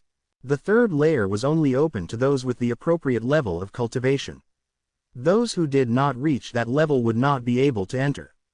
The 2nd and 1st layers were only open to those with enough social standing. The peak is located above the 1st layer. It is also the place where the city's star gathering tower is located. Only those who are at the awakening realm and are guests of the 3 tribes can go in there. Su Ming cast his eyes at the top layer of the city and only looked away after a long period of time. He walked towards one of the shops selling herbs in the 4th layer. He did not buy the herbs needed to create Mountain Spirit and South Asunder. His main purpose of coming to Han Mountain City was to find a map that leads to the alliance of the western region and to find herbs required to create Spirit Plunder. Through the morning, Su Ming went to multiple shops. These shops were well supplied with all sorts of herbs, but the prices were also more expensive compared to Windstream. Fortunately, Su Ming's pockets were rather full with the stone coins given to him by Fang Mu as a sign of respect. "I still lack 5 of the herbs needed for Spirit Plunder, and..." When noon arrived, Su Ming fell into a thoughtful silence. He walked towards the entrance of the 3rd layer. There was also a magnificent gate there, and there was a dim light blinking within the door. There were dozens of people gathered near the door, and they were all there for the entertainment. Su Ming saw some of the berserkers walking past the door, and some were expelled because their levels of cultivation were not high enough. Their faces might have been filled with anger, but they knew there was nothing they could do. They no longer tried, walking towards the watching crowd. There, it seemed like they bought something before returning to enter through the dim light in the gate. After a moment of observation, Su Ming moved towards the gate. The moment he arrived, the people who were watching for entertainment purposes looked towards him. Su Ming remained composed. He moved towards the dim light, but at that moment, he felt a strong repelling force falling on his person. It was as if someone pushed him with a great force. He staggered backwards a few steps, and found himself unable to go through the gate. The limit is the 8th level of the blood solidification realm. Su Ming frowned and moved backwards. He had managed to deduce the requirement to enter the 3rd layer based on the repelling force alone. It's another one of those without any abilities coming up to try again. "Hey, I'm talking to you. Come here." The dozens of people watching by the side immediately called out to Su Ming. Su Ming looked over coldly. The person who spoke to him was a middle-aged man at the 5th level of the blood solidification realm. When he saw Su Ming looking at him with a surly look, he immediately glared back, revealing the white plate hanging off his waist. "HMPH, you seem pretty stubborn. I usually sell this pass for 1,000 stone coins, but for you, if you want to pass through the 3rd layer, you'll need to buy this for 1,300 stone coins." The middle-aged man let out a cold harumph and brought out a palm-sized stone piece from his bosom, waving it in his hand. Su Ming averted his gaze and did not bother with the middle-aged man any longer. He looked towards the dim light on the gate instead and walked towards it once more. Not only did his actions cause the middle-aged man to laugh coldly, the other people from the 3 tribes selling the pass around them also looked over and started laughing mockingly. "I haven't seen someone like this for a few days. Fang Lin, don't sell that pass to him even for 1,300 stone coins." It's a pity Fang Lin got to him first. He'll definitely earn big this time. If it were me, I wouldn't sell the pass for anything less than 2,000 stone coins. Either he'll have to buy it for an exorbitant price, or he wouldn't be able to go in. It's his fault for not being at the appropriate level. It was clear that these people were well acquainted with each other. As they laughed, an agreement was formed between them. None of them would sell the pass for a low price, all of them raising it. Their laughter caught the attention of people around them. It was especially so for those who did not manage to pass through the door. Most of them had pitying expressions on their faces. Su Ming got closer to the gate, but he did not step inside. He pressed his right hand against the dim light and once again felt the repelling force coming from it. 2,000 stone coins. Give me 2,000 stone coins, and I'll sell you this pass. Lad, I'm telling you, you're not the first to be causing trouble here. If you don't buy it today, then with our rules, even if I'm not here the next time, you'll still have to spend more stone coins too. The middle-aged man from Tranquil East tribe immediately shouted loudly, but before he could finish speaking, he swallowed his words as if he was cut off. The others were also stunned. They no longer laughed, but watched the gate as expressions of shock appeared on their faces. They saw Su Ming standing at the gate, unmoving.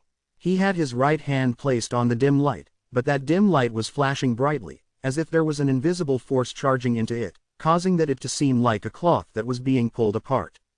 A deep hollow appeared in the light, many ripples cascading off of it, as if it could not withstand the pressure. This sight made the people from the 3 tribes selling passes take in a sharp breath. The middle-aged man turned pale. They had been earning stone coins for years like this in this place, and they saw far too many people walking into that gate every day. It could even be said that they had seen many things. They had also seen this sight dozens of times, where a hollow was formed on the light, but every single time this happened, it was due to a powerful berserker in the Awakening Realm. Whenever the berserkers in the Awakening Realm entered the gate, the dim light would be pushed to the side, like it was being torn apart. Amidst the silence, a crack suddenly opened up in the dim light at the gate. Su Ming slowly retrieved his right hand and calmly walked into the crack. Once he did so, the dim light in the gate gradually returned to normal. There was only silence outside the gate. The middle-aged man pretended to be composed despite his nervousness. The other tribe members of the 3 tribes beside him were momentarily stunned before they all looked at him with pitying looks. You offended a berserker at the Awakening Realm, Fang Lin, good luck. I didn't think he'd be at the Awakening Realm. How old did he seem like? I've never seen him before. This person must have only just arrived to Han Mountain City. The middle-aged man was feeling slightly uneasy. He might be forcing himself to remain calm, but the fear in his heart made him not dare to continue selling passes. He quickly left, feeling incredibly regretful. He usually had a pretty keen eye, or else he would not be in this business.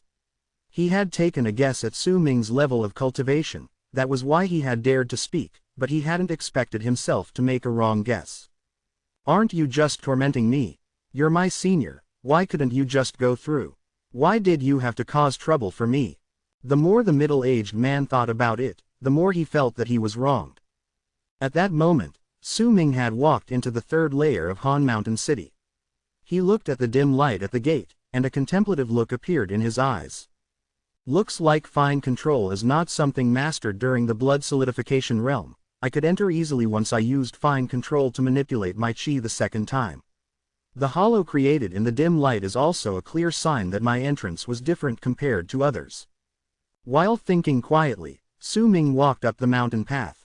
Not far into the distance was the entrance to the 2nd layer of Han Mountain City. There weren't many buildings around this place, and the number of pedestrians were also fewer. Yet every single one of the people walking in this place was at the very least at the 8th level of the blood solidification realm. Even the buildings in the place exuded a mighty presence that seemed to be letting out a pressure of their own. It was clear that there were powerful berserkers staying in these buildings.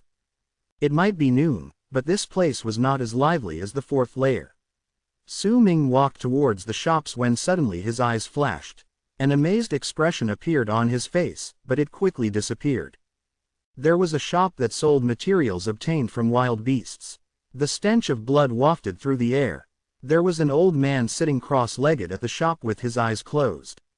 On his right wrist were several black bells. The shop was not big. On the right side of the wall were 9 black wooden pins. These pins were fixed on a spider the size of a millstone. The spider was entirely purple, and it was already dead, but it had 9 legs. The 9th leg was red, and it was clear that it was different from the other legs on the spider's body. This is one of the ingredients required to create the welcoming of deities. Su Ming averted his gaze and walked towards the shop. Yet the moment he was about to step into the shop, the 3 bundles of mist hanging in the sky above Han Mountain City suddenly changed. They started tumbling, and muffled booming sounds echoed in the air. The sudden change immediately made the old man in the shop open his eyes. He was not the only one. Almost everyone in the 3rd layer lifted their heads as their hearts lurched in their chests. The 3 bundles of mist tumbled even quicker. At the same moment, in Star Gathering Tower, located at the peak of the city surrounded by mountains, an old and aged bell suddenly tolled. Dong! The bell toll seemed to form several formless sound waves that rolled down the mountain. Not only did they attract the attention of those at the 3rd layer, it also caused a commotion among the people in the 4th layer. Even those within the 2nd layer all looked up with attentive looks. That's 3 bell tolls. Someone's attempting to challenge the chains of Han Mountain. It's been a long time since someone challenged the chains of Han Mountain. Most of those who fail will die, but if they're successful, then they can ask the 3 tribes to fulfill one of their requests. The request is not the main point. If they're successful, then they will definitely become the chief guest of that tribe. The status is much higher than that of a regular guest. I even heard before that this is one of the requirements for Freezing Sky Clan to take in disciples from Han Mountain City. Which chain of Han Mountain will this challenger take? Sounds of discussion rose up like a wave in Su Ming's ears. A person appeared in the center at the top of the mountain where 3 chains were connected. It's him. When Su Ming saw the person clearly, a thoughtful look appeared in his eyes. Chapter 120. He Feng. As that person stood at the top of the mountain, wind blew past his body, making his hair dance in the air. The beast skins he wore gave him a wild and rugged appearance. That person was the man Su Ming had seen the previous night. Blood veins manifested on the man's body, forming an incredibly powerful presence of chi that seemed to cause the air to tremble. The pressure brought forth by that presence was just a step away from awakening. He had not awakened, but the dense blood veins on his body showed that he had surpassed the limit of 781 blood veins for a regular berserker. From the looks of it, he had more than 800 blood veins. At that moment, his expression looked grave and serious. There was resolution and determination on his face. There was also a fierce look and a resolve to place everything on the line in his demeanor. It's He Feng. Him. I heard about this person before. He is already at the 11th level of the blood solidification realm, but he has failed 3 times to attain awakening. Even so, this person's abilities are so great he can be counted as the most powerful person besides the 5 berserkers in the awakening realm, and as long as we don't take into account the other people in the 3 tribes. He's one of the few people in Han Mountain City who came from a small tribe. For some unknown reason, he also likes wearing the beast skin clothes he brought from the small tribe. I think he's just doing it for attention though. Besides, how could he be so stupid as to challenge the chains of Han Mountain? Besides Kang Lan, who managed to walk up to the 6th section of the chain from Tranquil East Tribe 10 years ago and was received as a disciple in Freezing Sky Clan, no one has been successful in challenging the chains of Han Mountain. Su Ming looked at the man standing at the top of the mountain with a placid face, but his eyes were glinting. He did not hear from Fang Mu about the chains of Han Mountain. This was his first time hearing mention of them, and he collected all the information in his heart. For the past hundreds of years in Han Mountain City, 65 people have challenged the chains of Han Mountain. He Feng is the 66th person. But from among those 65 people, only 5 succeeded, an old voice said from among the crowd gathered in the 3rd layer. The person who spoke was the old man from the shop Su Ming was just about to walk into a moment ago. The old man walked out slowly and looked at He Feng, who stood above them, before he spoke languidly. Most of those who fail usually die, but not all, the old man mumbled with a calm face. At that moment, Han Mountain City was not the only one caught in a commotion where everyone focused their attention towards the top of the mountain.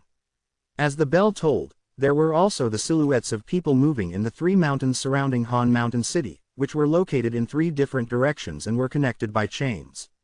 It was clear that He Feng's actions had caught their attention. Almost everyone was guessing which tribe's chain He Feng would choose to challenge. At the intersection of the 3 chains at the top of the mountain, a brilliant flash went past He Feng's eyes. He cast a glance at the chain connecting to Puxiang tribe, and a cold look appeared in his eyes. That was not his choice. He looked the mountain where Lake of Colors tribe was located. In his eyes, a thick red mist surrounded the mountain belonging to Lake of Colors tribe. There was the faint outline of a woman's face within that mist. He took a deep breath, and this wild-looking man lifted his feet before he moved towards the chain connecting to Lake of Colors tribe. The moment he moved, all the people in Han Mountain City who had their gazes trained towards the top of the mountain immediately went into an uproar. Underneath the countless pairs of eyes, He Feng gradually walked towards the chain connecting to the mountain of Lake of Colors tribe. Just as he was about to place his feet on the chain, a mighty pressure that could oppress all the berserkers at the blood solidification realm in Han Mountain City suddenly erupted forth from the second layer of the mountain city. At the same time, a person in purple charged into the air, looking as if he intended to go to He Feng, who wanted to challenge the chains of Han Mountain. He Feng. The person in purple flew out and let out a low growl. His voice was like thunder. It rumbled in the air, making all those who heard it feel their ears buzz, as if they were about to go deaf. He Feng, who stood at the top of the mountain, trembled. He looked in that direction, and a complicated look of hate and panic appeared on his face. Awakening Realm. Su Ming stared at the person in purple and took a deep breath. He no longer felt the sort of awe he had when he first met a berserker in the Awakening Realm. Sir Zan Lun. Sir Zan Lun, one of the 5 in the Awakening Realm, not counting those within the 3 tribes of Han Mountain City. Cries of surprise echoed in the air. It was clear that most of the people here did not expect something like this to happen when someone was just about to challenge the chains of Han Mountain. The person in purple moved through the air. Just as he was about to reach the top of the mountain, a cold harumph came from the end of the chain connecting to the mountain where Lake of Colors tribe was hidden under the red mist, the place He Feng wanted to go to. The cold harumph seemed to have traveled from a long distance, but the moment it fell on the person in purple's ears, his body jolted. Yet he did not stop. Continuing to charge forward, he closed in on He Feng, who was at the top of the mountain. He raised his right hand and formed a claw with his fingers, swiping with it at He Feng. He Feng's face was pale, but he did not dodge. He stared at the person in purple approaching him instead. The panicked look in his eyes was gone, and it had turned entirely into hatred that seemed to be able to burn the sky. At the very instant the person in purple's claw touched He Feng, a gust of red mist suddenly appeared out of nowhere from He Feng's body, surrounding him to form a screen made of mist. The person in purple's right hand and the screen of mist collided with a huge crash. The berserker in the Awakening Realm shuddered and tumbled hundreds of feet backwards. His face was revealed at that moment, showing that he was a middle-aged man wearing a purple robe. His face was resentful, and there was also a murderous look on his face. Yan Luan, what's the meaning of this? I do not care what sort of grudge you have with He Feng, but since he chose to challenge the chain connecting to my tribe, then you are not allowed to harm him. This is the agreement formed by the 3 tribes. I believe Puxiang tribe will not break the rules either. A cold voice belonging to a woman came unhurriedly from the distant mountain where Lake of Colors tribe was located. The entire Han Mountain City fell silent. Su Ming took in everything as he stood there. In his head, he recalled the scene of this person called He Feng waiting anxiously for a woman in white wearing a veil over her face the previous night. It's not the same voice. Perhaps it's 2 different people. The woman last night did mention that she would try to fight for a day's time for him so that he could prove his worth. Looks like He Feng is going to prove his worth by challenging the chains of Han Mountain. But what worth is he trying to prove? I don't think it's so complicated trying to join Lake of Colors tribe. After all, a lot of people died when they challenged this chain. Su Ming looked at He Feng and the person in purple robes called Zan Lun standing at the top of the mountain. He did not even need to guess. From their conversation alone, He could tell that the hatred between these two ran pretty deep. This Zan Lun should know more about this, and he's most likely worried about it. That's why he's acting now despite the law that forbids fights set by the three tribes in Han Mountain City. There was a pensive look in Su Ming's eyes, but since this had nothing to do with him, he only chose to think about it for a while before deciding to ignore it. Zan Lun's face became even more resentful, but it was also clear that he was wary of the woman who spoke. Nonetheless, if he had to give up then, he would also feel discontented. It was just as Su Ming thought. He did indeed have to act at that very moment, or else once He Feng died, it would cause a setback for him to obtain the item he wanted. In his eyes, there was no way He Feng would succeed. At that moment, from the other mountain, the one surrounded by black mist where Puxiang tribe was located, a dreary voice reverberated, coming from the skeleton that was sitting cross-legged in the mist. Zan Lun, fights are forbidden within Han Mountain City. Fine, but this person killed my follower.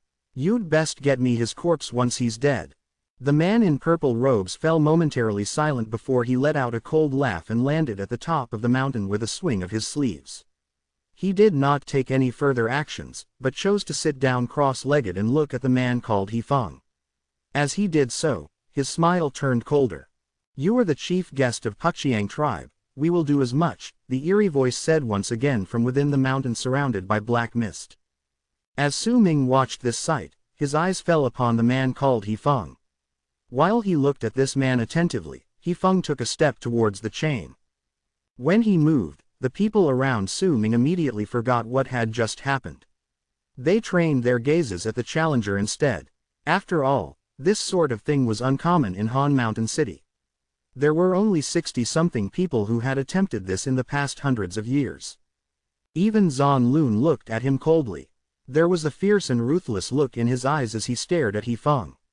He watched as the man walked on the chain, as the chain swayed, and the man looked about to fall off. The very moment He Feng walked onto the chain, the land trembled. From the endless canyon underneath the chains connecting to the red misted mountain belonging to Lake of Colors, 8 gigantic stone pillars hundreds of feet in breadth shot up from the depths of the canyon and supported the chain. They also separated it into 9 sections. Time trickled by slowly. Su Ming could not tell what was the trick behind the chain, but he could see that He Feng's face was incredibly serious and grave.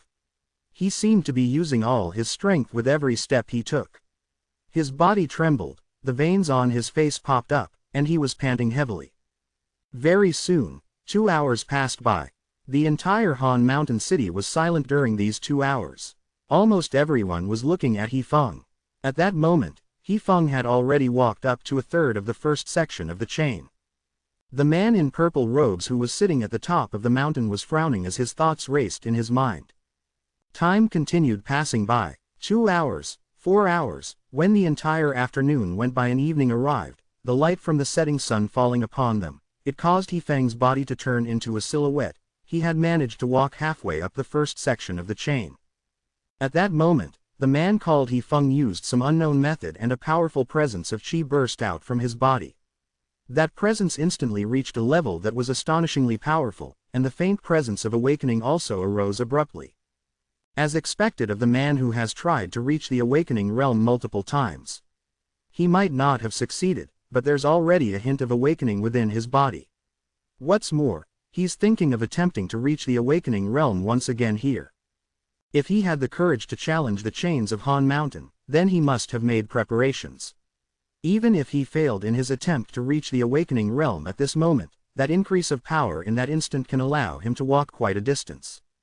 I'm just a bit curious, even if he can get an instant burst of power by attempting to reach the awakening realm and walk past the first section, there are 9 sections on the chain. How is he going to make it through the rest of them? Low sounds of discussion rose up around Su Ming, and a glint appeared in his eyes. He felt as if he had caught onto something important. His face remained blank, but apprehension appeared in his eyes. He's not attempting to challenge the entire chain of Han Mountain. He's just going to finish the first section to prove his worth, but what is this worth he's trying to prove?